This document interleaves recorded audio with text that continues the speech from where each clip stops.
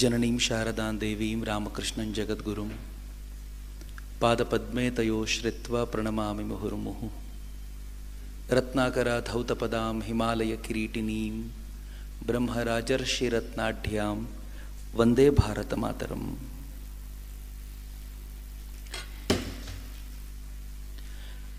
ವೇದಿಕೆ ಮೇಲೆ ಆಸನರಾಗಿದ್ದ ಆದರಣೀಯ ಹಿರಿಯರಿಗೆ ನಾನು ಹೃತ್ಪೂರ್ವಕವಾದ ನಮಸ್ಕಾರಗಳನ್ನು ಸಮರ್ಪಿಸಿ ಈ ಕಾರ್ಯಕ್ರಮಕ್ಕೆ ಅಂತ ಆಗಮಿಸಿರುವ ಶಿವಮೊಗ್ಗದ ನನ್ನೆಲ್ಲ ನೆಚ್ಚಿನ ಮಿತ್ರರಿಗೆ ಅತ್ಯಂತ ಪ್ರೀತಿಪೂರ್ವಕವಾದ ನಮಸ್ಕಾರ ಸಮರ್ಪಿಸ್ತೇನೆ. ಕಾರ್ಯಕ್ರಮಕ್ಕೆ ಹೊರಡುವಾಗ ಹರ್ಷ ಹೇಳ್ದ, ಜನ ಬಹಳ ಇಲ್ಲ, ಸ್ವಲ್ಪ ಲೇಟ್ ಮಾಡೋಣ ಅಂತ.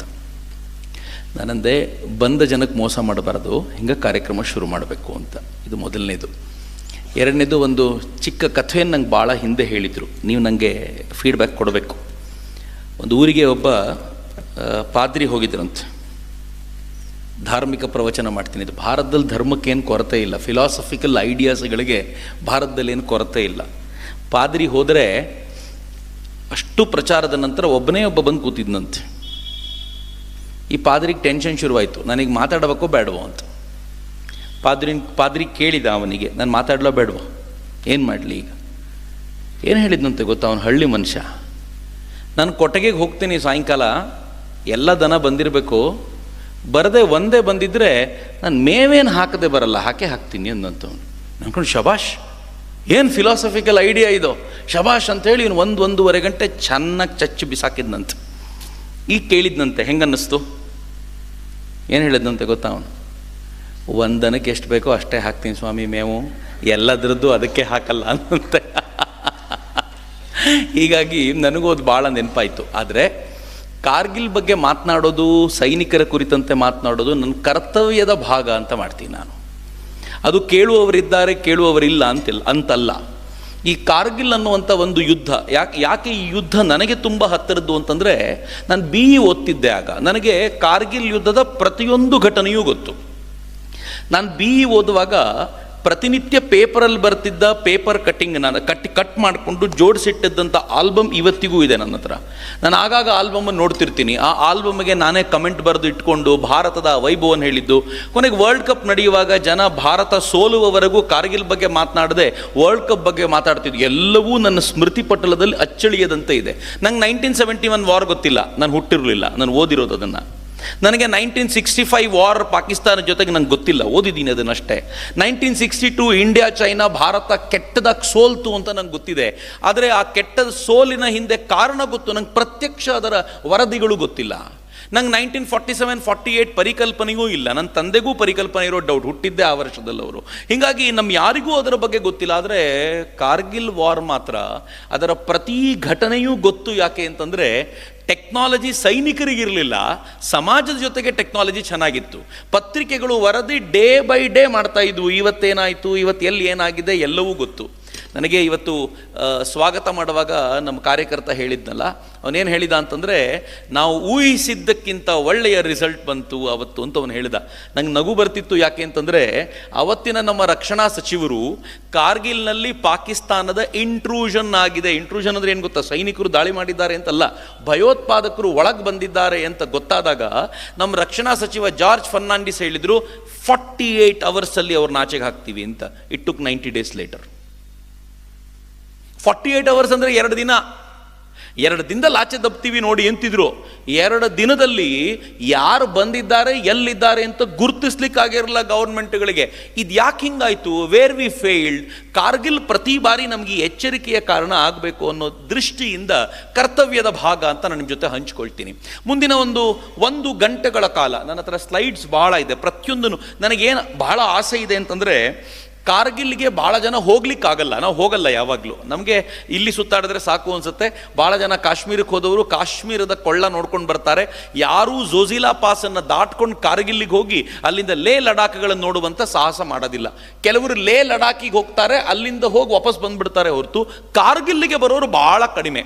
ಈ ಕಾರಣಕ್ಕೆ ಯಾಕೆ ಕಾರ್ಗಿಲ್ ಯುದ್ಧ ನನ್ನ ದೇಶದ ಪ್ರತಿಯೊಬ್ಬ ಸೈನಿಕನನ್ನು ಕಂಡಾಗ ಒಂದು ಸೆಲ್ಯೂಟ್ ಹೊಡಿಬೇಕು ಅಂತ ಅನಿಸುತ್ತೆ ಅನ್ನೋದನ್ನು ತೋರಿಸ್ಬೇಕು ಅನ್ನೋ ಪ್ರಯತ್ನ ಅಷ್ಟೇ. ಈ ಕಾರಣಕ್ಕೆ ನಾನು ಸ್ವಲ್ಪ ಸಮಯ ನಿಮ್ಮಿಂದ ತೆಗೆದುಕೊಳ್ತೀನಿ. ಮೊದಲನೇದಾಗಿ ಈ ಮ್ಯಾಪ್ ಇದೆಯಲ್ಲ, ಇದು ಪ್ರತಿನಿತ್ಯ ಯಾಕೆ ನಾನೊಬ್ಬ ಭಾರತೀಯ ಅಂತ ಹೆಮ್ಮೆ ಪಡಬೇಕು ಅನ್ನೋದಕ್ಕೆ ಪಕ್ಕ ತೋರಿಸುವಂಥ ಮ್ಯಾಪ್ ಇದು. ಭಾರತಕ್ಕೆ ಬೇರೆ ಯಾವ ದೇಶಕ್ಕೂ ಇಲ್ಲದಂಥ ಒಂದು ಅಪರೂಪದ ರಕ್ಷಣಾ ವ್ಯವಸ್ಥೆ ಇದೆ.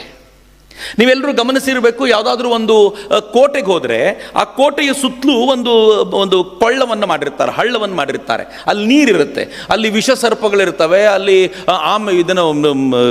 ಮಕರಗಳನ್ನು ಬಿಟ್ಟಿರ್ತಾರೆ. ಈ ಥರದ್ದೆಲ್ಲ ಇರುತ್ತೆ ಅಂತ ನಾವೆಲ್ಲ ಕೇಳಿದ್ದೀವಿ, ಇದನ್ನು ಕೇಳಿ ಗೊತ್ತು ನಮಗೆ. ಆದರೆ ಭಾರತದ ವೈಶಿಷ್ಟ್ಯ ಏನು ಅಂತಂದರೆ, ಸಣ್ಣ ಪುಟ್ಟ ನದಿಯಲ್ಲ, ಇದರ 3 ದಿಕ್ಕಿನಲ್ಲಿ ಸಮುದ್ರವನ್ನು ಭಗವಂತನೇ ಸೃಷ್ಟಿ ಮಾಡಿಕೊಟ್ಟಿದ್ದಾನೆ. ಸುಲಭಕ್ಕೆ ಯಾವನೂ ಬರಲಿಕ್ಕಾಗಲ್ಲಪ್ಪ, ನೀನೇ ವಿಷ ಸರ್ಪ ಬಿಡಬೇಕಾಗಿಲ್ಲ. ಅಲ್ಲಿ ಎಂತೆಂಥ ಪ್ರಾಣಿಗಳು ಜಲಚರಗಳು ಇವೆ ಅಂತಂದರೆ, ಯಾವನಾದರೂ ಸಾಹಸ ಮಾಡಲಿಕ್ಕೆ ಹೋದರೆ ಅವನ್ನ ಅಡ್ಡಡ್ಡ ನುಂಗುತ್ತದು, ತಲೆ ಕೆಡಿಸ್ಕೊಳ್ಬೇಡ ಅಂತ ಇಡೀ ದಕ್ಷಿಣ ಭಾಗವನ್ನು ಭಗವಂತ ಸಹಜವಾಗಿ ರಕ್ಷಣೆ ಮಾಡಿಕೊಟ್ಟಿದ್ದಾನೆ. ರೇರ್ರಿ, ಈ ಥರ ಎಲ್ಗೂ ಸಿಗೋದಿಲ್ಲ. ಹಾಗಂತ ಇಡೀ ಭಾರತವನ್ನು ಹಿಂಗೆ ಸಮುದ್ರದಿಂದ ಅವನೇನಾದರೂ ಕವರ್ ಮಾಡಿಬಿಟ್ಟಿದ್ದಿದ್ರೆ ನಾವು ದ್ವೀಪ ಆಗಿರ್ತಿದ್ವಿ, ಇವತ್ತಿನ ಲೆವೆಲಲ್ಲಿ ಬೆಳೆದಿರ್ತಿರಲಿಲ್ಲ. ಅವನು ಎಷ್ಟು ಚೆನ್ನಾಗಿ ಪ್ಲ್ಯಾನ್ ಮಾಡಿದ ಅಂತಂದರೆ, ಈ ದಕ್ಷಿಣ ಭಾಗಕ್ಕೆ ಮಾತ್ರ ಸಮುದ್ರವನ್ನು ಕೊಟ್ಟ, ಉತ್ತರ ಭಾರತಕ್ಕೆ ಸುಮ್ಮನೆ ಇರಲಿಲ್ಲ. ಉತ್ತರ ಭಾರತಕ್ಕೆ ನೀವು ನೋಡಿದರೆ ಸುಂದರವಾಗಿರುವಂಥ ಹಿಮಾಲಯದ ಪರ್ವತ ರಾಶಿಗಳನ್ನು ಕೊಟ್ಟ. ಹೆಂಗಿದೆ ಪರ್ವತ ರಾಶಿಗಳು ಅಂತಂದರೆ, ನೀವು ಊಹಿಸಲಾಗದಷ್ಟು ಎತ್ತರಕ್ಕಿದೆ, ಊಹಿಸಲಿಕ್ಕೆ ಸಾಧ್ಯವಿಲ್ಲದಷ್ಟು ಎತ್ತರಕ್ಕಿರುವಂಥ ಆ ಪರ್ವತಗಳನ್ನು ಕೊಟ್ಟ. ಆ ಪರ್ವತಗಳು ಹೆಂಗಿವೆ ನೋಡಿ, ಆ ಟೋಪೋಗ್ರಫಿಕಲ್ ಆ ಇಮೇಜ್ ನೀವು ನೋಡಿದರೆ ಗೊತ್ತಾಗುತ್ತೆ.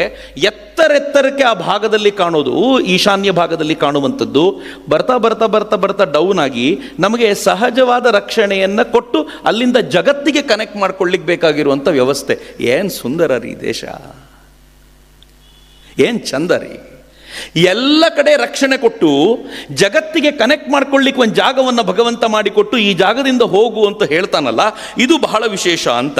ನಾನು ನೆಕ್ಸ್ಟ್ ಸ್ಲೈಡು, ಇದು ಹಿಮಾಲಯದ ಪರ್ವತ ರಾಶಿಗಳು. ಏನು ಸುಂದರವಾಗಿದೆ ನೋಡಿ. ಅದು ಬರೀ ಸುಂದರ ಅಷ್ಟೇ ಅಲ್ಲ, ನಾನು ಅದಕ್ಕೆ ಭಾರತವನ್ನು ಮಾತೃಸ್ವರೂಪಿ ಯಾಕೆ ಅಂತ ಎಲ್ರಿಗೂ ಗೊತ್ತಿದೆ. ಭಾರತ ಪಿತೃಸ್ವರೂಪಿಯೂ ಕೂಡ ಹೌದು. ಯಾಕೆ ಅಂದರೆ ನಮಗೆ ರಕ್ಷಣೆ, ತಂದೆಯ ಕೆಲಸ ರಕ್ಷಣೆ ಅನ್ನೋದಾದರೆ ಈ ದೇಶ ಏನು ಸುಂದರವಾಗಿ ರಕ್ಷಣೆ ಕೊಟ್ಟಿದೆ ಗೊತ್ತಾ. ಅಕಸ್ಮಾತ್ ಏನಾದರೂ ಈ ಹಿಮಾಲಯದ ಪರ್ವತ ರಾಜಿಗಳು ಇಲ್ಲದೆ ಅದು ಸಮತಟ್ಟಾಗಿರೋ ಪ್ರದೇಶ ಆಗಿದ್ದಿದ್ರೆ, ನುಂಗು ಬಾಕವಾಗಿರುವಂಥ ಚೈನಾ ಯಾವತ್ತೋ ಭಾರತದ ಆ ಭಾಗವನ್ನು ನುಂಗೇ ಬಿಟ್ಟಿರ್ತಿತ್ತು. ಭಾಳ ಜನರಿಗೆ ಗೊತ್ತಿಲ್ಲ, 1962ನಲ್ಲಿ ಚೈನಾ ನಮ್ಮೆಲ್ಲ ಪ್ರದೇಶಗಳನ್ನು ಗೆಲ್ತು, ತೇಜ್ಪುರದವರೆಗೂ ಬಂದಿತ್ತು. ಅಸ್ಸಾಂನಲ್ಲಿ ತೇಜ್ಪುರದವರೆಗೂ ಬಂದಿದ್ದಂಥ ಚೀನಾ ಏಕಾಏಕಿ ಸೀಸ್ ಫೈರ್ ಘೋಷಣೆ ಮಾಡಿ ಓಡೋಯ್ತು. ಓಡೋಗೋದಕ್ಕೆ ಕಾರಣ ನನ್ನ ದೇಶದ ಸೈನಿಕರಲ್ಲ, ನಾವು ಒಪ್ಕೊಂಡಿದ್ವಿ ನಾವು ಸೋತಾಗಿದೆ ಅಂತ. ನನ್ನ ದೇಶದ ರಾಜಕಾರಣಿಗಳಲ್ಲ, ಜವಾಹರ್ಲಾಲ್ ನೆಹರು ಡಿಪ್ರೆಷನ್ಗೆ ಹೋಗಿದ್ರು, ಸೋತೋಗ್ಬಿಟ್ವಿ ನಾವು ಅಂತ. ಕೊನೆಗೆ ಎರಡು ಕಾರಣ ಏನು ಅಂತಂದರೆ, ಮೊದಲನೇದು ಅಮೆರಿಕ ತನ್ನ ಸೇನೆ ಕಳಿಸ್ಕೊಡ್ತೀನಿ ಅಂತ ಒಪ್ಕೊಂಡಿತ್ತು. ಎರಡನೇದು ಯಾವ ಪರಿ ಕೆಟ್ಟು ಮಂಜು ಸುರಿಯೋಕ್ಕೆ ಶುರುವಾಗ್ಬಿಟ್ಟಿತ್ತು ಹಿಮಾಲಯದ ಬೆಟ್ಟಗಳ ಮೇಲಂದರೆ, ಚೀನಾದ ಸೈನಿಕರಿಗೆ ಸಪ್ಲೈ ಲೈನ್ ಕಟ್ಟಾಯಿತು. ಇದು ಕಟ್ಟಾದರೆ ನಮಗೆ ಊಟ ತಿಂಡಿ ಮದ್ದು ಗುಂಡು ಬರಲಿಕ್ಕಾಗಲ್ಲ, ಭಾರತ ನಮ್ಮನ್ನು ಹಿಡಿದು ನುಂಗು ಬಿಡುತ್ತೆ, ಅದಕ್ಕಿಂತ ಮುಂಚೆ ವಾಪಸ್ ಓಡೋಗಬೇಕು ಅಂತ ವಾಪಸ್ ಓಡೋಗಿದ್ದವರು. This is a Himalaya protected us. ಸುಮಾರು 26,000 ಅಡಿ ಎತ್ತರದವರೆಗಿನ ಹಿಮಾಲಯದ ಆ ಬೆಟ್ಟದ ತುದಿಗಳಿವೆಯಲ್ಲ, ಆ ತುದಿಗಳು ನಮಗೊಂದು ಅಭೂತಪೂರ್ವವಾಗಿರುವಂಥ ಶಕ್ತಿಯನ್ನು ತಂದುಕೊಡುತ್ತೆ ಅಂತ. Next slide. 3 ಸಾಗರಗಳ ಕುರಿತಂತೆ ಹೇಳೋದಾದರೆ, ಅರೇಬಿಯನ್ ಸಿ ಅಂತ ನಾವೇನು ಕರಿತೀವೋ ಅದನ್ನು ರತ್ನಾಕರ ಅಂತ ಕರಿತಿದ್ವಿ. ಸುಮ್ಮನೆ ಗೊತ್ತಿರಲಿ ಒಂದು ಮಾಹಿತಿ ಅನ್ನೋ ಕಾರಣಕ್ಕೆ ಹೇಳ್ತೀನಿ. ಹಿಂದೂ ಚಿಂತನೆಯ ಪ್ರಕಾರ ಅಥವಾ ಭಾರತೀಯ ದೃಷ್ಟಿಯಿಂದ ಇದನ್ನು ನೋಡೋದಾದರೆ, ಈ ಮ್ಯಾಪನ್ನು ನಾವು ಭಾರತೀಯರು ಪ್ರಿಂಟ್ ಮಾಡಿದರೆ ಅದು ಅರೇಬಿಯನ್ ಸಿ ಅಲ್ಲ, ಅದು ರತ್ನಾಕರ, ಅದು ಬೇ ಆಫ್ ಬೆಂಗಾಲ್ ಅಲ್ಲ, ಮಹೋದಧಿ, ಇದು ಹಿಂದೂ ಮಹಾಸಾಗರ. ಈ 3 ಸಾಗರಗಳು ಅದ್ಭುತವಾದ ರಕ್ಷಣೆಯನ್ನು ಕೊಟ್ಟಿದೆ. ಎಷ್ಟೋ ಸಹಸ್ರಮಾನಗಳ ಕಾಲ ನಮ್ಮ ದೇಶದ ಕಡೆಗೆ ಯಾರೂ ಕಣ್ಣೆತ್ತಿ ನೋಡಲಾಗದಂಥ ಅದ್ಭುತವಾದ ರಕ್ಷಣೆಯನ್ನು ಕೊಟ್ಟಿದ್ದು ಈ ಭಾಗಗಳು ಅಂತ. Next slide. ಇದರ ನಡುವೆ ಇದೆಷ್ಟು ಚೆನ್ನಾಗಿದೆ ಚಿತ್ರ, ನಿಮಗೆ ಇಮ್ಯಾಜಿನೇಷನ್ಗೆ ಎಷ್ಟು ಚೆನ್ನಾಗಿದೆ ನೋಡಿ. ನಾವು ಇಡೀ ಭಾರತದಲ್ಲಿ ನಾವು ಕರ್ನಾಟಕದವರು, ತಮಿಳುನಾಡಿನವರು, ಕೇರಳದವರೆಲ್ಲ ಎಂಥ ಜಾಗದಲ್ಲಿ ಇದ್ದೀವಿ ಅಂತಂದರೆ ಇನ್ನೂ ಆಶ್ಚರ್ಯ ಅನ್ಸುತ್ತೆ ನಿಮಗೆ. ಈ ಪ್ಲೇನ್ ಸಮತಟ್ಟಾಗಿರುವ ಜಾಗ ಕಾಣ್ತಿದೆಯಲ್ಲ ಗುಜರಾತಿನ ಮೇಲೆ, ಅದು ಸಿಂಧ್ ಪ್ರಾಂತ್ಯ, ಈ ಪಾಕಿಸ್ತಾನದ ಭಾಗ. ಆ ಭಾಗದಿಂದ ಅಲ್ಲಿ ಪ್ಲೇನ್ ಆಗಿರೋದ್ರಿಂದ ನಿರಂತರವಾದ ಆಕ್ರಮಣ ನಡೆದಿರೋದು ಆ ಭಾಗದಿಂದ ಮಾತ್ರ. ಇನ್ಯಾವುದೋ ಭಾಗದಿಂದ ನಮ್ಗೆ ಆಕ್ರಮಣಗಳು ಆ ಥರದ್ದಾಗಲಿಲ್ಲ. ಈ ಭಾಗದಿಂದ ಯಾವ ಪರಿ ಜನ ನುಗ್ಗಿ ಬಂದರು ಅಂತಂದರೆ ಈಗ ಗೊತ್ತಾಗುತ್ತೆ ನಮಗೆ ಯಾಕೆ ಉತ್ತರ ಭಾರತ ಸದಾ ಅಟ್ಯಾಕಿಗೆ ಒಳಗಾಗ್ತಿತ್ತು ಅಂತಂದರೆ ಪ್ಲೇನ್ ಲ್ಯಾಂಡ್. ಬೆಟ್ಟ ಗುಡ್ಡಗಳೇ ಇಲ್ಲ. ನೀವೇನಾದರೂ ಸಿಂಧ್ ಪ್ರಾಂತ್ಯದಲ್ಲಿ ಎಂಟ್ರಾದರೆ, ಗುಜರಾತಿನ ಭಾಗದಿಂದ ಒಳಗೆ ಬಂದರೆ, ಆ ಕಡೆ ಅಸ್ಸಾಂನಿಂದ ಈಶಾನ್ಯ ರಾಜ್ಯಗಳವರೆಗೂ ನಿಮ್ಮನ್ನು ತಡೆಯುವ ಶಕ್ತಿ ಯಾವುದೂ ಇಲ್ಲ. ಹಾಗೆ ನುಗ್ಗಿಕೊಂಡು ದಾಳಿ ಮಾಡ್ಕೊಂಡು ಹೋಗಿ ಎಲ್ಲವನ್ನು ಧ್ವಂಸ ಮಾಡಿ ಹೋಗ್ಬೋದು. ಆದರೆ ದಕ್ಷಿಣಕ್ಕೆ ಬರಬೇಕಂದ್ರೆ ಆ ಗುಡ್ಡಗಳು ಹೆಂಗಿವೆ ನೋಡಿ. ಯಾಕೆ ಆಕ್ರಮಣಕಾರಿಗಳಾಗಿ ಬಂದ ಮುಸಲ್ಮಾನರು ಉತ್ತರ ಭಾರತವನ್ನು ಅಷ್ಟು ಧ್ವಂಸಗೊಳಿಸಿದ ನಂತರ ದಕ್ಷಿಣ ಭಾರತದಲ್ಲಿ ಅಟ್ಯಾಕ್ ಮಾಡೋದಕ್ಕೆ ಸೋತರು ಅಂತಂದರೆ ಅದಕ್ಕೆ ಕಾರಣ ನಮ್ಮ ಬೆಟ್ಟ ಗುಡ್ಡಗಳು ಹಿಂಗೆ ಉಳಿಸ್ಕೊಡ್ತು ಅಂತ. ನಾನು ತಮಾಷೆ ಮಾಡ್ತಿದ್ದೆ ಯಾರಿಗೋ, ಶಿವಮೊಗ್ಗದವರು ಯಾವತ್ತು ಮಳೆ ಜಾಸ್ತಿ ಆಯಿತು ಅಂತ ಬೈಬೇಡಿ ಅಂತ. ಶಿವಮೊಗ್ಗದಲ್ಲಿ ಮಳೆ ಜಾಸ್ತಿ ಇದ್ದಿದ್ದರಿಂದಲೇ ಈ ಭಾಗಕ್ಕೆ ಉತ್ತರದ ಮುಸಲ್ಮಾನರು ಅಟ್ಯಾಕ್ ಮಾಡ್ಲಿಕ್ಕೆ ಬರಲಿಲ್ಲ. ಅಟ್ಯಾಕ್ ಮಾಡಬೇಕು ಅಂತ ಕೆಳದಿಯ ಚೆನ್ನಮ್ಮನ ಮೇಲೆ ಬಂದಾಗ ಅಟ್ಯಾಕ್ ಮಾಡ್ಲಿಕ್ಕೆ ಬಂದು ಒಂದು ದೂರದಿಂದನೇ ಓಡಿದ್ ಯಾಕೆ ಅಂದರೆ ಈ ಮಳೆಯನ್ನು ಸಹಿಸ್ಲಿಕ್ಕೆ ಸಾಧ್ಯ ಆಗಲಿಲ್ಲ ಅವರಿಗೆ. ಸೊ ಹೀಗಾಗಿ ಈ ಮಳೆಯೂ ಕೂಡ ನಮಗೆ ಲಾಭದಾಯಕವೇ, ನಮಗೇನು ತೊಂದರೆ ಕೊಟ್ಟಿದ್ದಲ್ಲ ಅಂತ. ಈ ಭಾಗದ ಈ ವಾತಾವರಣ ಇದೆಯಲ್ಲ, ಇದು ನಮ್ಮನ್ನು ಕಾಪಾಡ್ತು. ಆದರೆ ಉತ್ತರ ಭಾರತಕ್ಕೆ ಹಂಗಿರಲಿಲ್ಲ. ಉತ್ತರ ಭಾರತದಲ್ಲಿ ಎವ್ರಿ 100 ಕಿಲೋಮೀಟರ್ಸ್ ರೇಂಜ್, ಸ್ವಲ್ಪ ನಂಬರ್ ಆ ಕಡೆ ಈ ಕಡೆ ಇರ್ಬೋದು, ಆ ರೇಂಜಲ್ಲಿ 9 ಡಿಗ್ರಿ ವೇರಿಯೇಷನ್ ಅಂತ ಅಷ್ಟೇ. ಅಂದರೆ ನಿಮ್ಗೆ ನಡ್ಕೊಂಡು ಹೋದ್ರೂ ಗೊತ್ತಾಗಲ್ಲ. ಅಪ್ಪೇ ಇಲ್ಲದೆ ಇರುವಂಥ ಸಮತಟ್ಟಾಗಿರುವಂಥ ಜಾಗ ನಿರಂತರ ಆಕ್ರಮಣಕ್ಕೊಳಗಾಯಿತು. ಎಷ್ಟು ಜನ ಆಕ್ರಮಣ ಮಾಡಿದ್ರು? ಪರ್ಷಿಯನ್ರು ಬಂದರು, ಗ್ರೀಕರು ಬಂದರು, ಸಿಥಿಯನ್ರು ಬಂದರು, ಕುಶಾನ್ರು ಬಂದರು, ಹೂಣರು ಬಂದರು, ಅರಬ್ಬರು ಬಂದರು, ತುರ್ಕರು ಬಂದರು, ಮೊಘಲರು ಬಂದರು.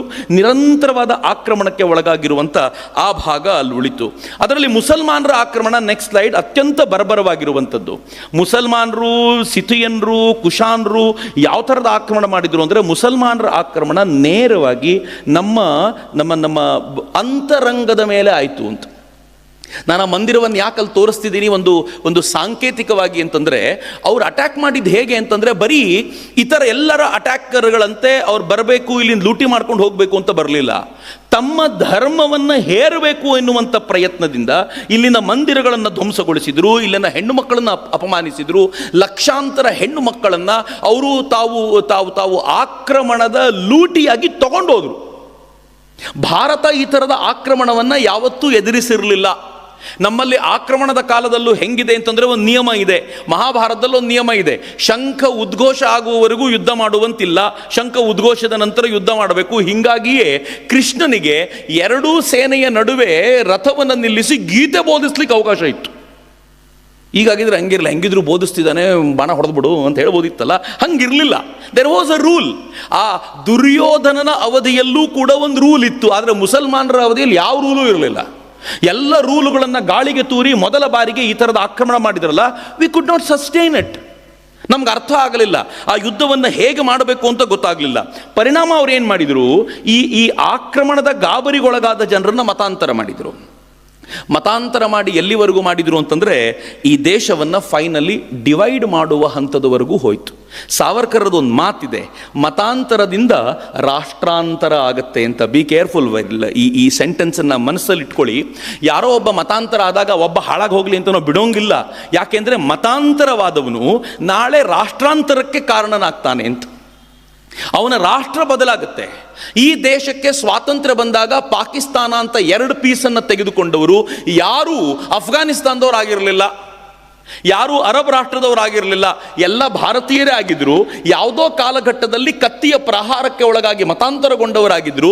ಆ ಮತಾಂತರಗೊಂಡವರು ನಮಗೊಂದು ಪ್ರತ್ಯೇಕ ರಾಷ್ಟ್ರ ಬೇಕು ಅಂತ ಕೇಳಿದಾಗ ಹಿಂದೂಸ್ತಾನ ಮತ್ತು ಪಾಕಿಸ್ತಾನ ಅಂತ 2 ಭಾಗ ಆಯಿತು. ಆ 2 ಭಾಗಗಳಲ್ಲಿ ಒಂದು ಪೂರ್ವ ಪಾಕಿಸ್ತಾನ ಮತ್ತೊಂದು ಪಶ್ಚಿಮ ಪಾಕಿಸ್ತಾನ ಅಂತ ಡಿವೈಡ್ ಮಾಡಲಾಯಿತು. ನಾನು ಸುಮ್ಮನೆ ನಿಮ್ಗೆ ಪರಿಕಲ್ಪನೆ ಕೊಡಬೇಕು ಅಂತ. Next slide. ನಮ್ಮದು ಈ ಎಲ್ಲ ದೇಶಗಳೊಂದಿಗಿರುವ ಬಾರ್ಡರ್ ನೋಡಿ ಈಗ ಹೆಂಗಿದೆ. ಬಾಂಗ್ಲಾದೇಶದೊಂದಿಗೆ ನಮ್ಮ ಬಾರ್ಡರು ಹೆಚ್ಚು ಕಡಿಮೆ 4000 ಕಿಲೋಮೀಟರ್ ಇದೆ. ಇದು ಅಂದಾಜು ಆಗಲಿಲ್ಲ ಅಂತಂದರೆ ನಮ್ಮ ಸೈನಿಕನ ಕಷ್ಟ ಏನು ಅಂತ ಅರ್ಥ ಆಗೋದಿಲ್ಲ. ಅದಕ್ಕೋಸ್ಕರ ಹೇಳೋದು, ಬಾಂಗ್ಲಾದೇಶದ 4000 ಕಿಲೋಮೀಟರ್ ಬಾರ್ಡರ್ಲಿ ಕನಿಷ್ಠ ಪಕ್ಷ 1000 ಕಿಲೋಮೀಟರ್ ಬಾರ್ಡರ್ ಹೆಂಗಿದೆ ಗೊತ್ತಾ? ಆ ಬಾರ್ಡ್ರನ್ನ ಬ್ರಿಟಿಷರು ಸುಮ್ಮನೆ ಕೂತ ಜಾಗದಲ್ಲಿ ಮ್ಯಾಪಲ್ಲಿ ಎಳೆದಿರೋದು. ಪಾಕಿಸ್ತಾನದೊಂದಿಗಿನ ಮತ್ತು ಬಾಂಗ್ಲಾದೇಶದೊಂದಿಗಿನ ಬಾರ್ಡ್ರನ್ನ ಕೈಯಲ್ಲಿ ಎಳೆದಿರೋದು. ಅದರ ಪರಿಣಾಮ ಏನಿದೆ ಅಂತಂದರೆ, ಆ ಬಾರ್ಡ್ರಲ್ಲಿ ಕೆಲವು ಮನೆಗಳಿವೆ. ಮನೆಯ ಇದು ಏನೋ ಫ್ರಂಟ್ ಡೋರ್ ಭಾರತದಲ್ಲಿದ್ದರೆ ಬ್ಯಾಕ್ ಡೋರ್ ಬಾಂಗ್ಲಾದೇಶದಲ್ಲಿದೆ. ಮನೆಯ ಅಡುಗೆ ಮನೆ ಭಾರತದಲ್ಲಿದ್ದರೆ ಬಚ್ಚಲ ಮನೆ ಬಾಂಗ್ಲಾದೇಶದಲ್ಲಿದೆ. ಕೆಲವರ ಮನೆಯ ಅಡುಗೆ ಮನೆ ಬಾಂಗ್ಲಾದೇಶದಲ್ಲಿದ್ದರೆ ಬಚ್ಚಲ ಮನೆ ಭಾರತದಲ್ಲಿದೆ. ಅವನು ಯಾವಾಗ ಭಾರತದಲ್ಲಿರ್ತಾನೆ, ಯಾವಾಗ ಅಲ್ಲಿಗೆ ಹೋಗ್ತಾನೆ ಗೊತ್ತಿಲ್ಲ. ನಾನೇ ಈಶಾನ್ಯ ರಾಜ್ಯಕ್ಕೆ ಹೋದಾಗ, ಬಾಂಗ್ಲಾ ಬಾರ್ಡರ್ಗೆ ಹೋದಾಗ ನೋಡಿದ್ದೀನಿ, ನಮ್ಮ ಮತ್ತು ಬಾಂಗ್ಲಾವನ್ನು ಪ್ರತ್ಯೇಕಿಸುವಂಥ ನದಿ ಇರುತ್ತೆ. ಈ ನದಿಯಲ್ಲಿ ದೋಣಿ ಹೋಗುತ್ತೆ. ದೋಣಿಯವನು ಬಾಂಗ್ಲಾ ಬಾರ್ಡರ್ ಹಾಕೊಂಡ್ಬಂದ್ರೆ ಅದು ಬಾಂಗ್ಲಾ ದೋಣಿ, ಅವನು ಇಂಡಿಯಾ ಬಾರ್ಡರ್ ಬಾವುಟ ಹಿಡ್ಕೊಂಡು ಹೋದ್ರೆ ಇಂಡಿಯಾ ದೋಣಿ, ಅಷ್ಟೇ, ಫಿನಿಶ್ಡ್. ನಾನು ನೋಡಿದ್ದೀನಿ, ಪ್ರತ್ಯಕ್ಷ ಕಣ್ಣಾರೆ ನೋಡಿರೋದು. ಅಂದರೆ ಬಾಂಗ್ಲಾ ಮತ್ತು ಭಾರತವನ್ನು ಹೇಗೆ ಡಿವೈಡ್ ಮಾಡಿದ್ದಾರೆ ಅಂತಂದರೆ ನಿಮಗೆ ಯಾವುದು ನಮಗೆ ಯಾವುದು ಅಂತ ಗೊತ್ತಾಗಲ್ಲ.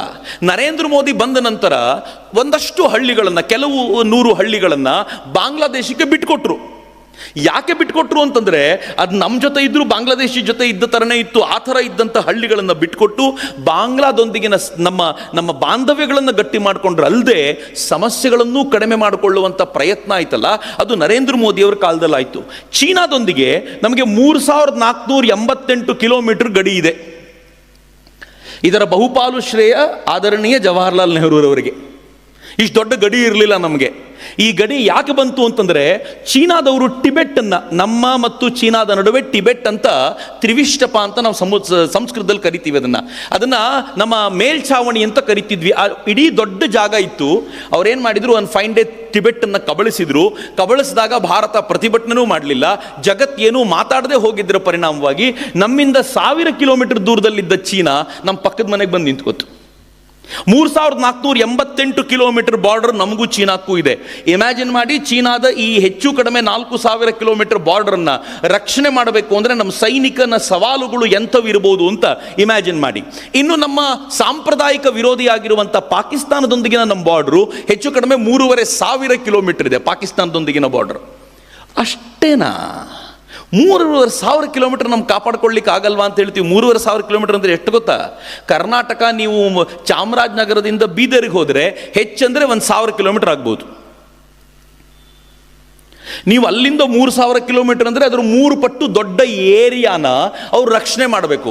ಪ್ರತಿ 10 ಮೀಟರ್ಗೆ 20 ಮೀಟರ್ಗೆ ಒಬ್ಬ ಸೈನಿಕ ನಿಲ್ತಾನೆ ಅಂತಂದರೆ ಈ 3000 ಕಿಲೋಮೀಟರ್ಗೆ ಎಷ್ಟು ಸೈನಿಕ 24/7 ಕಾಯಬೇಕು ಅನ್ನೋದನ್ನ ಇಮ್ಯಾಜಿನ್ ಮಾಡಿ. ಮತ್ತು ಆ 3500 ಕಿಲೋಮೀಟರ್ ಟೆರೇನ್ ಹೆಂಗಿರುತ್ತೆ, ಅಲ್ಲಿನ ವಾತಾವರಣ ಹೆಂಗಿರುತ್ತೆ, ನಮ್ಮ ಸೈನಿಕ ಪ್ರತಿಕ್ಷಣ ಸತ್ತು ಬದುಕುವ ಸವಾಲುಗಳು ಎಂಥದ್ದಿರುತ್ತೆ ಅಂತ ಇಮ್ಯಾಜಿನ್ ಮಾಡ್ಕೊಳ್ಳಿ. ಇಂಥ ನೇಪಾಳದೊಂದಿಗಿನ ನಮ್ಮ ಬಾರ್ಡರ್ 1751 ಕಿಲೋಮೀಟರ್ ಇದೆ. ತೀರಾ ಇತ್ತೀಚಿನವರೆಗೂ ದೊಡ್ಡ ಪ್ರಾಬ್ಲಮ್ ಇರಲಿಲ್ಲ. ಈಗ ಬಹಳ ದೊಡ್ಡ ಪ್ರಾಬ್ಲಮ್ ನೇಪಾಳ. ಯಾಕೆ ಅಂತಂದರೆ ಇಟ್ಸ್ ಅಂಡರ್ ಚೈನಾಸ್ ಕಂಟ್ರೋಲ್. ಬಹಳ ದೊಡ್ಡ ಪ್ರಾಬ್ಲಮ್ ನಮ್ಗೆ ನೇಪಾಳ ಕ್ರಿಯೇಟ್ ಮಾಡ್ತಿದೆ. ಮಯನ್ಮಾರ್ 1643 ಕಿಲೋಮೀಟರ್ ಇದೆ.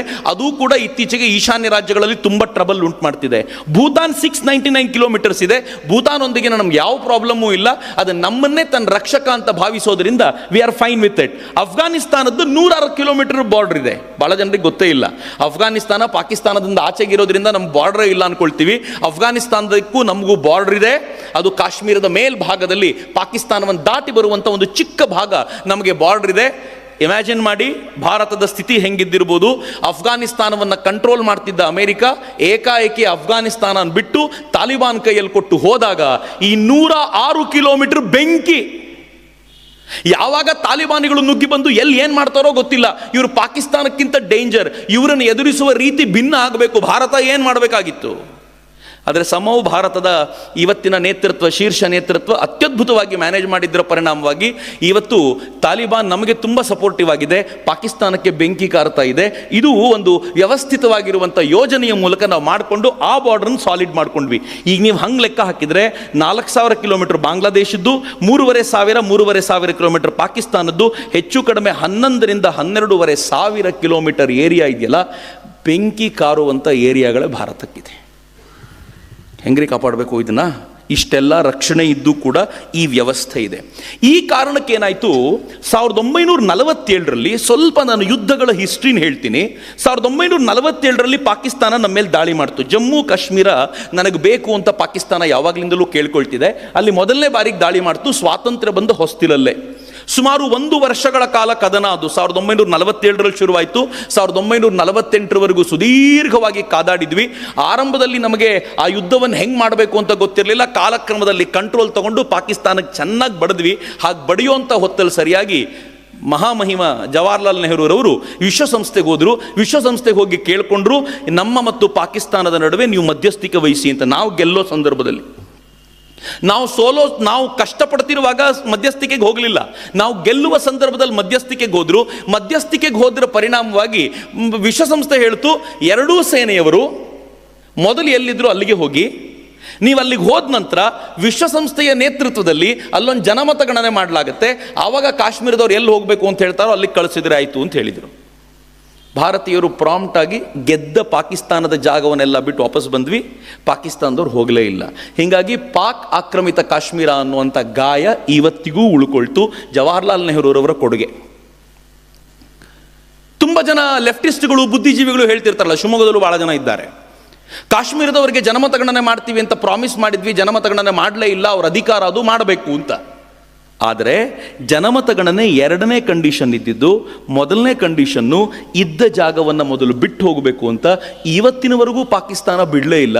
ಮತ್ತು ಜನಮತಗಣನೆ ಎಲ್ಲಿಂದ ಅಂತ ಯಾರೂ ಪ್ರಶ್ನೆ ಕೇಳದೇ ಇಲ್ಲ ಅವರಿಗೆ. 1947ನಲ್ಲಿ ನಮ್ಮಿಂದ ಅವಮಾನ ಮಾಡಿಸಿಕೊಂಡಂಥ ಪಾಕಿಸ್ತಾನ 1965ನಲ್ಲಿ ವಾಪಸ್ ನಮ್ಮ ಮೇಲೆ ಯುದ್ಧಕ್ಕೆ ಟ್ರೈ ಮಾಡ್ತು. ಯಾಕೆ ಅಂದರೆ 1962ನಲ್ಲಿ ಚೈನಾ ನಮ್ಮ ಮೇಲೆ ದಾಳಿ ಮಾಡಿತ್ತು.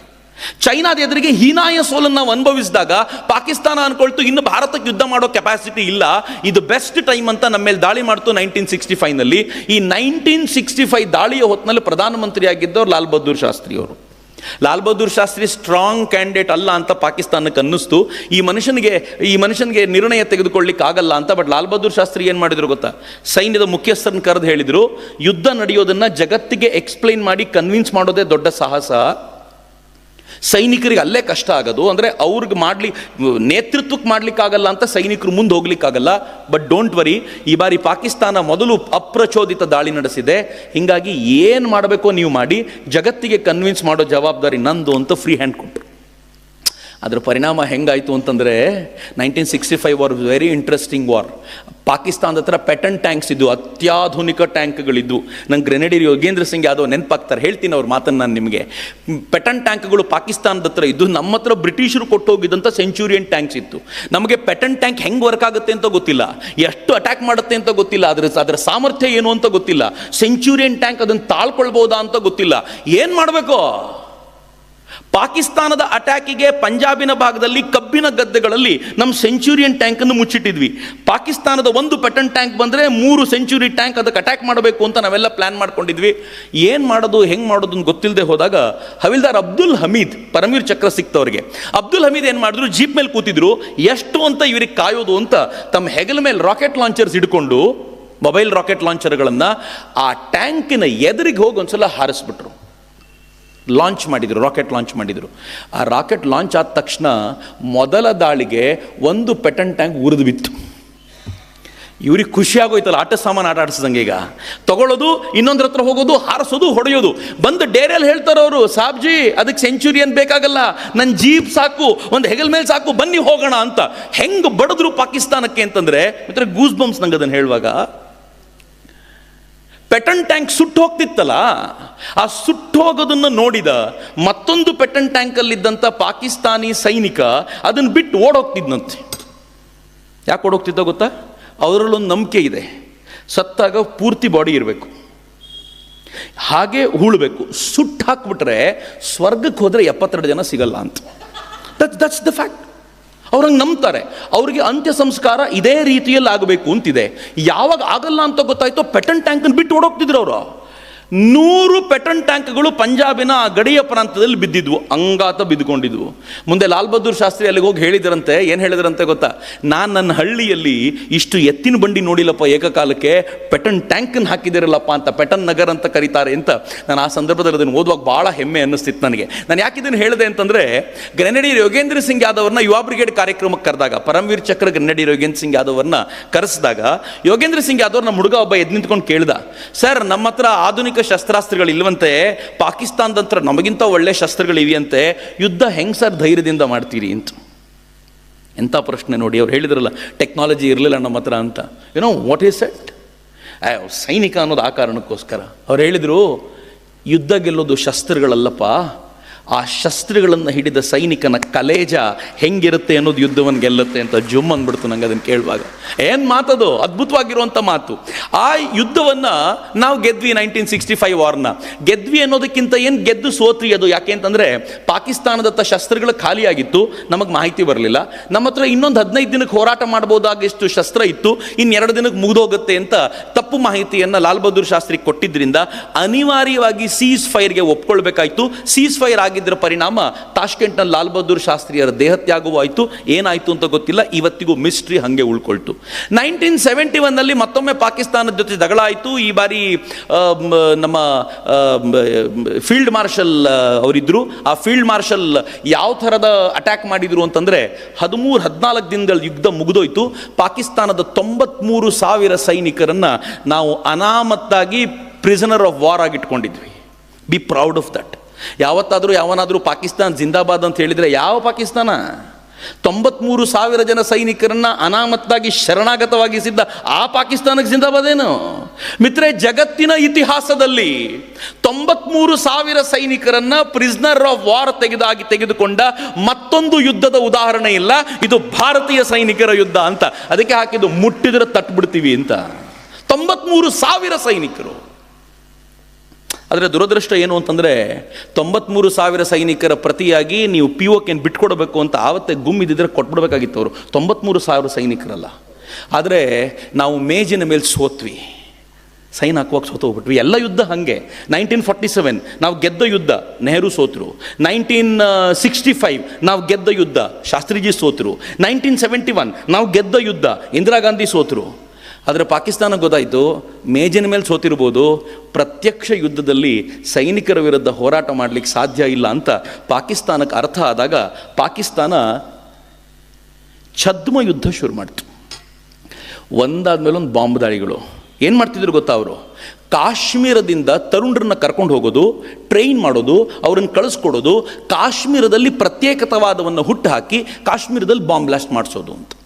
ಅದು ಮತದ ಅಫೀಮನ್ನು ತುರುಕೋದು, ಅದರಿಂದ ಅವರಲ್ಲಿ ಮತಾಂಧತೆಯನ್ನು ತುಂಬಿ ಜಿಹಾದಿಗೆ ಪ್ರೇರಣೆ ಕೊಟ್ಟು ಕಳಿಸೋದು, ಅದನ್ನು ಪಾಕಿಸ್ತಾನ ಮಾಡ್ತು. ಅದರ ಪರಿಣಾಮ ಏನಾಯಿತು ಅಂದರೆ ಕಾಶ್ಮೀರದಲ್ಲಿ ಶುರುವಾದಂಥ ಭಯೋತ್ಪಾದನೆ ನಿಧಾನವಾಗಿ ಇಡೀ ದೇಶಕ್ಕೆ ಹಬ್ಬಿಕೊಳ್ತು. ಮುಂಬೈನಲ್ಲಿ ಬಾಂಬ್ ಬ್ಲಾಸ್ಟ್ ಆಯಿತು, ಬೆಂಗಳೂರಿನಲ್ಲಿ ಬಾಂಬ್ ಬ್ಲಾಸ್ಟ್ ಆಯಿತು, ಕೊಯಮತ್ತೂರಲ್ಲಾಯಿತು, ಗುಜರಾತ್ನಲ್ಲಾಯಿತು. ನೀವು ಯಾವ ಊರು ಅಂತ ಹೇಳಿ ಎಲ್ಲ ಬಾಂಬ್ ಬ್ಲಾಸ್ಟ್ ಮಾಡುವಂಥ ಕೆಪಾಸಿಟಿ ಅವರಿಗೆ ಬಂತು. ಏನು ಮಾಡಬೇಕಿತ್ತು? ಅಟಲ್ ಬಿಹಾರಿ ವಾಜಪೇಯಿಯವರು ಈ ಹಂತದಲ್ಲಿ ಪ್ರಧಾನಿಯಾಗಿ ಬಂದಿದ್ದರು. ಇಟ್ ವಾಸ್ ಇನ್ 90ಸ್ನ ಕೊನೆಯ ಭಾಗದಲ್ಲಿ ಅಟಲ್ಜಿ ಬಂದರು. ಅಟಲ್ಜಿ ಮೊದಲನೇ ಬಾರಿಗೆ ಬಂದಾಗ ಅವರು ಅಬ್ದುಲ್ ಕಲಾಂ ಅವ್ರನ್ನ ಕರೆದು ಹೇಳಿದರು, ಒಂದು ಕೆಲಸ ಮಾಡೋಣ, ನಾವೊಂದು ಬಾಂಬ್ ಎಕ್ಸ್ಪ್ಲೋಷನ್ ಟೆಸ್ಟ್ ಮಾಡೋಣ. ಅಬ್ದುಲ್ ಕಲಾಂರು ಕೊಟ್ಟ ಐಡಿಯಾ ಅದು. ನಾವು ಭಾರತದ ಹತ್ರ ನ್ಯೂಕ್ಲಿಯರ್ ಪವರ್ ಇದೆ ಅಂತ ಗೊತ್ತಾದಾಗ ಅಕ್ಕಪಕ್ಕದ ರಾಷ್ಟ್ರಗಳು ಬಾಯಿ ಮುಚ್ಕೊಂಡಿರ್ತವೆ. ನಾವು ನ್ಯೂಕ್ಲಿಯರ್ ಪವರ್ ಅಂತ ಗೊತ್ತಾಗುವವರೆಗೂ ನಮ್ಮ ಮೇಲೆ ಹಿಂಗೆ ಮಾಡ್ತಾರೆ, ನೀವು ನಮಗೊಂದು ಹೂ ಅಂತ ಹೇಳಿ ಉಳಿದಿದ್ದು ನಾವು ಮಾಡ್ಕೋತೀವಿ ಅಂತ. ಅಟಲ್ಜಿ ಹೂ ಅಂತ ಹೇಳಿದರು. ಅದಕ್ಕೆ ಬೇಕಾಗಿರೋ ಪ್ರಾಜೆಕ್ಟ್ ಫೈಲ್ಸ್ ಎಲ್ಲ ಆಗಿತ್ತು. ಅಟಲ್ಜಿ ಗೌರ್ಮೆಂಟ್ ಬಿತ್ತು. ಅಟಲ್ಜಿ ಗೌರ್ಮೆಂಟ್ ವಾಪಸ್ ಬಂದಾಗ ಅಟಲ್ಜಿ ಮೊದಲು ಮಾಡಿದ ಕೆಲಸ, ಕಲಾಂರನ್ನ ಕರೆಸಿ ಫೈಲ್ ಇದ್ದರೆ ಶುರು ಮಾಡಿ ಕೆಲಸ ಅಂತ. There was only one problem. ಅಮೇರಿಕಾಕ್ಕೆ ನಾವು ಈ ಥರದೊಂದು ಟೆಸ್ಟ್ ಮಾಡ್ತೀವಿ ಅಂತ ಗೊತ್ತಾದರೆ ಅಮೇರಿಕ ಏನು ಮಾಡುತ್ತೆ, ಈ ಟೆಸ್ಟನ್ನು ನಿಲ್ಲಿಸಲಿಕ್ಕೆ ಬೇಕಾಗಿರುವ ಎಲ್ಲ ಪ್ರಯತ್ನ ಮಾಡುತ್ತೆ. ತಮಾಷೆಯಾಗಿ ಇಂಡಿಯಾ ಟುಡೆಯ ಮುಖ್ಯಸ್ಥರು ಒಂದು ಲೇಖನ ಬರೀತಾ ಅದರಲ್ಲಿ ಹೇಳ್ತಾರೆ, ಅಟಲ್ಜಿ ಅವರಿಗೆ ಹೇಳಿದ್ರಂತೆ ಅಬ್ದುಲ್ ಕಲಾಂ ಅವರಿಗೆ, ನಾವಿಬ್ಬರು ಡಿಸ್ಕಸ್ ಮಾಡಿದ್ದು ಯಾರಿಗೂ ಗೊತ್ತಾಗಲ್ಲ, ಯಾಕೆಂದರೆ ನಮ್ಮಿಬ್ಬರಿಗೂ ಮದುವೆನೇ ಆಗಿಲ್ಲ, ಟೆನ್ಷನ್ ಮಾಡ್ಕೊಬೇಡಿ ಹೋಗಿ ಅಂತ. ವಿಷಯ ಲೀಕ್ ಆಗೋ ಪ್ರಮೇಯವೇ ಇಲ್ಲ ಅಂತ ಅವ್ರು ತಮಾಷೆ ಮಾಡಿದರು ಅಂತ. ಸೊ ಅಟಲ್ಜಿ ಮತ್ತು ಅಬ್ದುಲ್ ಕಲಾಂರ ಆ ನೇತೃತ್ವದಲ್ಲಿ ಫೈನಲಿ ನಾವು ಪೋಖ್ರಾನ್ 2 ಮಾಡಿದ್ವಿ. 1974ನಲ್ಲಿ ಇಂದಿರಾ ಗಾಂಧಿ ಕಾಲಕ್ಕೆ ಪೋಖ್ರಾನ್ 1 ಆಗಿತ್ತು. ಅಟಲ್ಜಿ ಪೋಖ್ರಾನ್ 2 ಅವರು ಪ್ಲ್ಯಾನ್ ಮಾಡಿದರು. ಆ ಪೋಖ್ರಾನ್ 2 ಆದ ನಂತರ ಭಾರತ ಬಾಂಬ್ ಎಕ್ಸ್ಪ್ಲೋಷನ್ ಟೆಸ್ಟ್ ಮಾಡ್ತು. ನನಗಿದನ್ನು ಹೇಳಬೇಕಾದ್ರೆ ಬಹಳ ಹೆಮ್ಮೆ ಯಾಕಿದೆ ಅಂತಂದರೆ, ಅಮೇರಿಕಾದ ಸ್ಯಾಟಲೈಟ್ಗಳು ಜಗತ್ತಿನ ಎಲ್ಲ ಭಾಗಗಳನ್ನು ಸೂಕ್ಷ್ಮವಾಗಿ ಗಮನಿಸ್ತವೆ. ನಮ್ಮ ವಿಜ್ಞಾನಿಗಳು ಏನು ಪ್ಲ್ಯಾನ್ ಮಾಡಿದರು ಅಂದರೆ, ಪೋಖ್ರಾನ್ ಮೇಲೆ ಎವ್ರಿ ಡೇ ಒಂದು 15 minutes ಡಾರ್ಕ್ ಸ್ಪಾಟ್ ಇರುತ್ತೆ. ಡಾರ್ಕ್ ಸ್ಪಾಟ್ ಅಂತಂದರೆ ಅಮೇರಿಕಾದ ಸ್ಯಾಟಲೈಟ್ಗಳು ಆ ಭಾಗವನ್ನು ಆ 15 minutes ನೋಡಲ್ಲ. ಇಡೀ ಕೆಲಸ 6 ತಿಂಗಳ ಕಾಲ ಆ 15 minutes ಮಾಡಿರೋದು. ಶುರುವಾಗುತ್ತೆ ಕೌಂಟ್ ಡೌನ್. ಆ 15 minutes ಶುರುವಾಗಿದ್ದ ತಕ್ಷಣ ಅಲ್ಲಲ್ಲಿ ವೆಹಿಕಲ್ಗಳು ಬರ್ತವೆ, ಅಗಿಯೋದು ಶುರು ಮಾಡ್ತಾರೆ, ದಬ ದಬ ದಬ ಎಲ್ಲ ಕೆಲಸ ಮಾಡ್ತಾರೆ. ಅದ್ರ ಮೇಲೆ ಮತ್ತೆ ಎಂದಿನಂತೆ 15 ನಿಮಿಷ ಮುಗಿತಿದೆ ಅಂತ ಗೊತ್ತಾ ಕೌಂಟ್ ಡೌನ್ ಶುರುವಾಗುತ್ತೆ. ರಪ ಎಲ್ಲ ಮುಚ್ಚಿಟ್ಟು ವೆಹಿಕಲ್ಗಳಿಗೆ ಅಲ್ಲೇ ನಿಂತ್ಬಿಡ್ತಾವೆ ಪಕ್ಕಕ್ಕೆ. ಅವ್ರು ನೋಡ್ತಾರೆ 15 ನಿಮಿಷದ ನಂತರ ಎಲ್ಲ ನಾರ್ಮಲ್ ಆಗಿದೆ, ಏನಾಯಿತು ಅಂತ ಗೊತ್ತಾಗಿಲ್ಲ, ಹಿಂಗೆ ನಡೆಯುತ್ತೆ. ಮೋರ್ ದೆನ್ 6 months ಹಿಂಗೆ ಕೆಲಸ ನಡೀತು. ಆ ಹಳ್ಳ ತೆಗೆದು ಅದರಲ್ಲಿ ಸಿಮೆಂಟ್ ಚೀಲಗಳನ್ನು ಹಾಕಿ ಅಲ್ಲಿ ಬಾಂಬನ್ನು ಪ್ಲೇಸ್ ಮಾಡಿ ಆ ಬಾಂಬಿನ ಅಧ್ಯಯನಕ್ಕೆ ಬೇಕಾಗಿರುವಂಥ ಎಲ್ಲ ಇನ್ಸ್ಟ್ರೂಮೆಂಟ್ಗಳನ್ನು ಒಳಗಿಟ್ಟು ಎಲ್ಲವನ್ನೂ ಮಾಡಿದರು ಈ 15 ನಿಮಿಷದ ಟೈಮಲ್ಲೇ. ಎವ್ರಿ ಡೇ ಮಾಡ್ತಿದ್ರು. ಫೈನಲಿ ಒನ್ ಡೇ ನಾವು ಆ ಬಾಂಬ್ ಎಕ್ಸ್ಪ್ಲೋಷನ್ ಟೆಸ್ಟ್ ಮಾಡಿದಾಗ ಅಮೇರಿಕಾದ ಸೀಸ್ಮೋಗ್ರಾಫ್ಸ್ ಅಂದರೆ ಭೂಮಿ ಅಲುಗಾಟದ ಮಾಹಿತಿಯನ್ನು ತೆಗೆದುಕೊಳ್ಳುವಂಥ ಸೀಸ್ಮೋಗ್ರಾಫ್ಗಳು ಆ ಡಾಟಾನ ತೆಗೆದುಕೊಂಡು ಹೇಳಿದ್ವು, ಭಾರತದಲ್ಲೆಲ್ಲೋ ಒಂದು ಕಡೆ ಭೂಕಂಪ ಆಗಿದೆ ಅಂತ. ಭಾರತ ಹೇಳ್ತು ಭೂಕಂಪ ಅಲ್ಲ, ಬಾಂಬ್ ಎಕ್ಸ್ಪ್ಲೋಷನ್ ಟೆಸ್ಟ್ ಮಾಡಿದ್ದೀವಿ ನಾವು ಅಂತ. ಬಾಂಬ್ ಎಕ್ಸ್ಪ್ಲೋಷನ್ಗೂ ಟೆಸ್ಟಿಗೂ ಒಂದು ಡಿಫ್ರೆನ್ಸ್ ಇದೆ. ಈ ಟೆಸ್ಟಲ್ಲಿ ಸೆನ್ಸಾರ್ಸ್ಗಳನ್ನು ಹಾಕಿರ್ತಾರೆ, ಅದು ರೀಡಿಂಗ್ ತಗೊಳುತ್ತೆ. ಸೊ ದ್ಯಾಟ್ ಮುಂದಿನ ಅನೇಕ ವರ್ಷಗಳ ಕಾಲ ಬಾಂಬ್ ಎಕ್ಸ್ಪ್ಲೋಡ್ ಮಾಡುವಂಥ ಅಗತ್ಯ ಇಲ್ಲ. ಆ ಡಾಟಾ ರೀಡಿಂಗ್ ಏನು ತಗೊಂಡಿರ್ತೀವೋ ಅದರ ಆಧಾರದ ಮೇಲೆ ಬಾಂಬ್ ಡೆವಲಪ್ ಮಾಡುವಂಥ ಸಾಮರ್ಥ್ಯವನ್ನು ಭಾರತ ಪಡ್ಕೊಳ್ತು. ಇದು ಜಗತ್ತಿನ ಕೆಂಗಣ್ಣಿಗೆ ಗುರಿಯಾಯಿತು. ತಕ್ಷಣ ಹೊಡೆತ ಬಿದ್ದಿದ್ದು ಚೀನಾಕ್ಕೆ. ಪಾಕಿಸ್ತಾನವನ್ನೇನಾದರೂ ಈಗ ನಾವು ನ್ಯೂಕ್ಲಿಯರ್ ಪವರ್ಡ್ ಅಂತ ಮಾಡಲಿಲ್ಲ ಅಂದಿದ್ರೆ ಅಂದರೆ ಚೀನಾ ಮತ್ತು ಭಾರತ ನೇರ ಎದುರ ಬದಲಾಗುತ್ತೆ, ಪಾಕಿಸ್ತಾನ ಸೈಡ್ ಲೈನ್ ಆಗಿಬಿಡುತ್ತೆ. ಅದಕ್ಕೆ ಪಾಕಿಸ್ತಾನವನ್ನು ಭಾರತದ ವಿರುದ್ಧ ಎತ್ತಿ ಕಟ್ಟಬೇಕು ಅಂತಂದ್ರೆ ಭಾರತ ಪಾಕಿಸ್ತಾನದೊಂದಿಗೆ ಜೂಜಾಡ್ತಾ ಇದ್ರೆ ಚೀನಾ ಸೇಫ್. ಅದಕ್ಕೆ ಚೀನಾ ಏನ್ ಮಾಡ್ತು, with in next 10 days, amazing, ನಮಗೆ ತಿಂಗಳುಗಟ್ಟಲೆ ಹಿಡಿತು, ಅವರು ವಿತ್ ಇನ್ ನೆಕ್ಸ್ಟ್ 10 days ಅವರೊಂದು ಬಾಂಬ್ ಎಕ್ಸ್ಪ್ಲೋಷನ್ ಟೆಸ್ಟ್ ಮಾಡಿದ್ರು. ಜಗತ್ತಿನ ಪ್ರಮುಖ ರಾಷ್ಟ್ರಗಳು ಭಾರತ ಮತ್ತು ಪಾಕಿಸ್ತಾನ ಎರಡನ್ನೂ ಸ್ಯಾಂಕ್ಷನ್ ಲಿಸ್ಟಿಗೆ ಹಾಕಿದ್ರು. ಅಮೇರಿಕನು ಸ್ಯಾಂಕ್ಷನ್ಗೆ ಹಾಕ್ತು. ಆದರೆ ಅಟಲ್ಜಿ ಕವಿ ಹೃದಯ ಅಲ್ಲ, ಆ ಮನುಷ್ಯ ಏನು ವಜ್ರಾದಪಿ ಕಠೋರಾಣಿ ಮೃದೂನಿ ಕುಸುಮಾದಪಿ ಅಂತಾರೆ. ಮೋದಿ ಹಂಗಲ್ಲ, ಮೋದಿ ಬೇರೆನೇ, ನೀರು ಕುಡಿದಿರೋದೇ ಬೇರೆ ಅವರು. ಈ ಅಟಲ್ಜಿ ಹಂಗಲ್ಲ, ಪಾಪ ಒಳ್ಳೆ ಮನುಷ್ಯ. ಅವ್ರು ಏನು ಮಾಡಿದ್ರು, ಹೆಂಗಿದ್ರು ಬಾಂಬ್ ಬ್ಲಾಸ್ಟ್ ಟೆಸ್ಟ್ ಮಾಡಿ ಆಗಿದೆ, ಸ್ವಲ್ಪ ಪಾಕಿಸ್ತಾನದೊಂದಿಗೆ ಒಳ್ಳೆ ಸಂಬಂಧ ಬೆಳೆಸಿ ಜಗತ್ತಿಗೆಲ್ಲ ತೋರಿಸೋಣ ಅಂಥೇಳಿ ಅಟಲ್ಜಿ ನೆಕ್ಸ್ಟು ಅವರೊಂದು ಲಾಹೋರಿಗೆ ಬಸ್ಸನ್ನು ಬಿಟ್ಟರು. ಒಂದು ರೈಲು ಹೋಗ್ತಾ ಇತ್ತು, ಸಂಜೋತಾ ಎಕ್ಸ್ಪ್ರೆಸ್ಸು, ಅದು ಸಾಕು, ಅದಕ್ಕೂ ಬ್ಲಾಸ್ಟ್ ಮಾಡಿದ್ರು ಪಾಕಿಸ್ತಾನಿಯರು. ಆಮೇಲೆ ಅದನ್ನು ಸ್ಟಾಪ್ ಮಾಡಲಾಯಿತು. ಲಾಹೋರಿಗೆ ಒಂದು ಬಸ್ಸನ್ನು ಬಿಟ್ಟರು, ಸ್ವತಃ ಅಟಲ್ಜಿ ಅದ್ರ ಮೇಲೆ ಕೂತು ವಾಘಾ ಬಾರ್ಡರ್ ಮೂಲಕ ಡೆಲ್ಲಿಯಿಂದ ಲಾಹೋರ್ಗೆ ಪ್ರಯಾಣಿಸಿದರು. ಲಾಹೋರ್ ಘೋಷಣೆಯನ್ನು ಅಲ್ಲಿ ಮಾಡಲಾಯಿತು. ಲಾಹೋರ್ ಘೋಷಣೆಯಲ್ಲಿ ಮೊದಲು ನಮ್ಮ ಸೈನ್ಯ ವೀಕ್ ಆಗಬಲ್ಲಂಥ ಅನೇಕ ಸಂಗತಿಗಳಿದ್ದು, ನಮ್ಮ ಸೈನ್ಯದವರು ಪ್ರತಿಭಟನೆ ಮಾಡಿದ ನಂತರ ಅವೆಲ್ಲವನ್ನು ತೆಗೆದು ನ್ಯೂಟ್ರಲ್ ಆಗಿರುವಂಥ ಲಾಹೋರ್ ಘೋಷಣೆ ಮಾಡಿ ಏನು ಅಟಲ್ಜಿ ಮತ್ತು ನವಾಜ್ ಶರೀಫ್ ತಬ್ಕೊಂಡಿದ್ದ ಸುದ್ದಿ ಇಡೀ ಜಗತ್ತಿಗೆ ಹಬ್ತು. ನಮಗೂ ಒಂದು ಕ್ಷಣ ಅನ್ನಿಸ್ತು, ವಾಹ್ ಏನಪ್ಪಾ, ನಮ್ಮ ಕಾಲದ ಘಟ್ಟದಲ್ಲಿ ಎಲ್ಲವೂ ಸರಿ ಹೋಯ್ತಲ್ಲ. ಹಿಂದೂ ಚೀನಿ ಬಾಯ್ ಬಾಯ್ ಅಂತ ಒಂದು ಕಾಲದಲ್ಲಿ ಅನ್ಕೊಳ್ತಿದ್ವಿ, ಈಗ ಹಿಂದೂ ಮುಸ್ಲಿಂ ಬಾಯ್ ಬಾಯ್ ಆಗೋಯ್ತಲ್ಲ, ಹಿಂದೂ ಪಾಕಿಸ್ತಾನಿ ಬಾಯ್ ಬಾಯ್ ಆಯ್ತಲ್ಲ, ಹಿಂದೂಸ್ತಾನಿ ಪಾಕಿಸ್ತಾನಿ ಫ್ರೆಂಡ್ಶಿಪ್ ಆಗೋಯ್ತಲ್ಲ. ಅಟಲ್ಜಿ ಎಂತ ಮ್ಯಾಜಿಕ್ ಮಾಡಿಬಿಟ್ರು ಅಂತ. ಆದರೆ ಅಟಲ್ಜಿಗೆ ಗೊತ್ತೇ ಇರಲಿಲ್ಲ. Next slide. ಈತ ನವಾಜ್ ಶರೀಫು, ಅಟಲ್ಜಿ ಅವನ ಜೊತೆಗೆ ತುಂಬ ಪ್ರೀತಿಯಿಂದ ನಡ್ಕೊಂಡಿದ್ದು. ಆದರೆ ನವಾಜ್ ಶರೀಫ್ ಪ್ರಧಾನಿಯಾಗುವುದರೊಂದಿಗೆ ನವಾಜ್ ಶರೀಫ್ ತನ್ನ ಸೈನ್ಯದ ಮುಖ್ಯಸ್ಥನಾಗಿ ಜನರಲ್ ಪರ್ವೇಜ್ ಮುಷರ್ರಫ್ನ ಕರ್ಕೊಂಡ್ಬಂದಿದ್ರು. ಅಟಲ್ಜಿ ಬಸ್ಸನ್ನು ತೆಗೆದುಕೊಂಡು ಹೋಗಬೇಕಾದ್ರೆ ಜನರಲ್ ಪರ್ವೇಜ್ ಮುಷರ್ರಫ್ ಕಾರ್ಗಿಲಲ್ಲಿ ಭಾರತಕ್ಕೆ ಬೆನ್ನಿಗೆ ಚೂರಿ ಹೆಂಗೆ ಹಾಕಬೇಕು ಅಂತ ಆಪರೇಷನ್ ಬದ್ರಿಗೆ ಪ್ಲ್ಯಾನ್ ಮಾಡ್ತಿದ್ದ. And we were celebrating year. ಏನು ಸ್ವೀಟ್ ಹಂಚಿದ್ದು, ಮನೆಗೆ ಹೋಗಿದ್ದೇನು, ಇಂಡಿಯಾ ಪಾಕಿಸ್ತಾನ್ ಎಷ್ಟು ಚೆನ್ನಾಗಾಯಿತು, ಏನು ಭಾರತ ಪಾಕಿಸ್ತಾನ್ ಜಿಂದಾಬಾದ್ ಹೇಳಿದ್ದೇನು, 2 ಫ್ಲ್ಯಾಗ್ ಹಿಡ್ಕೊಳ್ತೀರಿ, ಎಲ್ಲ ಮಾಡ್ತಿದ್ವಿ. ಆದರೆ ಈ ಅಯೋಗ್ಯ ಕಾರ್ಗಿಲ್ ಭಾಗದಿಂದ ನುಗ್ಗಬೇಕು ಅಂತ ಬಂದಿದ್ದ. ಜನರಲ್ ಜಿಯಾವುಲ್ ಹಕ್ 1987 ಪ್ಲ್ಯಾನ್ ಮಾಡಿದ್ದ. ನಾನು ಕಾರ್ಗಿಲ್ ಭಾಗ ಯಾಕೆ ಅಂತ ನಾನು ನಿಮ್ಗೆ ಹೇಳೋದಾದರೆ ನೆಕ್ಸ್ಟ್ ಸ್ಲೈಡು, ನಾನು ಕ್ವಿಕ್ಕಾಗಿ ಹೋಗ್ತೀನಿ. ಇದು ಕಾಶ್ಮೀರ, ಎಲ್ರಿಗೂ ಕಾಣುತ್ತೆ ಅಂದ್ಕೊಂಡಿದ್ದೀನಿ ನಾನು. Jammu Kashmir, I don't call it Kashmir, Kashmir ಅಂದರೆ ತಪ್ಪಾಗುತ್ತೆ. ಇದು ಟೋಟಲ್ ಜಮ್ಮು ಕಾಶ್ಮೀರದ ಚಿತ್ರ, ನಾವು ಬಿಡಿಸೋ ಚಿತ್ರ. ಆ ಗ್ರೀನು, ಆ ರೆಡ್ಡು ಎಲ್ಲ ಸೇರಿದಂತೆ ಇದು ಜಮ್ಮು ಕಾಶ್ಮೀರದ ಚಿತ್ರ. ಆದರೆ ಇಂಟ್ರೆಸ್ಟಿಂಗ್ ಪಾರ್ಟ್ ಏನು ಅಂತಂದರೆ, ಆ ಗ್ರೀನ್ ಏನು ಕಾಣುತ್ತೋ ಅಷ್ಟನ್ನು ಪಾಕಿಸ್ತಾನ ಕಿತ್ಕೊಂಡಿದೆ, ರೆಡ್ ಏನು ಕಾಣುತ್ತೋ ಅದನ್ನು ಚೀನಾ ಕಿತ್ಕೊಂಡಿದೆ. ಅದನ್ನು ಅಕ್ಸೈ ಚೀನ್ ಅಂತ ಕರೀತಾರೆ. ನಮ್ಮ ಹತ್ರ ಕಿತ್ಕೊಂಡಿದೆ ಚೀನಾ. 1962 ಚೀನಾ ಕಿತ್ಕೋತು, ಇದನ್ನು 1947 ಪಾಕಿಸ್ತಾನ ಕಿತ್ಕೋತು. ಪ್ರಾಬಬಲಿ 1990s ಆ ಮಧ್ಯದಲ್ಲೊಂದು ಭಾಗ ಕಾಣುತ್ತಲ್ಲ, ಬ್ರೌನ್ ಕಲರಲ್ಲಿದೆ, ಈ ಪಾಕಿಸ್ತಾನಕ್ಕೆ ಸೇರಿದ್ದ ಭಾಗವನ್ನು ಪಾಕಿಸ್ತಾನ ಚೀನಾಕ್ಕೆ ಗಿಫ್ಟ್ ಕೊಡ್ತು. ಯೋಚನೆ ಮಾಡಿ ಏನೆಲ್ಲ ನಡೆದಿದೆ. And still you know what we do. ನಮ್ಮ ಮಕ್ಕಳಿಗೆ ಭಾರತದ ಮ್ಯಾಪ್ ಬಿಡಿಸ್ಬೇಕಾದ್ರೆ ಈ ಮೈಸೂರು ಪೇಟ ಬಿಡಿಸೋದಂತೂ ತಪ್ಪಿಸಲ್ಲ, ಹಿಂಗೆ ಇರಬೇಕದು ಅಂತ. ಆದರೆ ವಾಸ್ತವವಾಗಿ ನಮ್ಮ ಹತ್ರ ಇಲ್ಲ ಭೂಮಿ. ಈ 3ನೇ ಒಂದು ಭಾಗವನ್ನು ಕಳ್ಕೊಂಡಿರುವಂಥ ಭಾಗ ಇದು. ಈ ಭಾಗ ನೋಡಿ ಈಗ ಹೆಂಗಿದೆ ಅಂತಂದರೆ, ಈ ಭಾಗದಲ್ಲಿ ಏನು ಕಾಣುತ್ತೆ ಅದು ಕಾಶ್ಮೀರ ಮೇಲ್ಭಾಗದಲ್ಲಿರುವಂಥದ್ದು, ಸೆಂಟ್ರ್ ಪಾರ್ಟ್ ಜಮ್ಮು, ಆ ಕಡೆ ಲಡಾಖ್ ತುಂಬ ವಿಸ್ತಾರವಾಗಿರುವಂಥ ಭೂಮಿ. ಅದರ ನಂತರ ಜಮ್ಮು. ಕಾಶ್ಮೀರದ ಭಾಗ ಚಿಕ್ಕದ್ದು. ಲಡಾಖ್ ಜನಸಂಖ್ಯೆ ಭಾಳ ವಿರಳ. ಇಡೀ ಲಡಾಖಲ್ಲಿ if I am not wrong 20 lakh ಜನ ಇರ್ಬೋದು. ಬೆಂಗಳೂರು ಒಂದರಲ್ಲೇ 1.5 ಕೋಟಿ ಜನ ಇದ್ದಾರೆ. ಲಡಾಖಲ್ಲಿ 20-25 ಲಕ್ಷ ಜನ ಇರ್ಬೋದು. ಕಾಶ್ಮೀರದಲ್ಲಿ ಸ್ವಲ್ಪ ಬಾಹುಳ್ಯ ಜಾಸ್ತಿ ಇದೆ. ಜಮ್ಮು ಸಿಕ್ಕಾಪಟ್ಟೆ ಜನ ಇದ್ದಾರೆ.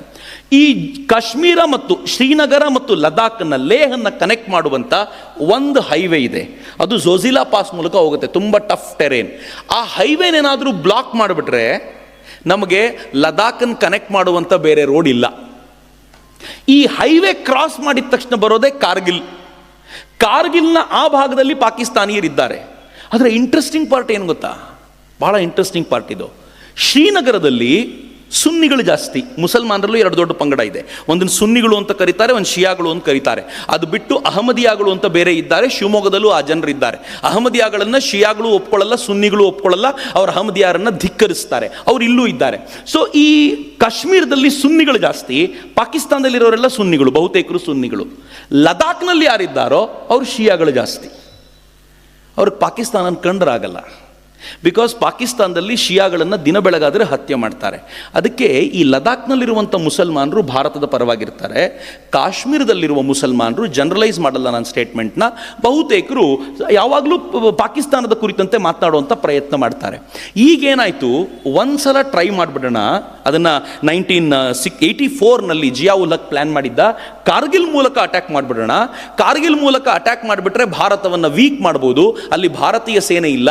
ಒಂದ್ಸಲ ಅದನ್ನು ಕ್ಯಾಪ್ಚರ್ ಮಾಡ್ಕೊಂಡ್ಬಿಟ್ರೆ ಟೋಟಲ್ ಲಡಾಖ್ ನಮ್ದಾಗುತ್ತೆ, ನಾವು ಚೀನಾ ಜೊತೆಗೆ ಸೇರ್ಕೊಂಡು ಇಡೀ ಭಾಗವನ್ನು ಕ್ಲಿಯರ್ ಮಾಡ್ಕೊಳ್ಬೋದು ಅಂತ ಅವರೊಂದ್ಸಲ ಟ್ರೈ ಮಾಡಿದ್ರು. ಆಪರೇಷನ್ ಬದರ್ ಮುಂದಕ್ಕೆ ಹೋಗದೆ ನಿಂತಿತ್ತು.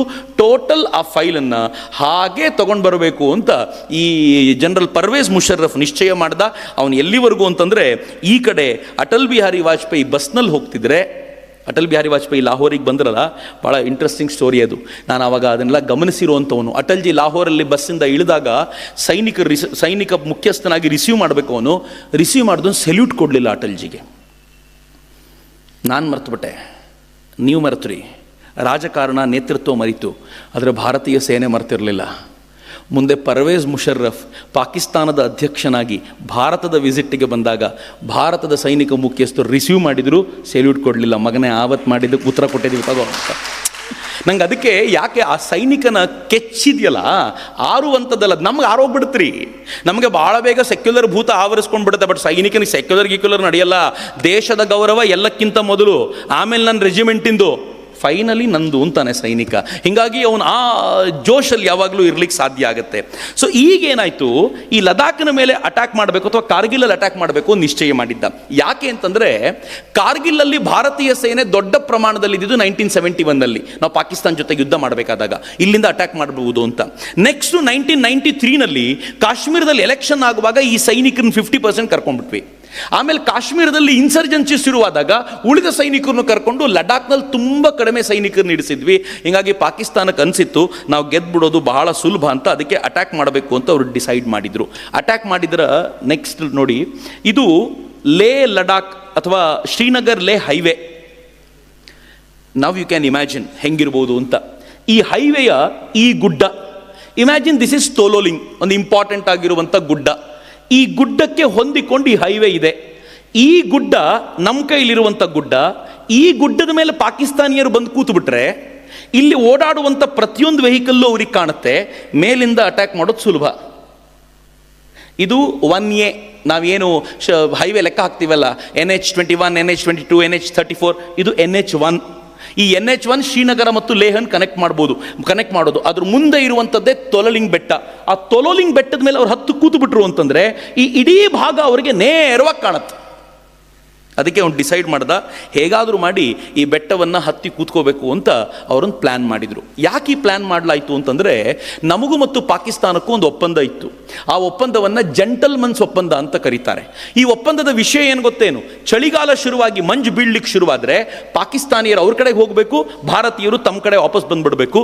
ಚಳಿಗಾಲ ಮುಗಿದ್ಮೇಲೆ ಇಬ್ಬರು ತಮ್ಮ ಗುಡ್ಡ ಏರ್ಬಿಟ್ಟು ಹತ್ತಬೇಕು ಅಂತ. ನಂಗೆ ಗೊತ್ತಿಲ್ಲ ಪಾಕಿಸ್ತಾನಿಯರನ್ನ ಯಾವ ಕಾಲಕ್ಕೆ ಇವರು ಜೆಂಟಲ್ಮನ್ಸ್ಗಳಂತ ಒಪ್ಕೊಂಡ್ರೋ ದೇವರೇ ಬಲ್ಲ. ಅವ್ರು ಒಪ್ಪಿಕೊಂಡು ಈ ಒಪ್ಪಂದವನ್ನು ಪಾಲಿಸ್ತಿದ್ವಿ. ಯಾವಾಗ ಅಟಲ್ ಬಿಹಾರಿ ವಾಜಪೇಯಿ ಹೋಗಿ ಅವನನ್ನು ತಬ್ಬಿಕೊಂಡ್ರು ನವಾಜ್ ಶರೀಫನ್ನು, ನಂಗನ್ಸುತ್ತೆ ಸೈನಿಕರು ಒಂದು ಕ್ಷಣ ಮೈ ಮರ್ತುಬಿಟ್ರೆ ಆ ಪಾಕಿಸ್ತಾನ ಒಳ್ಳೆಯದಾಗಿದೆ, ನಾವೇನು ತಲೆ ಕೆಡಿಸ್ಕೊಳ್ಬೇಕಾಗಿಲ್ಲ ಅಂತ ಸುಮ್ಮನಾದರು ಅಂತ ಅನಿಸುತ್ತೆ. ಅದರ ಪರಿಣಾಮ ಆ ವರ್ಷ ನಮಗಿಂತ ಮುಂಚೆ ಪಾಕಿಸ್ತಾನಿ ಸೈನಿಕರು ತಮ್ಮ ಗುಡ್ಡವನ್ನು ಹತ್ತಿ ಲೈನ್ ಆಫ್ ಕಂಟ್ರೋಲ್ನ ದಾಟಿ ನಮ್ಮ ಗುಡ್ಡವನ್ನು ಹತ್ತಿ ಕೂತ್ಬಿಟ್ರು. ಏನು ಮಹಾರಿ, ಗುಡ್ಡ ಹತ್ತಿರ್ತಾರೆ, ಹೋಗಿ 4 ಬಾರಿಸಿ ಕೆಳಗೆ ಇಳಿಸಿ ಕಳಿಸಿದ್ರೆ ಆಯಿತು, ಅದರಲ್ಲೇನಿದೆ ಅಂತ ನಾವು ಅಂದ್ಕೊಂಡ್ರೆ it is not that easy ರೀ. ಈ ಟೆರೇನ್ ಹೆಂಗಿದೆ ಅಂತಂದರೆ ಇದರ ವೆದರೇ ಡೇಂಜರಸ್. ನೀವಲ್ಲಿ ಕೆಲಸ ಮಾಡಿರೋ ಸೈನಿಕರನ್ನು ಕೇಳಬೇಕು.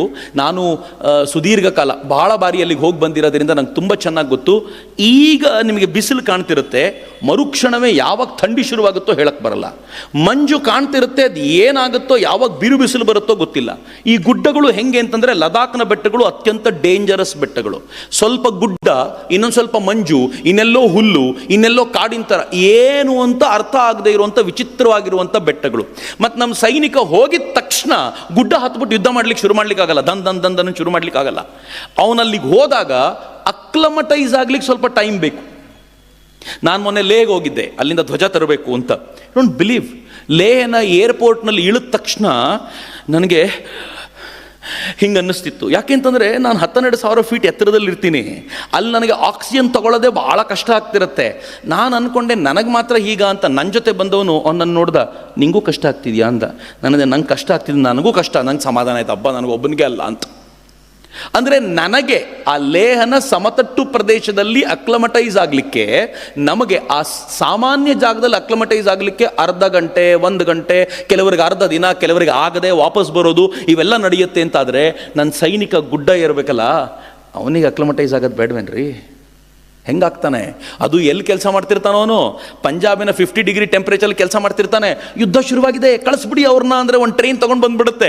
50 ಡಿಗ್ರಿ ಟೆಂಪ್ರೇಚರ್ನಿಂದ -15 ಡಿಗ್ರಿ ಟೆಂಪ್ರೇಚರಿಗೆ ಬಂದು ನಿಂತ್ಕೊಂಡ್ರೆ ಮೊದಲೇ ಜೀವ ಅರ್ಧ ಆಗತ್ತೆ. ಅಂಥದ್ರಲ್ಲಿ ಯುದ್ಧ ಮಾಡಲಿಕ್ಕೆ ಅವನಿಗೆ ಶಸ್ತ್ರಗಳನ್ನು ತೊಗೊಂಡು ಗುಡ್ಡ ಹತ್ತಬೇಕು ಅಂದರೆ ಹೇಗಿರ್ಬೋದು ಅಂತ ಇಮ್ಯಾಜಿನ್ ಮಾಡಿ. ಇನ್ನು ನೆಕ್ಸ್ಟ್ ಸ್ಲೈಡು, ನಾನಿದು ಸುಮ್ಮನೆ ಯಾಕೆ ತೋರಿಸಿದ್ದೀನಿ ಅಂತಂದರೆ, ಗುಡ್ಡವನ್ನು ಇಮ್ಯಾಜಿನ್ ಮಾಡಲಿ ಅಂತ. ನಮ್ಮ ಜನಕ್ಕೆ ಅರ್ಥ ಆಗೋದಿಲ್ಲ ಗುಡ್ಡ ಹೆಂಗಿರ್ಬೋದು ಅಂತ. ಈ ಗುಡ್ಡ ಪ್ರಾಬಬಲಿ ಟೈಗರ್ ಹಿಲ್ ಗುಡ್ಡ. ಇದು 5,500 ಮೀಟರ್ ಎತ್ತರ. 5,500 ಮೀಟರ್ ಅಂದರೆ ಎಷ್ಟು ಗೊತ್ತಾ?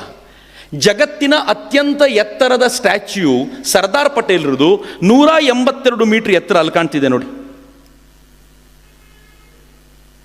ಇದನ್ನು ಡಿಸೈನ್ ಮಾಡುವಾಗ ಸ್ಕೇಲಿಗೆ ಸರಿಯಾಗಿ ಮಾಡಬೇಕು ಅಂತ ನಾನು ಅಂದಾಗ, ನನ್ನ ಜೊತೆ ಕೂತಿದ್ದ ಹುಡುಗ ಹೇಳ್ದ, ಸ್ಕೇಲಿಗೆ ಸರಿಯಾಗಿ ಮಾಡಿದ್ರೆ ಸರ್ದಾರ್ ಪಟೇಲ್ರ ಕಾಣೋದೇ ಇಲ್ಲ ಅಣ್ಣ. ಅವ್ರು ಕಾಣಬೇಕು ಅಂತ ತೋರಿಸ್ಬೇಕು ಅಂತ ಅಲ್ಲಿ ಹಾಕಬೇಕು ಅಂದರೆ ಇಷ್ಟು ಹಾಕಲೇಬೇಕು ಅಂತ, ಸ್ಕೇಲಿಗೆ ಇಲ್ಲ ಅದು. But I am just imagine ಮಾಡಿ ಅಂತ ಹೇಳ್ತಿರೋದು ನಾನು ನಿಮಗೆ. 182 ಮೀಟರ್ನ ಸರ್ದಾರ್ ಪಟೇಲ್ರು ಜಗತ್ತಿನ ಅತ್ಯಂತ ಎತ್ತರದ ಮೂರ್ತಿ ಅಂತ ಹಂಗೆ ನೋಡ್ತೀವಲ್ಲ, ಇದು 5,500 ಮೀಟರ್ ಎತ್ತರ. ಈ ಗುಡ್ಡದ ತುದಿಯಲ್ಲಿ ಅವರು ಕೂತಿರ್ತಾರೆ, ಅಥವಾ ಇಲ್ಲೆಲ್ಲೋ ಕೂತಿರ್ತಾರೆ, ಬಂಕರ್ಗಳನ್ನೋ ಸಂಗರಗಳನ್ನೋ ಮಾಡಿಕೊಂಡು. ಇವ್ರು ಇದನ್ನು ಹತ್ಕೊಂಡು ಹೋಗಬೇಕು. ಇಮ್ಯಾಜಿನ್ ಮಾಡಿ ಆ ಗುಡ್ಡ ಹೆಂಗಿದೆ. ಆ ಗುಡ್ಡ 60 ಡಿಗ್ರಿಯಲ್ಲಿಲ್ಲ, 45 ಡಿಗ್ರಿಯಲ್ಲಿಲ್ಲ. Tiger Hill was the toughest one because 90 degree ಇತ್ತದು. ಆ್ಯಂಡ್ ಇವತ್ತು ಅವ್ರು ಮಾತನಾಡಿದವರು ಅವ್ರಿಗೆ ಹೇಳಿದರು, ಏನು ಹೇಳಿದ್ರು, ನಾವು ಕೂತಕ್ಕೆ ಕೇಳಿದೆ, ಎಲ್ಲಿ ಇದ್ರಿ ನೀವು ಆ ಟೈಮ್ನಲ್ಲಿ ಅಂತ. ನಾವು ಹಿಂದೆ ಇದ್ವಿ ಸರ್, ಟೈಗರ್ ಹಿಲ್ ಕ್ಯಾಪ್ಚರ್ ಮಾಡ್ಕೊಳ್ಳಿಕ್ಕೆ ನಾವು ಸೋತ್ ಹೋದಾಗ, ಅಂದರೆ ನಮ್ಮ ಸೈನಿಕರು ಸೋತ್ ಹೋದಾಗ ಹತ್ಲಿಕ್ಕೆ ಬೇಕಾಗಿರುವಂಥ ರೋಡ್ ಮಾಡ್ಲಿಕ್ಕೆ ನಮ್ಮನ್ನು ಕಳಿಸ್ಕೊಟ್ಟಿದ್ರು ಅಂತ. You have someone in Shivamogga, ಯಾರದನ್ನು ರೋಡ್ ಮಾಡ್ಲಿಕ್ಕೆ ಹೋಗಿದ್ರು ಅವ್ರು ಸಿಗ್ತಾರೆ. ಯಾಕೆ ರೋಡ್ ಮಾಡೋದು ಕಷ್ಟ ಅಂತಂದರೆ, ನನ್ನ ಸೈನಿಕನಿಗೆ ಬರೀ ಗುಡ್ಡ ಹತ್ತಕ್ಕಾಗಲ್ಲ, ಆ ಗುಡ್ಡ ಹತ್ತುವಾಗ ಅವನಿಗೆ ಓಡಾಡೋಷ್ಟು ಅದು ಜಾಗ ಬೇಕು ಅನ್ನೋ ಕಾರಣಕ್ಕೋಸ್ಕರ ಅದನ್ನು ಮಾಡಿದರು ಅಂತ. ಎರಡನೇದು, ನಾನು ಆ ತೊಲೋಲಿಂಗ್ನ ರೋಡ್ ತೋರಿಸಿದ್ನಲ್ಲ, ಈ ರೋಡಲ್ಲಿ ಹೋಗಬೇಕಾದಾಗ, ರೋಡ್ ಮಾಡೋದು ಸುಲಭ ಇಲ್ಲ ರೀ. ಆ ರೋಡ್ ಮಾಡಬೇಕಾದಾಗ ಅದಕ್ಕೆ ಬೇಕಾಗಿರೋ ವಸ್ತುಗಳನ್ನು ತೆಗೆದುಕೊಂಡು ಹೋಗ್ಬೇಕು. ಎಲ್ಲಿಂದ? ಹೈವೇಯಿಂದನೇ ತೊಗೊಂಡು ಹೋಗ್ಬೇಕು. ಮೇಲ್ ಕೂತವನು ಅಟ್ಯಾಕ್ ಮಾಡ್ತಾನೆ. ಅದಕ್ಕೆ ಏನು ಮಾಡಬೇಕು ಗೊತ್ತಾ? ರಾತ್ರಿ ಆಗೋವರೆಗೂ ಕಾಯಬೇಕು. ಕತ್ಲಲ್ಲಿ ಅವರು ಹೆಡ್ಲೈಟ್ಸ್ಗಳನ್ನು ಆಫ್ ಮಾಡ್ಕೋಬೇಕು.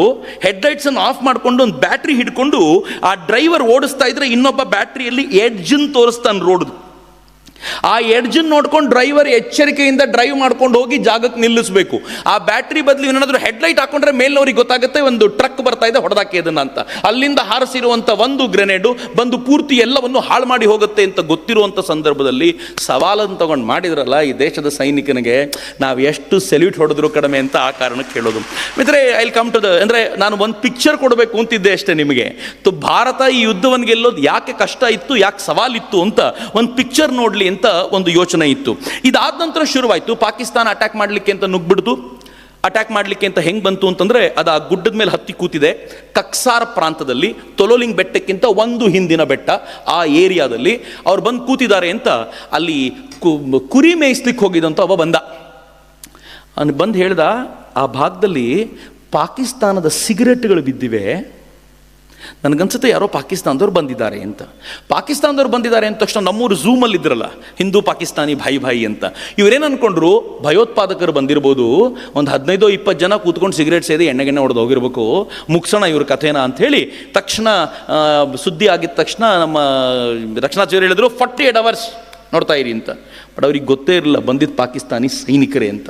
ಅವರೆಲ್ಲರೂ ಕಪ್ಪು ಗೌನ್ ಹಾಕ್ಕೊಂಡಿದ್ರು, ಹಿಂಗಾಗಿ ಭಯೋತ್ಪಾದಕರು ಅಂತ ಗುರುತಾಗಿತ್ತು.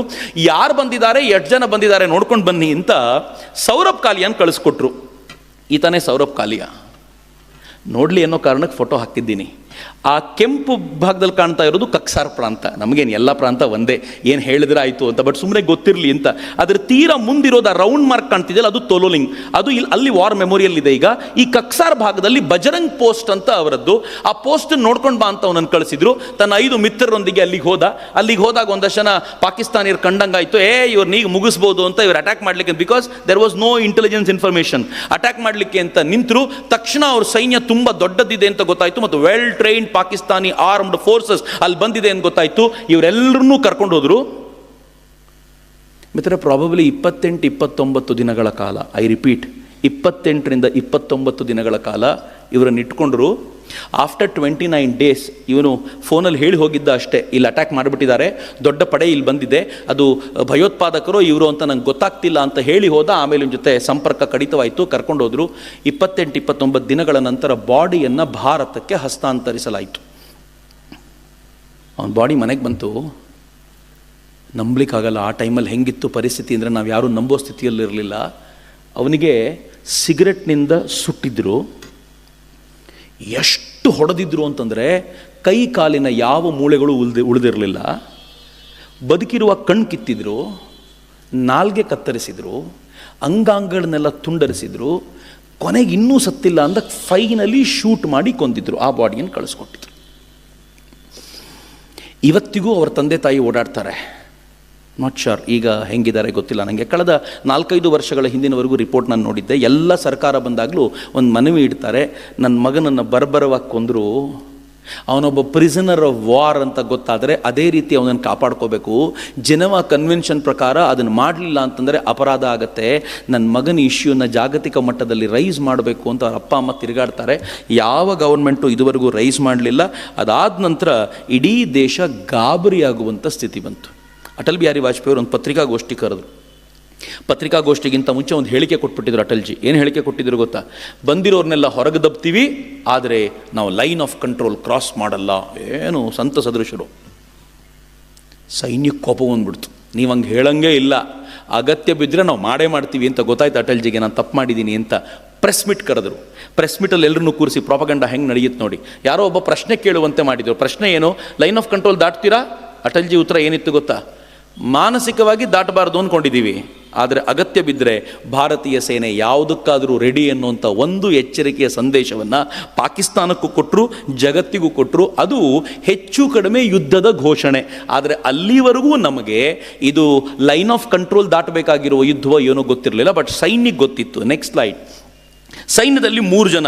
ಇವರು ಚೀಫ್ ಆಫ್ ಆರ್ಮಿ ಸ್ಟಾಫ್ ಆಗಿದ್ದಂಥ ಜನರಲ್ VP ಮಲಿಕ್, ಲೆಫ್ಟ್ ಸೈಡಲ್ಲಿರೋರು, ಟ್ಯಾಂಕ್ ಅವ್ರ ಮುಂದೆ ನಿಂತಿದೆ. 2ನೇವರು ಚೀಫ್ ಆಫ್ ನೇವಲ್ ಸ್ಟಾಫ್ ಆಗಿದ್ದಂಥ ಅಡ್ಮಿರಲ್ ಸುಶೀಲ್ ಕುಮಾರ್ ಅವರು. 3ನೇದು ನಮ್ಮ AY ಟಿಪ್ನಿಸ್ ಅವರು ಚೀಫ್ ಆಫ್ ಏರ್ ಸ್ಟಾಫ್ ಆಗಿದ್ದಂಥವ್ರು. ಈ 3 ಜೊತೆಯಲ್ಲಿ ಸೇರಿ ಮಾಡಬೇಕು. ಹೆಂಗಿದೆ ನೋಡಿ, ಯುದ್ಧ ಅಂತಂದರೆ ಬರೀ ಆರ್ಮಿನವರಲ್ಲಿ ಹೋಗ್ಬಿಡ್ತಾರೆ ಅಂತ ಆಗೋದಿಲ್ಲ. ಈಗ ಗುಡ್ಡದ ಮೇಲೆ ಪಾಕಿಸ್ತಾನಿಯರು ಕೂತಿದ್ದಾರೆ.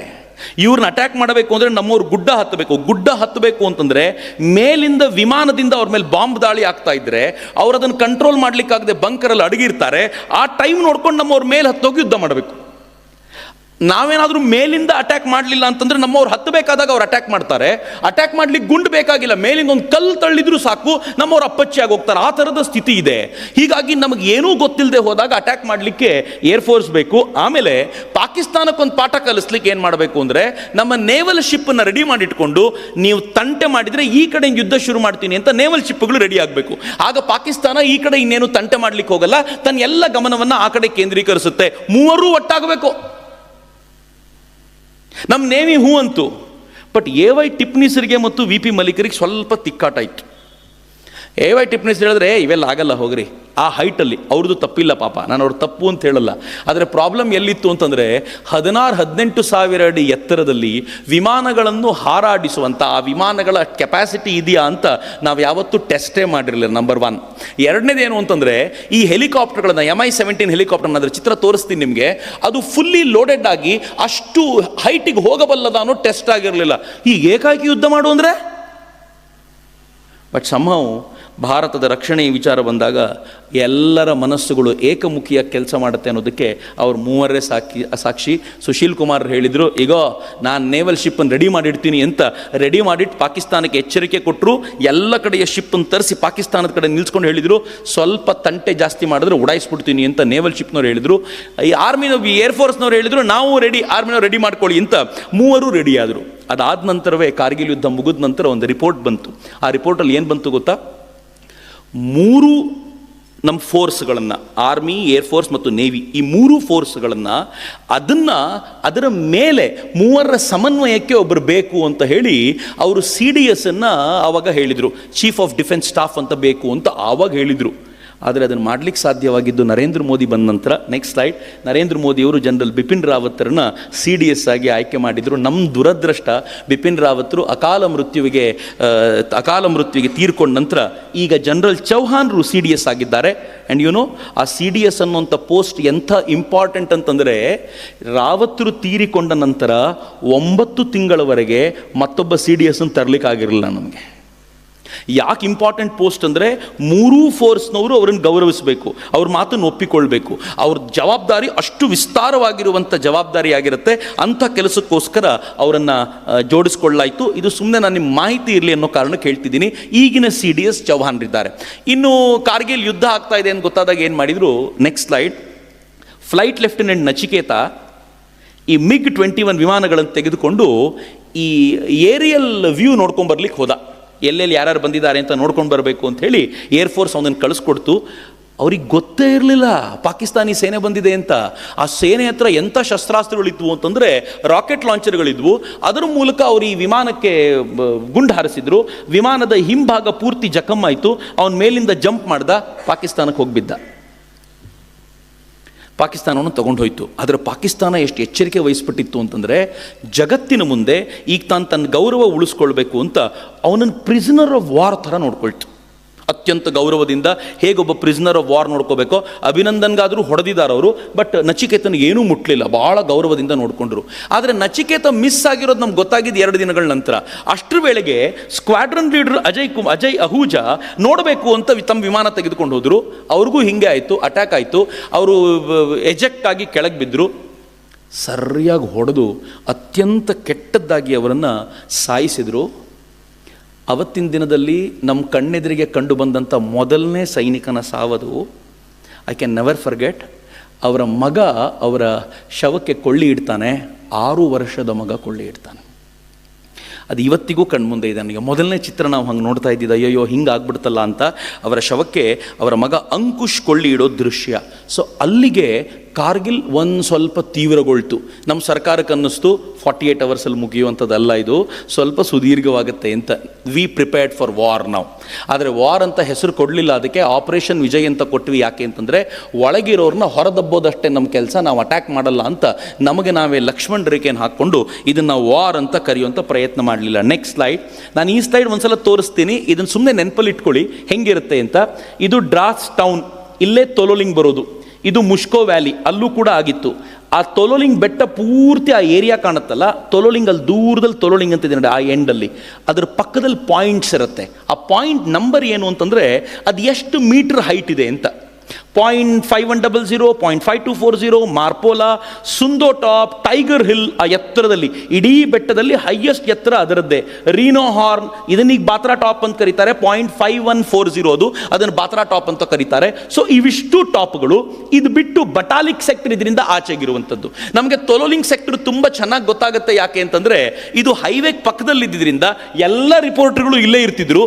ಏನು ನ್ಯೂಸ್ ಬಂದರೂ ತಕ್ಷಣಕ್ಕೆ ಸಿಗ್ತಾ ಇತ್ತು. ಹೀಗಾಗಿ ಈ ಏರಿಯಾ ತುಂಬ ಚೆನ್ನಾಗಿ ಈ ದೇಶ ಜನರಿಗೆ ಆನಂತರ ಗೊತ್ತಾಗುವಂಥ ಸ್ಥಿತಿ ಬಂತು. Next slide. ನೆಕ್ಸ್ಟ್ ಹಿಂದಕ್ಕೆ ಬಾ. ಇದು ಸುಮ್ಮನೆ ನಿಮ್ಗೆ ಗೊತ್ತಿರಲಿ ಅಂತ. ಬೆಟ್ಟದ ಕೆಳಗೆ ಈ ರೋಡ್ ಮಧ್ಯದಲ್ಲಿ ಕಾಣುತ್ತೆ. ಅದ್ರ ಕೆಳಗೆ ಒಂದು 2000 ಅಡಿ ಕೆಳಗಡೆ ನದಿ ಹರಿಯುತ್ತೆ. ಬಸ್ ಏನಾದರೂ ಸರಿಯಾಗಿ ದಾರಿ ಕಾಣದೆ ಬಿತ್ತು ಅಂತಂದರೆ ನೀವೇನು ಜನರನ್ನು ಎತ್ತೋದೆಲ್ಲ ಮರ್ತೇ ಹೋಗ್ಬಿಡಿ. ಆ ಬಿದ್ದು ಬಸ್ಸಿನ ಸಮೇತ ಅವ್ರು ಹೋಗೇ ಬಿಟ್ರು ಅಂತ ಅರ್ಥ. ಆ ಥರದ ಪರಿಸ್ಥಿತಿ ಅದು. ಮೇಲೆ ಇಷ್ಟು ಎತ್ತರದ ಬೆಟ್ಟ, ಸ್ವಲ್ಪ ಎಡವಿ ಬಿದ್ದರೆ ಅಥವಾ ರಸ್ತೆ ಕಾಣದೆ ಬಿದ್ದರೆ ಕೆಳಗಡೆ ಪ್ರಪಾತವೇ, ಮುಗಿತು ಕತೆ ಅಂತ. ನನ್ನ ಸೈನಿಕ ಹೋರಾಟದ ಶೈಲಿ ಹಿಂಗಿತ್ತು ಅಂತ. ನೆಕ್ಸ್ಟ್ 18 ಗ್ರೆನೇಡಿಯರ್ನ ತೊಲೋಲಿಂಗ್ ಅಟ್ಯಾಕ್ ಮಾಡಲಿಕ್ಕೆ ಅಂತ ಕಳಿಸಿದ್ರು. LMG ಟೀಮನ್ನು ತೆಗೆದುಕೊಂಡು ಹೋದವರು ಮೇಜರ್ ರಾಜೇಶ್ ಅಧಿಕಾರಿ ಅಂತ. ಮೇಜರ್ ರಾಜೇಶ್ ಅಧಿಕಾರಿಗೆ ನಮ್ಮ ಹತ್ರ ಯಾವ ಇನ್ಫಾರ್ಮೇಷನು ಇರಲ್ಲ, ತೊಗೊಂಡು ಹೋದರು ಗುಡ್ಡ ಅಟ್ಯಾಕ್ ಮಾಡಬೇಕು ಅಂತ. 2 ಬಂಕರ್ಗಳ ಮೇಲೆ ತೀವ್ರ ಥರದ ಅಟ್ಯಾಕ್ ಮಾಡಿ ಆ ಗುಡ್ಡವನ್ನು ಪೊಸಿಷನ್ನಿಗೆ ಹೋಗಿ ಅಲ್ಲಿಂದ ಅಟ್ಯಾಕ್ ಮಾಡಿ ಆ ಬಂಕರ್ಗಳನ್ನು ಧ್ವಂಸಗೊಳಿಸಿದರು. ಖುಷಿ ಪಡುವಷ್ಟು ಹೊತ್ತಿಗೆ 3ನೇ ಬಂಕರಿಂದ ಬಂದ ಗುಂಡು ಮೇಜರ್ ರಾಜೇಶ್ ಅಧಿಕಾರಿಯ ದೇಹವನ್ನು ಛಿದ್ರಗೊಳಿಸ್ತು. ಮೇಜರ್ ರಾಜೇಶ್ ಅಧಿಕಾರಿ ಯಾಕೆ ತುಂಬ ಆ ಸಂದರ್ಭದಲ್ಲಿ ಇದಾಯಿತು ಅಂತಂದರೆ, ಮೇಜರ್ ರಾಜೇಶ್ ಅಧಿಕಾರಿ ಯುದ್ಧಕ್ಕೆ ಹೋಗಬೇಕಾದ್ರೆ ಪೋಸ್ಟ್ಮನ್ ಬಂದು ಲೆಟ್ರ್ ಕೊಟ್ಟ ಅವ್ರಿಗೆ. ಅಡ್ರೆಸ್ಸಲ್ಲಿ ಹೆಂಡತಿ ಹೆಸರಿತ್ತು. ಲೆಟ್ರ್ ಓದಲಿಲ್ಲ ಪುಣ್ಯಾತ್ಮ. ಕೇಳ್ದ ಪಕ್ಕದಲ್ಲಿದ್ದವನು, ಯಾಕೆ ಓದ್ತಾ ಇಲ್ಲ ಅಂತ. ಓದ್ಬಿಡು ಅಂತ ಹೇಳ್ದ. ಈಗ ಯುದ್ಧಕ್ಕೆ ಹೋಗ್ತಾ ಇದ್ದೀನಿ, ಗಲಾಟೆ ನಡುವೆ ಹೆಂಡತಿ ಲೆಟ್ರ್ ಓದಬಾರ್ದು, ಬಹಳ ಬೇಗ ಶಾಂತಿ ಸಿಗುತ್ತಲ್ಲ, ಅದಾದಮೇಲೆ ಓದ್ತೀನಿ ಅಂತ ಜೇಬಲ್ಲಿ ಇಟ್ಕೊಂಡು ಹೋದವನು ಶಾಂತಿಯ ಸ್ಥಿತಿಯಲ್ಲಿ ಓದೋ ಪ್ರಮೇಯವೇ ಬರಲಿಲ್ಲ. ಅವನ ದೇಹ ಛಿದ್ರ ಆಗೋಯ್ತು. ಜೊತೆಲಿದ್ದವ್ರಿಗೆ ತುಂಬ ಗಾಬರಿ ಆಯಿತು. ಆ ದೇಹವನ್ನು ಅಲ್ಲಿಂದ ಮುಟ್ಲಿಕ್ಕೂ ಪಾಕಿಸ್ತಾನಿಯರು ಬಿಡಲಿಲ್ಲ. ಇದು ಮಾನಸಿಕವಾದ ಅಟ್ಯಾಕ್. ಇದು ಸೈನ್ಯದಲ್ಲಿ ಸುಲಭ ಇಲ್ಲ ರೀ, ಬರೀ ಗುಂಡಿನ ದಾಳಿ ಅಷ್ಟೇ ನಡೆಯಲ್ಲ. ಹೆಂಗೆ ದಾಳಿ ಮಾಡ್ತಾರೆ ಗೊತ್ತಾ? We had produce INSAS rifles. INSAS rifles ಏನು ಮಾಡುತ್ತೆ ಗೊತ್ತಾ? ಕೊಲ್ಲಲ್ಲ, ಅರ್ಧ ಸಾಯಿಸುತ್ತೆ. ಯಾಕೆ ಅರ್ಧ ಸಾಯಿಸೋದು ಅಂತಂದರೆ, ಅರ್ಧ ಸತ್ತಾಗ ಸೈನಿಕ ಚೀರಾಡ್ತಿರ್ತಾನಲ್ಲ, ಅದು ಉಳಿದ ಸೈನಿಕರ ಮನೋಬಲವನ್ನು ಕಸಿಯುತ್ತೆ. ಹೇಗಾದರೂ ಮಾಡಿ ಅವನನ್ನು ಅಲ್ಲಿಂದ ಕರ್ಕೊಂಡು ಬಂದು ಅವನಿಗೆ ಏನಾದರೂ ಕೊಡಬೇಕು ಅಂತ ಒದ್ದಾಡ್ತಿರ್ತಾನೆ. ಅವ್ರು ಬರಲಿ ಅಂತ ಎದುರಿಗಳ ಶತ್ರು ಕಾಯ್ಕೊಂಡು ಕೂತಿರ್ತಾನೆ, ಬಂದರೆ ಇವನು ಹೊಡಿಯೋಣ ಅಂತ. ಆ ಕೂಗಾಟ ಅರ್ಚಾಟ ಕೇಳಲಿಕ್ಕಾಗಲ್ಲ ಅಂತ. ಪಾಕಿಸ್ತಾನಿಯರು ಹಾಗೆ. ಈ ಬಾಡಿಯನ್ನು ಅಲ್ಲಿ ಬಿದ್ದಿತ್ತಲ್ಲ, ನಮ್ಮ ದೇಶ ಸೈನಿಕನಿಗೆ ಅದೊಂದಿದೆ. ಒಬ್ಬ ಸೈನಿಕನಿಗೆ ಏಟ್ ಬಿದ್ದರೆ ಮೊದಲ ಪ್ರಯಾರಿಟಿ ಅವನನ್ನು ಇವ್ಯಾಕ್ಯುಯೇಟ್ ಮಾಡಿ ತಂದು ಅವನನ್ನು ಡೈರೆಕ್ಟ್ ತಲುಪಿಸಬೇಕು. ಆದರೆ ಅವ್ರ ಬಾಡಿಯನ್ನು, ತಮ್ಮ ಲೀಡರ್ನ ಬಾಡಿಯನ್ನು ತರಲಿಕ್ಕಾಗದೆ ಸೈನಿಕರು ಅನೇಕ ದಿನಗಳ ಕಾಲ ಒದ್ದಾಡಿದರು. ಅವ್ರ ಬಗ್ಗೆ ಹೇಳ್ತಾರಲ್ಲ, ವಾಪಸ್ ಡೆಡ್ ಬಾಡಿ ಬಂದಾಗ ಹೆಂಡತಿ ಲೆಟರ್ ಸಮೇತ ಬಂದಿತ್ತಂಥದ್ದು. ಅವನ ಹೆಂಡತಿ ಮನೆಯಲ್ಲಿ ಗಂಡನ ಶವವನ್ನು ನೋಡಿ, ನನ್ನ ಪತ್ರವನ್ನು ಓದದೆ ಹೋಗ್ಬಿಟ್ರಲ್ಲ ಅವರು, ನನ್ನ ಪತ್ರವನ್ನು ಓದಿದರೆ ಇನ್ನೂ ಸ್ವಲ್ಪ ಖುಷಿಯಾಗಿ ಹೋಗಿರ್ತಿದ್ರು. ಯಾಕೆ ಅಂತಂದರೆ, ನಾನು ಆ ಪತ್ರದಲ್ಲಿ ಗೋಳು ಹೊಯ್ಕೊಂಡಿರಲಿಲ್ಲ. ನೀವು ಅಕಸ್ಮಾತ್ ಯುದ್ಧದಲ್ಲಿ ತೀರ್ಕೊಂಡ್ರೆ ನಾನು ನಿಮ್ಮ ಮಗುನ ಕಾರ್ಗಿಲ್ ಭೂಮಿಯನ್ನು ತೋರಿಸಿ ನಿಮ್ಮಪ್ಪ ಇಲ್ಲೇ ತೀರ್ಕೊಂಡಿದ್ದು ಅಂತ ತೋರಿಸ್ತೀನಿ ಅಂತ ಬರೆದಿದ್ದೆ. ಅವ್ರು ಆ ಲೆಟ್ರ್ ಓದಲೇ ಇಲ್ಲ, ನನ್ನ ಮೇಲೆ ಅನುಮಾನ ಇದ್ದಿರಬೇಕು ಅವರಿಗೆ ಅಂತ ಅವಳು ಹೇಳ್ತಾಳಲ್ಲ. ಅದು ಬಹಳ ವಿಶೇಷವಾಗಿರುವಂಥ ಘಟನೆ ಆ ಕಾಲದಲ್ಲಿ. ಬಟ್ ಮಿತ್ರ, ಎಂಥ ಆಶ್ಚರ್ಯ ಅಂತಂದರೆ, ವಿ ಹ್ಯಾವ್ ರಾ with us research and analysis wing. ನಮ್ಮ ಹತ್ರ IB ಇದೆ, ಇಂಟೆಲಿಜೆನ್ಸ್ ಬ್ಯೂರೋ ಇದೆ. ಮಿಲಿಟ್ರಿಗೆ ಅದರದೇ ಆದ ಮಿಲಿಟ್ರಿ ಇಂಟೆಲಿಜೆನ್ಸ್ ಇದೆ. ಮಿಲಿಟ್ರಿ ಇಂಟೆಲಿಜೆನ್ಸ್ ಭೂಸೇನೆಗಾದರೆ ಅದರದ್ದೇ, ಏರ್ಫೋರ್ಸ್ಗೂ ಇದೆ, ನೇವಿಗೂ ಅವರವರದೇ ಇಂಟೆಲಿಜೆನ್ಸ್ ಡಿಪಾರ್ಟ್ಮೆಂಟ್ ಇದೆ. ಯಾವ ಡಿಪಾರ್ಟ್ಮೆಂಟ್ ಅವ್ರಿಗೂ ಪಾಕಿಸ್ತಾನಿಯರು ಬಂದಿದ್ದಾರೆ ಅಂತ ಗೊತ್ತೇ ಆಗಲಿಲ್ಲ ರೀ. ಐ ವಂಡರ್, ನನಗೆ ಈಗಲೂ ಅದು ಅರ್ಥ ಆಗಲ್ಲ, ಹೆಂಗೆ ಸಾಧ್ಯ ಆಯ್ತಿದ್ದು ಅಂತ. ಬರೀ ಬಂದಿರೋದಷ್ಟೇ ಅಲ್ಲ, ಬರೀ ಕೂತಿರೋದಷ್ಟೇ ಅಲ್ಲ. Next slide. ಇದನ್ನು ಬಂಕರ್ಸ್ ಅಂತ ಕರೀತಾರೆ, ಅದನ್ನು ಸಂಗರ್ ಅಂತ ಕರೀತಾರೆ. ಸಂಗರ್ ಅಂದರೆ ಬರೀ ಕಲ್ಲುಗಳನ್ನು ಒಂದು ಸಣ್ಣ ಕೋಟೆ ಥರ ಜೋಡಿಸ್ಕೊಂಡು ಬಿಡ್ತಾರೆ. ಬಂಕರ್ ಹಂಗಲ್ಲ, ಕಾಂಕ್ರೀಟ್ ಕಟ್ಟಡ ಅದ. ಅವರು ಗುಡ್ಡ ಹತ್ತಿ ಬಂಕರ್ಗಳನ್ನು ನಿರ್ಮಾಣ ಮಾಡ್ಕೊಂಡಿದ್ರು. ಸಂಗರ್ಗಳನ್ನು ಫೈನ್, ಐ ಅಗ್ರಿ, ಮಾಡ್ಕೊಂಡ್ಬಿಡ್ಬೋದು. ಬಟ್ ಅದು ಇದು ನಮ್ಮ ಪ್ಯಾಂಗಾಂಗ್ ಲೇಕಿನ ಪಕ್ಕದ ಸಂಗರ್, ಅದು ಅದರದೇ ಸಂಗರ್ ಅಲ್ಲ. ಬಟ್ ಸ್ಟಿಲ್ ಸಂಗರ್ಗಳನ್ನು ಹೆಂಗೆ ಬೇಕಿದ್ರು ನಿರ್ಮಾಣ ಮಾಡ್ಕೋಬೋದು. ಬಟ್ ಬಂಕರ್ ಸ್ಟ್ರಾಂಗ್ ಆಗಿ ಬಿಲ್ಡ್ ಮಾಡ್ಕೋಬೇಕು. ಈ ಬಂಕರ್ ಮೇಲೆ ನೀವು ಯಾವ ಥರದ ಅಟ್ಯಾಕ್ ಮಾಡಿದ್ರು ಒಳಗಿರೋರಿಗೆ ಏನೂ ಆಗಲ್ಲ. ಏರ್ ಸ್ಟ್ರೈಕ್ ಮಾಡಿತ್ತಲ್ಲ ಭಾರತ, ಅದು ಇದೇ ಥರದ ಸ್ಟ್ರಕ್ಚರ್ಗಳನ್ನು ನಾಶ ಮಾಡಿದ್ದು. ಅದಕ್ಕೆ ಯೂಸ್ ಮಾಡಿದ ಬಾಂಬ್ ಯಾವ್ದು ಗೊತ್ತಾ? ಸ್ಪೈಸ್ 2000 ಅಂತ ಇಸ್ರೇಲಿನ ಬಾಂಬನ್ನು ಯೂಸ್ ಮಾಡಿದ್ದು. ಈ ಬಾಂಬನ್ನು ಏನು ಮಾಡ್ತಿತ್ತು ಅದು ಅಂತಂದರೆ, ಅದು ಕಾಂಕ್ರೀಟ್ ಮೇಲೆ ಬಿದ್ದು ಕಾಂಕ್ರೀಟನ್ನು ಮೊದಲು ಕೊರಿತಿತ್ತು, ಗೊತ್ತಾಗ್ತಿರಲಿಲ್ಲ ಯಾರಿಗೂ. ಕೊರೆದ ನಂತರ ಒಳಗೋಗಿ ಬಾಂಬ್ ಬ್ಲಾಸ್ಟ್ ಆಗ್ತಿತ್ತು, ಒಳಗಿದ್ದವ್ರು ಸಾಯ್ತಿದ್ರು. ಬರೀ ಮೇಲೆ ಬ್ಲಾಸ್ಟ್ ಆದರೆ ಒಳಗಿದ್ದವ್ರಿಗೆ ಬಹುತೇಕ ಅಪಾಯ ಆಗೋದಿಲ್ಲ. ಈ ಬಂಕರ್ಗಳು ಹಾಗೆ. ಅವ್ರು ಅಂಥ ಬಂಕರ್ಗಳನ್ನು ರೆಡಿ ಮಾಡಿಕೊಂಡು ಅವರು ಕೂತಾಗಿತ್ತು. ಅಂಥ ಸಂದರ್ಭದಲ್ಲಿ ಭಾರತ ಡಿಸೈಡ್ ಮಾಡಿ ಅಟ್ಯಾಕ್ ಮಾಡಬೇಕು ಅಂತ. ಇವ್ರಿಗೆ ಅಟ್ಯಾಕ್ ಮಾಡಲಿಕ್ಕೆ ಕೆಳಗಡೆಯಿಂದ ಮಾಡಿದ್ರೆ ಆಗೋದಿಲ್ಲ ಅಂತ ವಾಯುಸೇನೆಯನ್ನು ಬಳಸಿದ್ರು. 2 ಅತ್ಯಂತ ಪ್ರಮುಖ ವಿಮಾನಗಳನ್ನು ನೆನಪಿಟ್ಕೊಳ್ಬೇಕಾಗಿರೋದು, ಅದನ್ನು ಕ್ಯಾನ್ಬೆರ್ರಾ ಅಂತ ಕರೀತಾರೆ. ಕ್ಯಾನ್ಬೆರ್ರಾ ವಿಮಾನದ ಕೆಲಸ ಏನು ಗೊತ್ತಾ, ಅದು ಬಾಂಬಿಂಗ್ ಮಾಡೋದಿಲ್ಲ, ಅದು ಸರ್ವೇಲೆನ್ಸ್ ವಿಮಾನಗಳು. ಸರ್ವೇಲೆನ್ಸ್ ಅಂದರೆ ಏನು ಮಾಡ್ತದೆ, ಕ್ಯಾಮ್ರಾ ಇರುತ್ತೆ, ಅದು 22 ಸಾವಿರ ಅಡಿ ಎತ್ತರದಲ್ಲಿ ಹಾರಾಡ್ತಾ ತನ್ನ ಹತ್ರ ಇರುವ ಕ್ಯಾಮ್ರಾದಿಂದ ಟೋಟಲ್ ಪಿಕ್ಚರ್ನ ತಂದುಕೊಡುತ್ತೆ. ಯಾರಿದ್ದಾರೆ, ಎಲ್ಲಿ ಬಂಕರು, ಎಲ್ಲಿ ಸಂಗರು, ಎಷ್ಟು ಜನ ಇದ್ದಿರ್ಬೋದು ಅನ್ನೋ ಅಂದಾಜನ್ನು ಮಾಡ್ಕೊಳ್ಳಿಕ್ಕೆ ಕ್ಯಾನ್ಬೆರಾ ಆಗುತ್ತೆ. ಥ್ಯಾಂಕ್ಸ್ ಟು ಕ್ಯಾನ್ಬೆರಾ ಅದರ ಇಮೇಜಸ್ ಬಂದ ಮೇಲೆ ನಮ್ಗೆ ಗೊತ್ತಾಗಿದ್ದು ಪಾಕಿಸ್ತಾನ ಇಸ್ ವೆಲ್ ಪ್ರಿಪೇರ್ಡ್ ಅಂತ. ಅಲ್ಲಿವರೆಗೂ ನಮ್ಗೆ ಗೊತ್ತಿರಲಿಲ್ಲ. ಈ ಕ್ಯಾನ್ಬೆರಾದ ಕಥೆಯು ಭಾಳ ರೋಚಕವಾದ್ದು. ಕ್ಯಾನ್ಬೆರಾಕ್ಕೆ ಇದು ಹೋಗಬೇಕಾದಾಗ ಒಂದು ಬಾಂಬ್ ಬಂದು ಬಡಿತು, ಅದಕ್ಕೆ ಒಂದು ರಾಕೆಟ್ ಲಾಂಚರ್ನಿಂದ ಹಾರಿಸಿದ ಬಾಂಬ್ ಬಂದು ಬಡಿತು, ಇದರ ರೈಟ್ ಬಾಡಿಗೆ ಬಡಿತು. ಜೊತೆಯಲ್ಲಿದ್ದವರಿಗೆ ತಕ್ಷಣ ಇನ್ಫಾರ್ಮೇಷನ್ ಬಂತು, ತಕ್ಷಣ ಇವ್ಯಾಕ್ಯುಯೇಟ್ ಮಾಡಿ ನೀವು ಎಜೆಕ್ಟ್ ಮಾಡಿ ಜಂಪ್ ಮಾಡಿಬಿಡಿ ಅಂತ. ಅವರೇನೋ ಬಂಡ ಧೈರ್ಯದ ಮೇಲೆ ಏನೂ ಆಗಿಲ್ಲ ಅಂತ ಬಲಭಾಗಕ್ಕೆ ಎಡಭಾಗಕ್ಕೆ ನೋಡಿದ್ರು, ಎಡಭಾಗದಲ್ಲಿ ಏನೂ ಆಗಿರಲಿಲ್ಲ, ಸುಮ್ಮನೆ ಜಂಪ್ ಮಾಡ್ತಿದ್ವಲ್ಲ ಅಂಥೇಳಿ ಒಂದು ಭಾಗ ಪೂರ್ತಿ ಭಸ್ಮವಾಗಿದ್ದ ಆ ಇಂಜಿನಲ್ಲಿ ಗೊತ್ತೇ ಆಗಲಿಲ್ಲ ಅವ್ರಿಗೆ. ಎಳಿತಾಯ್ತು ಒಂದು ಕಡೆ ವಿಮಾನ, ಅದನ್ನು ಹಾಗೆ ತಂದು ಕೆಳಗೆ ಇಳಿಸಿದ ಮೇಲೆ ಕೆಳಗೆ ಇಳಿದು ನೋಡ್ತಾ ರೈಟ್ ಸೈಡೇ ಇಲ್ಲ. ನಮ್ಮ ಸೈನಿಕರನ್ನ ನಾನು ಯಾಕೆ ಹ್ಯಾಟ್ಸ್ ಆಫ್ ಅಂತ ಕರಿತೀನಿ ಅಂದರೆ ಈ ಕಾರಣಕ್ಕೋಸ್ಕರ. ಮಿತ್ರ, ಈ ದೇಶದ ಸೈನಿಕ ಬಳಿ ಒಬ್ಬ ಸಾಮಾನ್ಯ ಇಂಜಿನಿಯರ್, ಸೈನ್ಯದಲ್ಲಿರುವ ಇಂಜಿನಿಯರು ಕೂಡ ಸಾಮಾನ್ಯನಲ್ಲ. ಸಿಯಾಚಿನ್ ಮೇಲೆ ಹೆಲಿಕಾಪ್ಟರ್ ತೊಗೊಂಡೋಗಿ ಇಳಿಸ್ತಾರಲ್ಲ, ನಮ್ಮ ಮನೆಯಲ್ಲಿ ಈಗ ಬೈಕ್ ನಿಲ್ಲಿಸಿರ್ತೀವಲ್ಲ, ಈ ಚಳಿಯಲ್ಲಿ ನಾಳೆ ಬೆಳಗ್ಗೆ ಸ್ಟಾರ್ಟ್ ಆಗಲ್ಲ. ಅಂಥದ್ರಲ್ಲಿ -50°C ಹೆಲಿಕಾಪ್ಟರ್ ಇಳಿಸ್ತಾರಲ್ಲ, ಅದು ಆಫ್ ಮಾಡಿದ್ರೆ ಮತ್ತೆ ಆನ್ ಆಗಲ್ಲ. ಬಟ್ ನಮ್ಮ ಇಂಜಿನಿಯರ್ಸು ಅಲ್ಲಿ ಹಾಳಾಗಿರುವಂಥ ಹೆಲಿಕಾಪ್ಟರ್ನ ರಿಪೇರಿ ಮಾಡಿ ವಾಪಸ್ ಕಳಿಸ್ಕೊಡ್ತಾರೆ. ಈ ದೇಶದ ಇಂಜಿನಿಯರ್ಸ್ ಕೂಡ, ಸೈನ್ಯದಲ್ಲಿರುವ ಇಂಜಿನಿಯರ್ಸು ಕೂಡ ಅಷ್ಟು ಅದ್ಭುತ. ಅದಕ್ಕೆ ಅವ್ರು ಹೇಳಿದ್ರಲ್ಲ, ಒಬ್ಬ ಅಗ್ನಿವೀರಾಗಿ ಒಂದು ಯೋಜನೆಯಲ್ಲಿ ಜಾಯಿನ್ ಆಗ್ತಾನೆ ಅಂತಂದರೆ ಹೆಮ್ಮೆ ಪಡಬೇಕು. ಯಾಕೆ ಅಂತಂದರೆ, ಯಾವುದನ್ನು ನನ್ನ ದೇಶದ ಯಾವ ಇಂಜಿನಿಯರಿಂಗ್ ಕಾಲೇಜು ಕಲಿಸೋದಿಲ್ವೋ 4 ವರ್ಷದಲ್ಲಿ ಭಾರತೀಯ ಸೇನೆ ಅದಕ್ಕೆ ಪ್ರಿಪೇರ್ ಮಾಡುತ್ತೆ ಅವನನ್ನು. ಅದು ಖುಷಿ ಪಡಬೇಕಾಗಿರುವಂಥ ಸಂಗತಿ. ಆದರೆ ದುರದೃಷ್ಟ ನಮ್ಮ ಜನ ಎಂತೆಂಥವರಿದ್ದಾರೆ ಏನೇನು ಹೇಳೋದು. MI-17 ನಾನು ಆಗಲೇ ಹೇಳಿದಂತೆ ಇದು ಮೊದಲ ಬಲಿಯಾಗಿದ್ದು. ಇದರ ಮೇಲೆ ಅಟ್ಯಾಕ್ ಆಗಿ ಇದು ಮೊದಲು ತಿರುಗಿ ಬಿದ್ದಂಥ MI-17 ಇದು ಫುಲ್ಲಿ ಲೋಡೆಡ್ ಆದಾಗ ಹಿಂಬದಿಯಿಂದ ಅಟ್ಯಾಕ್ ಮಾಡುತ್ತಿದ್ದು. ಹೀಗಾಗಿ ಕಷ್ಟ ಇದರಿಂದ ಅಟ್ಯಾಕ್ ಮಾಡಿಸೋದು. ಬಟ್ ಸ್ಟಿಲ್ ಫುಲ್ಲಿ ಲೋಡೆಡ್ ಆದಾಗ ಅಷ್ಟು ಎತ್ತರಕ್ಕೆ ಹೋಗುತ್ತಾ ಅಂತ ಡೌಟ್ ಇತ್ತು. ಬಟ್ MI-17 ಅತ್ಯಂತ ಸಮರ್ಥವಾಗಿ ಈ ಯುದ್ಧದಲ್ಲಿ ನಾವು ಬಳಸಲಿಕ್ಕೆ ಸಾಧ್ಯ ಆಯಿತು.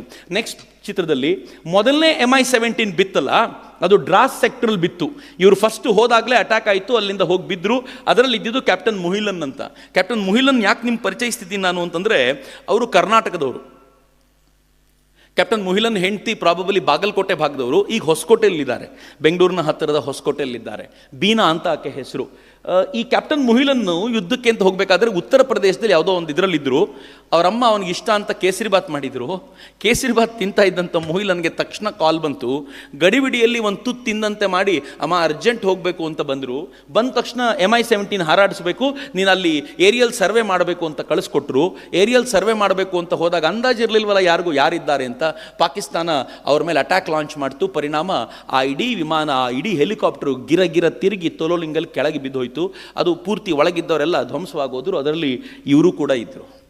ನಾನು ಯಾವಾಗಲೂ ನೆನಪಿಸ್ಕೊಳ್ತೀನಿ ಅದನ್ನು. ನಾನು ತುಂಬ ಬಾರಿ ಜಾಗೋ ಭಾರತದಲ್ಲಿ ಹೇಳುವಾಗ ಕಣ್ಣಲ್ಲಿ ನೀರು ಬರ್ತಿತ್ತು ನನಗೆ. ಒಂದೇ ತುತ್ತು ಕೇಸರಿಬಾತ್ ತಿಂದು ಹೋದ ಮಗ ಇನ್ನು ಜೀವಮಾನದಲ್ಲಿ ತಾಯಿ ಕೇಸರಿಬಾತ್ ಮಾಡಿರ್ಬೋದಾ ಮನೆಯಲ್ಲಿ ಅಂತ ನನಗೆ ಯಾವಾಗಲೂ ಅನ್ಸುತ್ತೆ. ಯಾವತ್ತಾದರೂ ಮಾಡಿರ್ಬೋದೇನ್ರಿ? ಆ ಕೇಸರಿಬಾತ್ ನೋಡಿದಾಗ ಆ ತಾಯಿಗೆ ತನ್ನ ಮಗ ಅಂತ ಅನ್ಸಲ್ವಾ ಅಂತ. ಬೀನಾ ಮೇಡಮ್ ಇದ್ದಾರೆ ಹೊಸಕೋಟೆಯಲ್ಲಿ, ಯಾವಾಗಲಾದರೂ ಸಿಗ್ತಾರೆ. ಬೀನಾ ಮೇಡಮ್ ಅವತ್ತಿನ ಸ್ಟೇಟ್ಮೆಂಟ್ ಎಂಥ ರೋಚಕವಾಗಿತ್ತು ಅಂತಂದರೆ, ನನ್ನ ಗಂಡ ಹೋಗಿದ್ದಕ್ಕೆ ದುಃಖ ಇದೆ, ಆದರೆ ನನ್ನ ಗಂಡ ಮಹತ್ವದ ಕಾರ್ಯಕ್ಕೋಸ್ಕರ ಪ್ರಾಣ ಕೊಟ್ಟ ಅನ್ನುವಂಥ ಹೆಮ್ಮೆ ಇದೆ ಅಂತ ಬೀನಾ ಮೇಡಮ್ ಹೇಳಿದರು ಅವತ್ತು. She is still there. ಭಾಳ ಸಂತೋಷದ ಸಂಗತಿ. ಈಗ ನಿಜವಾದ ಅಟ್ಯಾಕ್ ಶುರುವಾಯಿತು. ಈ ಕಡೆ ಏರ್ಫೋರ್ಸ್ಗೂ ಕೋಪ ಬಂದಿತ್ತು. They had loss their MI-17. ಅವ್ರದ್ದು ಕ್ಯಾನ್ಬೆರಾ ಹೋಗಿತ್ತು, ಸಿಕ್ಕಾಪಟ್ಟೆ ಕೋಪ ಬಂತು. ಅಕ್ಷರಶಃ ಯುದ್ಧ ಶುರುವಾಯಿತು. ಯುದ್ಧ ಶುರುವಾದಾಗ ಈಗ ನಾವು ಕಳಿಸಿದ್ದು ಕರ್ನಲ್ ವಿಶ್ವನಾಥರನ್ನು, ಅವ್ರ ಟೀಮನ್ನು. ಕರ್ನಲ್ ವಿಶ್ವನಾಥ್ ಮತ್ತು ಅವ್ರ ಟೀಮು .4590 ವಶಪಡಿಸ್ಕೊಳ್ಬೇಕು ಅಂತ ಹೋಯಿತು. ಕರ್ನಲ್ ವಿಶ್ವನಾಥರ ಆ ಟೀಮ್ ಹೋದಾಗ ಮೊದಲ 2 ಬಂಕರ್ಗಳನ್ನು ವಶಪಡಿಸ್ಕೊಂಡ್ರು. ಸೇಮ್ ಕೇಸ್ 3ನೇ ಬಂಕರನ್ನು ವಶಪಡಿಸ್ಕೊಂಡು ಅಲ್ಲಿರೋವಂಥವ್ರನ್ನ ಇವ್ಯಾಕ್ಯುಯೇಟ್ ಮಾಡಬೇಕು ಅಂತಾದಾಗ ಕರ್ನಲ್ ವಿಶ್ವನಾಥರ ದೇಹ ಪೂರ್ತಿ ಜರ್ಜರಿತವಾಯಿತು. ಅವ್ರ ಬಾಡಿ ಮನೆಗೆ ಬಂತು.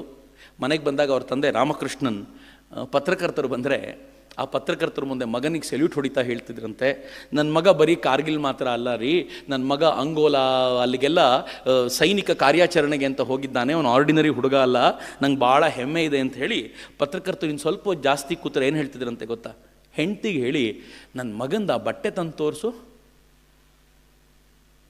ಅವನ ಬಟ್ಟೆ ತೊಗೊಂಬಂದರೆ ಅವ್ರು ಹೇಳ್ತಿದ್ರಂತೆ, ಇದೆಲ್ಲ ಕಣೆ ಸಾಯುವಾಗ ಹಾಕ್ಕೊಂಡಿದ್ನಲ್ಲ ಬಟ್ಟೆ, ಅದು ತೊಗೊಂಬ, ಅದಕ್ಕೆಲ್ಲ ಹೋಲ್ಸ್ ಆಗಿದೆ, ತೂತಾಗೋಗಿದೆ, ಅವನಿಗೆ ಎಷ್ಟು ಗುಂಡು ಬಿದ್ದಿತ್ತು ಅಂತ ಗೊತ್ತಾಗತ್ತೆ, ತೊಗೊಂಬ ಆ ಬಟ್ಟೆನ ಅಂತ. ಮಿತ್ರ, ಈ ಥರದ ಎಷ್ಟು ಕಥೆಗಳು ಗೊತ್ತಾ? ಪ್ರತಿಯೊಬ್ಬ ಸೈನಿಕನ ಫ್ಯಾಮಿಲಿ ಕೂಡ ಈ ಥರದ ಎಷ್ಟು ದುಃಖಗಳನ್ನು ಆ ಸಂದರ್ಭದಲ್ಲಿ ಅನುಭವಿಸಿತ್ತು ಅಂತಂದರೆ, ಆದರೆ ಆ ದುಃಖವನ್ನು ಅವ್ರು ಯಾರೂ ತೋರಿಸ್ಕೊಳ್ಳಿಲ್ಲ. ಇಡೀ ದೇಶವನ್ನು ಅವರು ಕಟ್ಟಲಿಕ್ಕೋಸ್ಕರ ಬೇಕಾಗಿರುವಂಥ ವ್ಯವಸ್ಥಿತವಾಗಿರುವಂಥ ಯೋಚನೆಯನ್ನು ಮಾಡಿದರು. ಅಲ್ಲಿಯವರೆಗೂ we never thought of these Bofors, ಇದು LMG ಮೆಷಿನ್ ಗನ್ಗಳು, ಬೋಫೋರ್ಸ್ ಬಗ್ಗೆ ಯೋಚನೆ ಮಾಡಿರಲಿಲ್ಲ. ನನ್ನ ಸೈನ್ಯ ಹೇಳ್ತು, ಇದು ಪಾಕಿಸ್ತಾನಿ ಸೈನಿಕರು, ನಾವು ಸುಮ್ಮನೆ ಹೋಗಿ ಅಲ್ಲಿ ನಿಂತ್ಕೊಂಡು ಅಟ್ಯಾಕ್ ಮಾಡಿದ್ರೆ ಆಗಲಿಲ್ಲ, ನಮಗೆ ಕವರಿಂಗ್ ಫೈರ್ ಆಗಿ ಬೋಫೋರ್ಸ್ ಬೇಕು ಅಂತ ನೆಕ್ಸ್ಟ್ ಬೋಫೋರ್ಸ್ ಗನ್ಗಳನ್ನು ತರಿಸಲಾಯಿತು. ಬೋಫೋರ್ಸ್ ಗನ್ಗಳನ್ನು ಅಲ್ಲಿ ಇಳಿಸಿ ಅದರ ಮೇಲೆ ಅಟ್ಯಾಕ್ ಮಾಡಬೇಕು. ಈ ಅಟ್ಯಾಕ್ ಪೊಸಿಷನ್, ನಾನು ಸುಮ್ಮನೆ ಸೈನ್ಯದ ಕೆಲವೊಂದು ಪರಿಭಾಷೆ ನಿಮಗೆ ಎಕ್ಸ್ಪ್ಲೈನ್ ಮಾಡ್ತೀನಿ. ಇದು ನೋಡಿ 65 ಡಿಗ್ರಿಗಿಂತ ಮೇಲಿದೆ, ಅದು 45 ಡಿಗ್ರಿಲಿದೆ. 45 ಡಿಗ್ರಿಲಿದ್ದಾಗ ದೂರದಲ್ಲಿ ನಿಲ್ಸಿ ಅಟ್ಯಾಕ್ ಮಾಡ್ತಾರೆ. ದೂರದಲ್ಲಿ ನಿಲ್ಸಿ ಅಟ್ಯಾಕ್ ಮಾಡಿದ್ರೆ ಸ್ವಲ್ಪ ದೂರಕ್ಕೆ ಹೋಗುತ್ತೆ, ಮತ್ತು ಫ್ಲೈಟ್ ಹೆಂಗಿರುತ್ತೆ ಅಂತಂದರೆ ಈ ಗುಡ್ಡ ಬಿಟ್ಟು ಆ ಗುಡ್ಡಕ್ಕೂ ಹೋಗಿ ಬಡಿಯಬಹುದು. ಇದು ಬುಡದಲ್ಲೇ ಇರುವಂಥದ್ದು. ನಾವು ಇಂಡೈರೆಕ್ಟ್ ಈ ಅಟ್ಯಾಕ್ ಮಾಡುವಾಗ ಪಾಕಿಸ್ತಾನಿಗೇನು ಸಮಸ್ಯೆ ಆಗ್ತಿರಲಿಲ್ಲ, ಎಲ್ಲೋ ಬಂದು ಹೋಗಿ ಬೀಳ್ತಿತ್ತು, ಅವ್ರಿಗೇನು ಪ್ರಾಬ್ಲಮ್ ಆಗ್ತಿರಲಿಲ್ಲ. ಆಗ ನಮ್ಮ ಸೇನೆ ಡಿಸೈಡ್ ಮಾಡ್ತು, ಪಾಕಿಸ್ತಾನಕ್ಕೆ ಇಂಡೈರೆಕ್ಟ್ ಅಟ್ಯಾಕ್ ಅಲ್ಲ, ಡೈರೆಕ್ಟ್ ಅಟ್ಯಾಕೇ ಆಗಬೇಕು, ಬೆಟ್ಟದ ಬುಡದಲ್ಲಿ ತೊಗೊಂಡೋಗಿ ಬೋಫೋರ್ಸ್ ನಿಲ್ಲಿಸ್ಕೊಳ್ಳೋಣ, ಇವರನ್ನು ಡೈರೆಕ್ಟಾಗಿ ಅಟ್ಯಾಕ್ ಮಾಡಬೇಕು ಅಂತ ಗುರಿ ಇಟ್ಟು ಹೊಡೆಯೋದಕ್ಕೆ ಬೇಕಾಗಿರುವ ವ್ಯವಸ್ಥೆನ ಅವ್ರು ಮಾಡಿಕೊಂಡ್ರು. ಈ ಬೋಫೋರ್ಸ್ನ ಹೆಂಗೆ ವರ್ಕ್ ಮಾಡುತ್ತೆ ಗೊತ್ತಾ?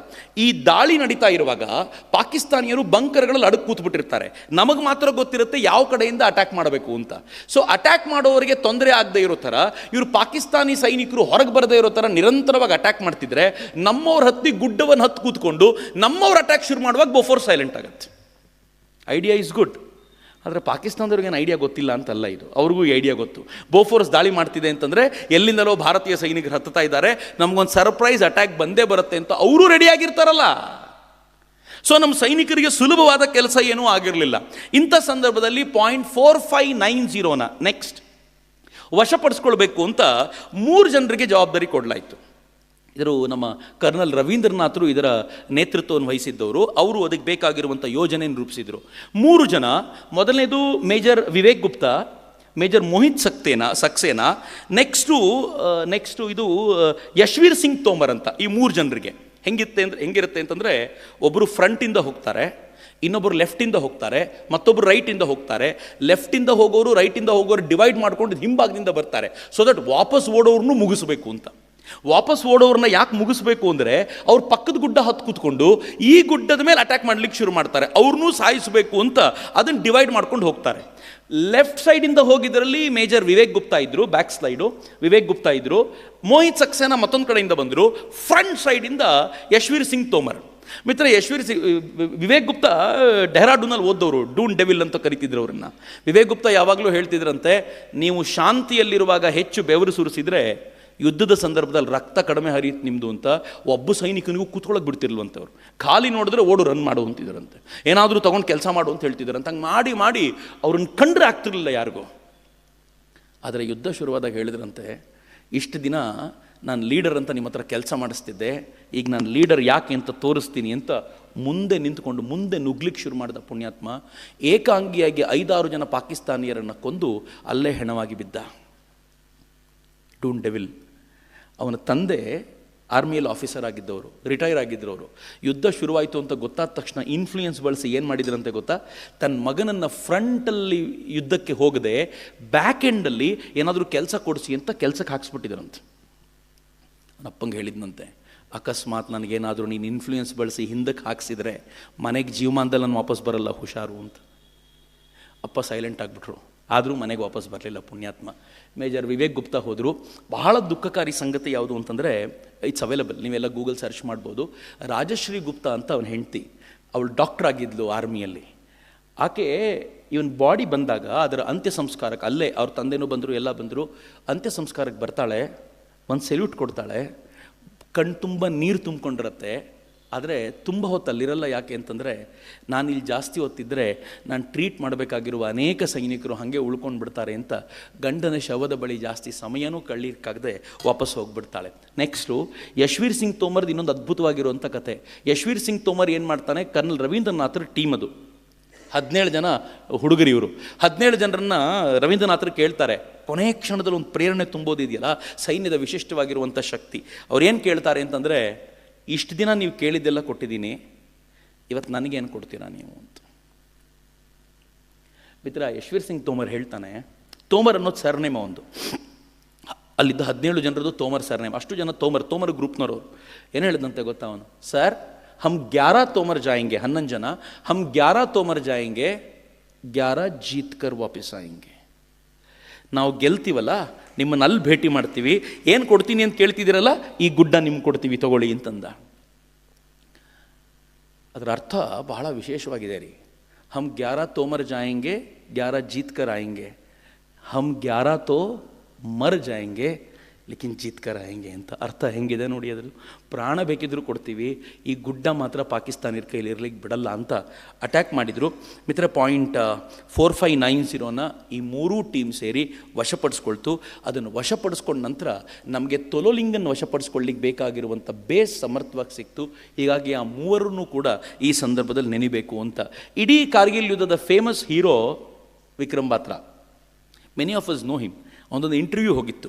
ಪಾಯಿಂಟ್ 5140 ಅಟ್ಯಾಕ್ ಮಾಡಬೇಕು ಅಂತ ಒಂದು ಟೀಮನ್ನು ಕಳಿಸಲಾಗಿತ್ತು. ರಾಜ್ರಿಫ್ ಅನ್ಸುತ್ತೆ ಅವರು ಸೇರ್ಕೊಂಡಿದ್ದು, ಜಾಟ್ ರೆಜಿಮೆಂಟು. ಪಾಯಿಂಟ್ 5140ಗೆ ಹತ್ತುವಾಗ LMG ಜೊತೆಗೆ ಅವ್ರ ಟೀಮನ್ನು ಕರ್ಕೊಂಡು ಹೋದರು. ಹತ್ತಿ ಶೇರ್ ಶಾ ಅಂತ ಹೆಸರಿತ್ತು ಅವರಿಗೆ. ಶೇರ್ ಶಾ ಅಲ್ಲಿಗೆ ಹೋದ ತಕ್ಷಣ ಆ ಕಡೆಯಿಂದ ಶೇರ್ ಶಾ ಬಂದ್ಯಾ ಅಂತೆಲ್ಲ ಕೇಳಿದ್ರು, ಮಾತುಕತೆ ನಡೀತು. ಇಡೀ ಆ ಗುಡ್ಡವನ್ನು ಖಾಲಿ ಮಾಡಿಸಿ ಶೇರ್ ಶಾ ಕೆಳಗೆ ಬಂದರು. ಇಂಟರ್ವ್ಯೂ ಆಯಿತು ಶೇರ್ ಶಾದು, ಅಂದರೆ Vikram ಬಾತ್ರಾದ್ದು. Vikram Batra, are you happy? Barkha Dutt interview, are you happy? Vikram Batra ಏನು ಹೇಳ್ತಾನೆ ಗೊತ್ತಾ? No, I am not happy. A Dil ಮಾಂಗೆ more ಅಂದ. ಒಂದು ಗುಡ್ಡ ಸಾಕಾಗಲ್ಲ. ಎ ದಿಲ್ ಮಾಂಗೆ ಮೋರ್ ನನ್ನ ಕಾಲದ ಹುಡುಗರಿಗೆ ಗೊತ್ತಿರ್ಬೋದು. ಪೆಪ್ಸಿ ಕಂಪನಿಯ ಆ್ಯಡ್ ಅದ ಅವಾಗ, ಎ ದಿಲ್ ಮಾಂಗೆ ಮೋರ್ ಅಂತ. ಅವನು ಹೇಳಿದ ಎ ದಿಲ್ ಮಾಂಗೆ ಮೋರ್ ಅಂತ. ಅವನ ಗೆಲುವಿನ ಲೈನ್ ಆಗಿತ್ತದು. ನಾನು ಗೆದ್ದಿದ ತಕ್ಷಣ ಎ ದಿಲ್ ಮಾಂಗೆ ಮೋರ್ ಅಂತ ಹೇಳ್ತೀನಿ ಅಂತ. ಅವ್ನು ಮೇಲಿಂದ ಕೊಟ್ಟಿದ್ದ ಸಂದೇಶವೂ ಅದೇ, ಇಲ್ಲಿಂದಲೂ ಅದೇ ಸಂದೇಶ ಕೊಟ್ಟ. ಅವ್ರಿಗೊಂದು 8 ದಿನದ ರೆಸ್ಟ್ ಇರುತ್ತೆ. ಒಂದು ಗುಡ್ಡ ಗೆದ್ದು ಬಂದಮೇಲೆ ರೆಸ್ಟ್ ಮಾಡ್ಕೊಳ್ಳಿ, ನೆಕ್ಸ್ಟ್ ಮತ್ತೆ ಹೋಗಿ ಅಂತ. ಬಟ್ ರೆಸ್ಟ್ ತೊಗೊಳ್ಳಿಕ್ಕೆ ಒಪ್ಕೊಳ್ಳಿಲ್ಲ. ನೆಕ್ಸ್ಟ್ ಗುಡ್ಡ ಕ್ಯಾಪ್ಚರಿಂಗ್ಗೆ ಅಂತ ಹೋದಂಥ ಕ್ಯಾಪ್ಟನ್ ವಿಕ್ರಮ್ ಬಾತ್ರಾ ಆ ಗುಡ್ಡದ ಮೇಲೆ ಪ್ರಾಣ ಕೊಡುವಂಥ ಪರಿಸ್ಥಿತಿ ಬಂತು. ಅವರು ಪ್ರಾಣ ಕೊಟ್ಟು ಆ ಗುಡ್ಡವನ್ನು ಗೆದ್ದಿದ್ರು. ಗೆದ್ದ ಗುಡ್ಡದ ಖುಷಿಯನ್ನು ಸೈನಿಕರು ಅನುಭವಿಸ್ತಿಲ್ಲ. ಯಾಕೆ ಅಂದರೆ ಅವರನ್ನು ಲೀಡ್ ಮಾಡಿದಂಥ ಕ್ಯಾಪ್ಟನ್ ವಿಕ್ರಮ್ ಬಾತ್ರಾ ಇರಲಿಲ್ಲ ಅಂತ. ಮಿತ್ರ, ಅನೇಕ ಕಡೆಗಳಲ್ಲಿ ಧ್ವಜ ಹಿಡ್ಕೊಂಡು ಸೈನಿಕರು ನಿಂತಿರೋದು ಕಾಣುತ್ತೆ, ಗುಡ್ಡ ಗೆದ್ದಿರ್ತಾರೆ. ಆದರೆ ಆ ಗುಡ್ಡಕ್ಕೋಸ್ಕರ ಹರಿಸಿದ ರಕ್ತ ಇದೆಯಲ್ಲ, ಅನ್ಇಮ್ಯಾಜಿನಬಲ್ ರೀ. ಕಾರ್ಗಿಲ್ ಯುದ್ಧ ನಾವು ಅಂದ್ಕೊಂಡಿದ್ದಂಥ ಗೆಲುವು ಕೊಡಲಿಲ್ಲ ರೀ. ನನಗೆ ಆ ಯುದ್ಧದ ಬಗ್ಗೆ ಬೇಜಾರಿದೆ. ನಾವು 545 ಯಂಗ್ ಆಫೀಸರ್ಗಳನ್ನು, ಯಂಗ್ ಸೈನಿಕರನ್ನ ಕಳ್ಕೊಂಡ್ವಿ. 545 ಜನ. ಈ ದೇಶವನ್ನು ಬೆಳಗಬೇಕಾಗಿದ್ದ 545 ಜನ. ನಾನು ಮೊನ್ನೆ ಲೇಹ್ಗೆ ಹೋಗಿದ್ದಾಗ ಲೇಹ್ನಲ್ಲಿ ಒಬ್ಬ ಸೈನಿಕ ನನ್ನ ಜೊತೆ ಕೊಟ್ಟಿದ್ರು. ಇವ್ರು ನಿಮ್ಮ ಜೊತೆ ಇರ್ತಾರೆ ಸರ್, ಆ ಧ್ವಜವನ್ನು ನಾವೆಲ್ಲ ಅರೇಂಜ್ ಮಾಡ್ಕೊಂಡು ತೊಗೊಂಬರೋಗಿ ಇವ್ರ ಜೊತೆ ತಿರುಗಾಡ್ತಾ ಇರಿ ಅಂತ. ಅವನ ಜೊತೆ ಹೋಗುವಾಗ ನಾನು ಸುಮ್ಮನೆ ಕೇಳಿದೆ, ಅಕಸ್ಮಾತ್ ಇವಾಗ ಕಾರ್ಗಿಲ್ ಆಗಿದ್ರೆ ಹೆಂಗಿರ್ತಿತ್ತು ಅಂತ ಕೇಳಿದೆ, ಆ ಯುದ್ಧ ಆಗಿದ್ದಿದ್ರೆ. ಅವನದ ಯುದ್ಧನೇ ಮಾಡ್ತಿರಲಿಲ್ಲ ಸರ್, ನಾವು ಪಾಕಿಸ್ತಾನ ಹಾಗೆ ಬಡಿಬೋದಿತ್ತು ನಾವು ಇವಾಗ ಅಂತ. ಯಾಕೆ ಅಂತ ಕೇಳಿದಾಗ ಅವನಂದ, ಅವತ್ತು ನಮ್ಮ ಹತ್ರ ಏನೂ ಇರಲಿಲ್ಲ ಸರ್, ಮದ್ದುಗುಂಡು ಟೆಸ್ಟ್ ಮಾಡಿರಲಿಲ್ಲ, ವಿಮಾನಗಳು ಟೆಸ್ಟ್ ಮಾಡಿರಲಿಲ್ಲ, ನಮ್ಮ ಹತ್ರ ಇರೋ ಗನ್ನುಗಳು ವರ್ಕ್ ಮಾಡುತ್ತೋ ಇಲ್ಲೋ ಗೊತ್ತಿರಲಿಲ್ಲ, ಆ ಥರದ ಪರಿಸ್ಥಿತಿಯಲ್ಲಿದ್ವಿ. ಹಂಗಂದು ಏನಂದ ಗೊತ್ತಾ ಅವನು? ಸರ್, ನಮ್ಮ ಸೀನಿಯರ್ಸ್ ಎಲ್ಲ ಗ್ರೇಟು ಸರ್, ಏನೂ ಇಲ್ಲದೆ ಈ ಗುಡ್ಡ ಹತ್ಬಿಟ್ಟು ಗುಡ್ಡ ಗೆದ್ದುಬಿಟ್ರಲ್ಲ ಸರ್. ಅವ್ರ ಜಾಗದಲ್ಲಿ ನಾವಿದ್ದಿದ್ರೆ ಆಗ್ತಾ ಇತ್ತೋ ಇಲ್ವೋ ಗ್ಯಾರಂಟಿ ಇರಲಿಲ್ಲ ಸರ್. ಆದರೆ ಅವ್ರದ್ದು ಎಂಥ ಸಾಹಸ ಅಂತ ನಂಗೆ ಅವ್ನು ಹೇಳಿದಾಗ ಅನ್ನಿಸ್ತು, ಹೌದಲ್ಲ, ಅದು ಈ ಯುದ್ಧಕ್ಕೆ ಹೋಗೋಕ್ಕಿಂತ ಮುಂಚೆ ಒಂದು ಟೆಸ್ಟ್ ಮಾಡಲಾಯಿತು. ನಮ್ಮ ಹತ್ರ ಇರುವಂಥ ಮದ್ದುಗುಂಡುಗಳು ಸಿಡಿಯುತ್ತೋ ಇಲ್ವೋ ನೋಡಿದರೆ. If I am not wrong, more than 60% ಸಿಡಿಲಿಲ್ಲ. ಇಮ್ಯಾಜಿನ್ ಮಾಡಿ, ಗ್ರೆನೇಡ್ ಇರುತ್ತೆ, ನಾನು ಎಸಿತೀನಿ ಅಂತ ಧೈರ್ಯವಾಗಿ ಹೋಗ್ತೀನಿ, ಎಸೆದು ಗ್ರೆನೇಡ್ ಸಿಡಿಲಿಲ್ಲ ಅಂದರೆ ಏನಾಗಬೇಕು? ಅವ್ನು ಹೆಣ ಬೀಳ್ಬೇಕಲ್ಲಿ, ಏನು ಮಾಡಿ ಸಾಯಬೇಕು? ಗ್ರೆನೇಡಿಯರ್ ಯೋಗೇಂದ್ರ ಸಿಂಗ್ ಯಾದವ್ ನಮ್ಮ ಜೊತೆ ಬಂದಾಗ ಹೇಳ್ತಿದ್ರು. ಅವ್ರು ಹೇಳಿದರು, ಸೈನ್ಯದ ಟೈಗರ್ ಹಿಲ್ ಗೆಲ್ಲಬೇಕು ಅಂತ ಹೋದಾಗ ಅವ್ರ ಕಂಪಾರ್ಟ್ಮೆಂಟ್ 24-25 kg ವೆಯ್ಟ್ ಇರುತ್ತಂಥದ್ದು, ಅದನ್ನು ತೊಗೊಂಡು ಗುಡ್ಡ ಹತ್ತಬೇಕು. ಹತ್ತುವಾಗ ಕಂಪಾರ್ಟ್ಮೆಂಟಲ್ಲಿ ಗ್ರೆನೇಡ್ ಇಡಲಿಕ್ಕೆ ಎಲ್ಲ ಇಡ್ಲಿಕ್ಕೆ ಇಟ್ಟು, ಬಿಸ್ಕೆಟ್ಟು ಮತ್ತು ತಿಂಡಿ ಇಡಲಿಕ್ಕೆ ಒಂದು ಸಣ್ಣ ಕಂಪಾರ್ಟ್ಮೆಂಟ್ ಇರುತ್ತಂತೆ. ಈ ಸೈನಿಕರೆಲ್ಲ ಹೇಳೋದಂತೆ, ಸರ್ ಆ ಬಿಸ್ಕೆಟ್ ಎಲ್ಲ ತೆಗೆದುಬಿಡಿ ಸರ್, 1-2 ಗ್ರೆನೇಡ್ ಜಾಸ್ತಿ ಇಡಿ, ಊಟ ಇಲ್ಲದೆ ಬೇಕಿದ್ರೆ ಬದುಕ್ಬಿಡ್ತೀವಿ, ಗ್ರೆನೇಡ್ ಇಲ್ಲದೆ ಮೇಲೆ ಬದುಕಲಿಕ್ಕಾಗೋದಿಲ್ಲ, ಗ್ರೆನೇಡ್ ಇಡಿಯಲ್ಲಿ ಅಂತ ನಾವು ಹೇಳಿದ್ವಿ ಅಂತ ಯೋಗೇಂದ್ರ ಸಿಂಗ್ ಯಾದವ್ ಹೇಳಿದ್ರು ನಮ್ಮ ಹತ್ರ. ಮಿತ್ರ, ಈ ಸೈನಿಕರೆಲ್ಲ ಅಂಥವರು. ಕ್ಯಾಪ್ಟನ್ ವಿಕ್ರಮ್ ಬಾತ್ರಾ ಆ ಜಾಗದಲ್ಲಿ ತೀರ್ಕೊಂಡ್ರು. ನಾನು ನೆಕ್ಸ್ಟ್ ಒಬ್ಬ ವ್ಯಕ್ತಿನ ತೋರಿಸ್ಬೇಕು. ಕ್ಯಾಪ್ಟನ್ ವಿಜಯನ್ ಥಾಪರ್ ಅಂತಿದ್ದ. ನಾಲ್ ಅನ್ನುವಂಥ ಜಾಗದಲ್ಲಿ ಹೋರಾಟ ಮಾಡಿ ತನ್ನ ಪ್ರಾಣವನ್ನು ಕೊಟ್ಟ. ಅದು ಹೆಂಗಿತ್ತು ಅಂದರೆ, 1.5 ಗಂಟೆಗಳ ಕಾಲ ಪಾಕಿಸ್ತಾನದ ಕಡೆಯಿಂದ ದಾಳಿ ಅವ್ಯಾಹತವಾಗಿ ನಡೀತಿತ್ತು. ಹಿ ಕುಡ್ ನಾಟ್ ಕಂಟ್ರೋಲ್. ಎಷ್ಟೊತ್ತು ಅಂತ ದಾಳಿ ಮಾಡ್ತಿರೋದ ಅಂಥೇಳಿ ಪಕ್ಕದವ್ರಿಗೆ ಹೇಳ್ದ, ನಾನು ನುಗ್ತೀನಿ ಕಂಡ್ರೋ, ನಾನು ನುಗ್ಗಿ ಒಂದಷ್ಟು ಜನ ಅಟ್ಯಾಕ್ ಮಾಡ್ತೀನಲ್ಲ, ಸರ್ಪ್ರೈಸ್ ಅಟ್ಯಾಕ್ ಕೊಡ್ತೀನಲ್ಲ, ತಕ್ಷಣ ನೀವು ದಾಳಿ ಮಾಡಿ ಅಂತ ನುಗ್ಗಿದ. ನುಗ್ಗಿ ದಾಳಿ ಮಾಡ್ತಾ ನುಗ್ದ. ಪಾಕಿಸ್ತಾನಿಯರು ಎಕ್ಸ್ಪೆಕ್ಟ್ ಮಾಡಿರಲಿಲ್ಲ. ಅನೇಕರು ಅಲ್ಲಿ ಹತವಾಗಿ ಬಿದ್ದರು. ಆದರೆ ಆ ಕಡೆಯಿಂದ ಬಂದ ದಾಳಿಗೆ ಕ್ಯಾಪ್ಟನ್ ವಿಜಯನ್ ಥಾಪರ್ ತೀರಿಕೊಂಡ್ರು. ಕ್ಯಾಪ್ಟನ್ ವಿಜಯನ್ ಥಾಪರ್ ಹೆಣ ಬಿತ್ತು. ಅವ್ರ ಹೆಣ ಬಿದ್ದ ನಂತರ ಅವ್ರ ಲೆಟ್ರ್ ಮನೆಗೆ ಬಂತು. ಯುದ್ಧಕ್ಕೆ ಹೋಗೋಕ್ಕಿಂತ ಮುಂಚೆ ಲೆಟ್ರ್ ಬರೀಲಿಕ್ಕೆ ಒಂದು ಅವಕಾಶ ಕೊಟ್ಟಿರ್ತಾರೆ. ಅಕಸ್ಮಾತ್ ನೀವು ಸತ್ತೋದ್ರೆ ಈ ಲೆಟ್ರನ್ನು ತಲುಪಿಸ್ತೀವಿ ಅಂತ. ಆ ಲೆಟ್ರಲ್ಲಿ ಏನು ಬರ್ದಿಯಾನೆ ಗೊತ್ತಾ? ಅಪ್ಪ, ಈ ಲೆಟ್ರನ್ನ ಹಿಂಗೆ ಸಿಗಬೇಕಾದ್ರೆ ನಿಮ್ಗೆ ಯಾರ ಕೈಗೂ ಸಿಗದೆ ಅಪ್ಸರಿಯರ ಜೊತೆಗೆ ನಾನು ಆಟ ಆಡ್ತಿರ್ತೀನಿ.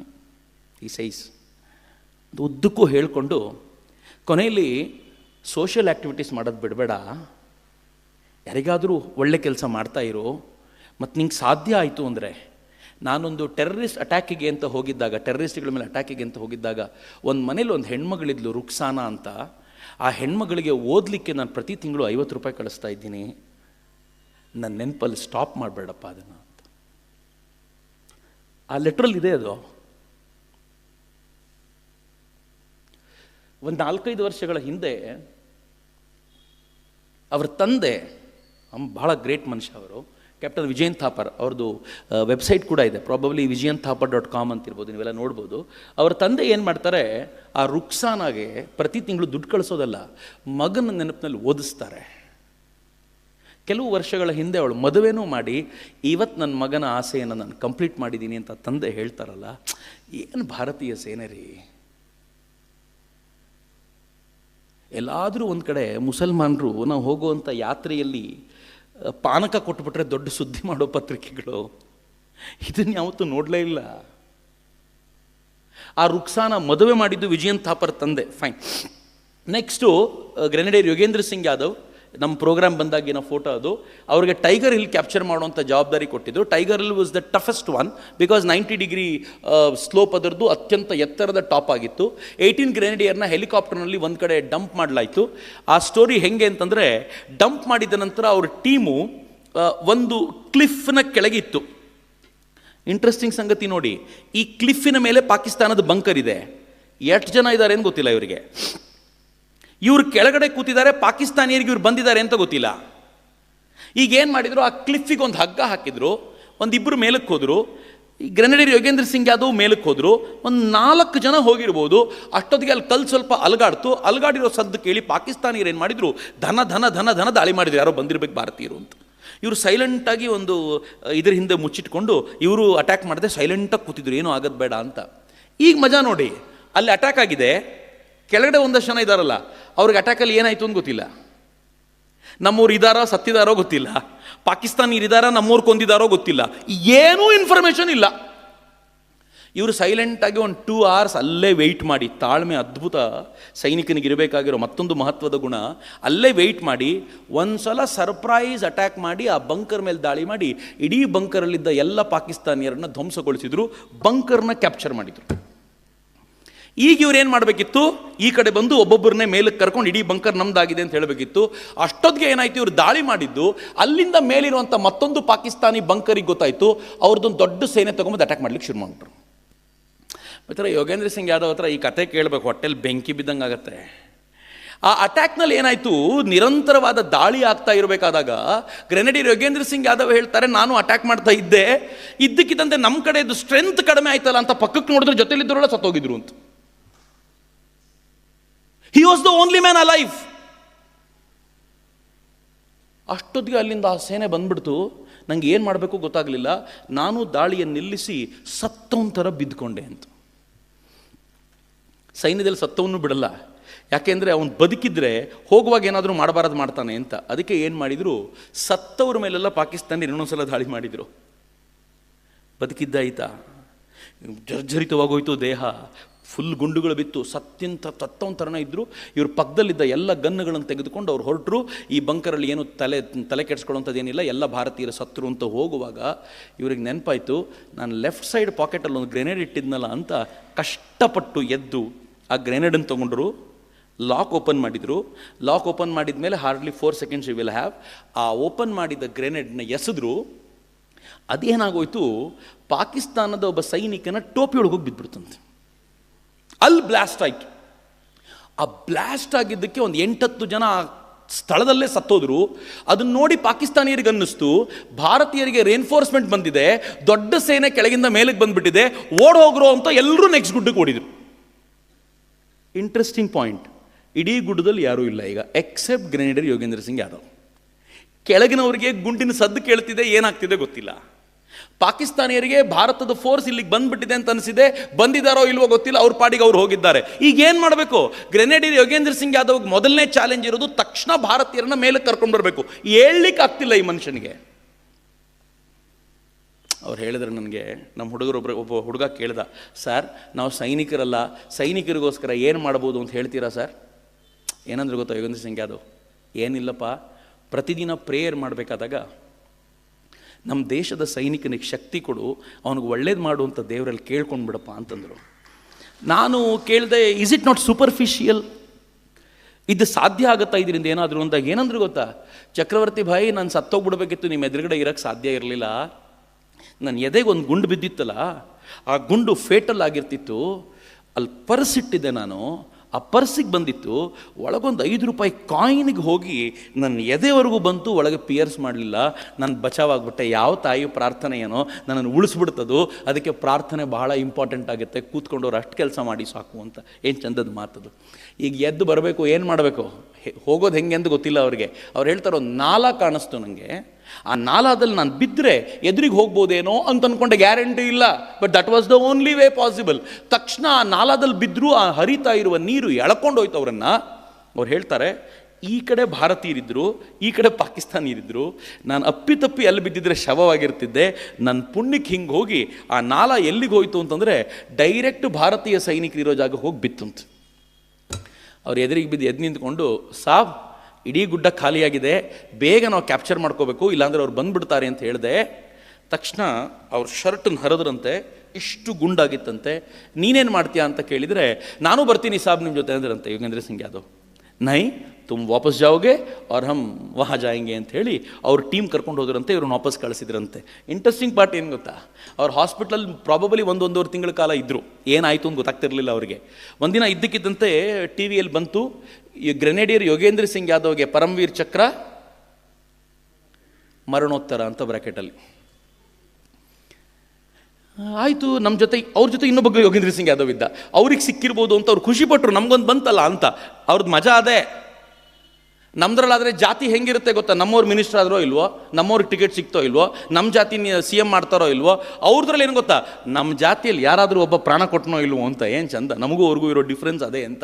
ಸೊ ಬಂತಲ್ಲ ಅಂತ ಖುಷಿ ಆಯಿತು. ಅವ್ರು ಹೇಳಿದ್ರು ಅವತ್ತು ತಕ್ಷಣ ಇದ್ದಕ್ಕಿದ್ದಂತೆ ನಾನು ಇದ್ದ ಜಾಗ ಕ್ಲೀನ್ ಮಾಡಿದರು, ಬೆಡ್ಶೀಟ್ ಹೇಳಿದ್ರು, ಸರಿ ಮಾಡಿದರು, ಯಾವತ್ತೂ ಇಲ್ಲದಿರೋಷ್ಟು ಕ್ಲೀನು ಎಲ್ಲ ನೋಡಿಕೊಂಡ್ರು. ನಾನು ಕೇಳಿದೆ ಏನಾಗ್ತಿದೆ ಅಂತ.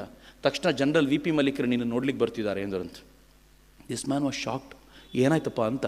VP ಮಲ್ಲಿಕರು ಬಂದ್ರಂತೆ. ಬಂದುಬಿಟ್ಟು ಅವರಿಗೆ ಹೇಳಿ, ನಿನಗೆ ಪರಮವೀರ್ ಚಕ್ರ ಬಂದಿದೆ ಅಂತ.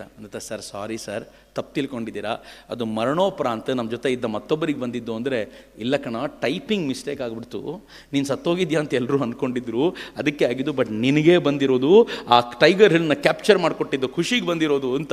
ಸೊ ಈ ಸೈ ನನ್ನ ಜೀವನದ ಭಾಗ್ಯದ ಕ್ಷಣಗಳವು, ಅವತ್ತು ನನಗೆ ಆ ಯೋಗ ಸಿಕ್ಕಿತ್ತು ಅಂತ. Next slide. ನಾನು ಯೂಶ್ವಲ್ ಆಗಿ ಮರ್ತೋಗೋದು, ಯಾವಾಗಲೂ ಮರ್ತೋಗುತ್ತೆ ಈ ಹುತಾತ್ಮರ ಲಿಸ್ಟ್ನಲ್ಲಿ. ಈ ಮನುಷ್ಯನ ಹೆಸರು ನಾಯ್ಕ್ ಯೋಗೇಂದ್ರ ಸಿಂಗ್ ಅಂತ. ನಾಯ್ಕ್ ಏನು Yogendra Singh, probably I forgot his name. ಈ ಮನುಷ್ಯನ ವೈಶಿಷ್ಟ್ಯ ಏನು ಅಂತಂದರೆ, ಬೀರೇಂದ್ರ ಕುಮಾರ್, ನಾಯ್ಕ್ ಬೀರೇಂದ್ರ ಕುಮಾರ್.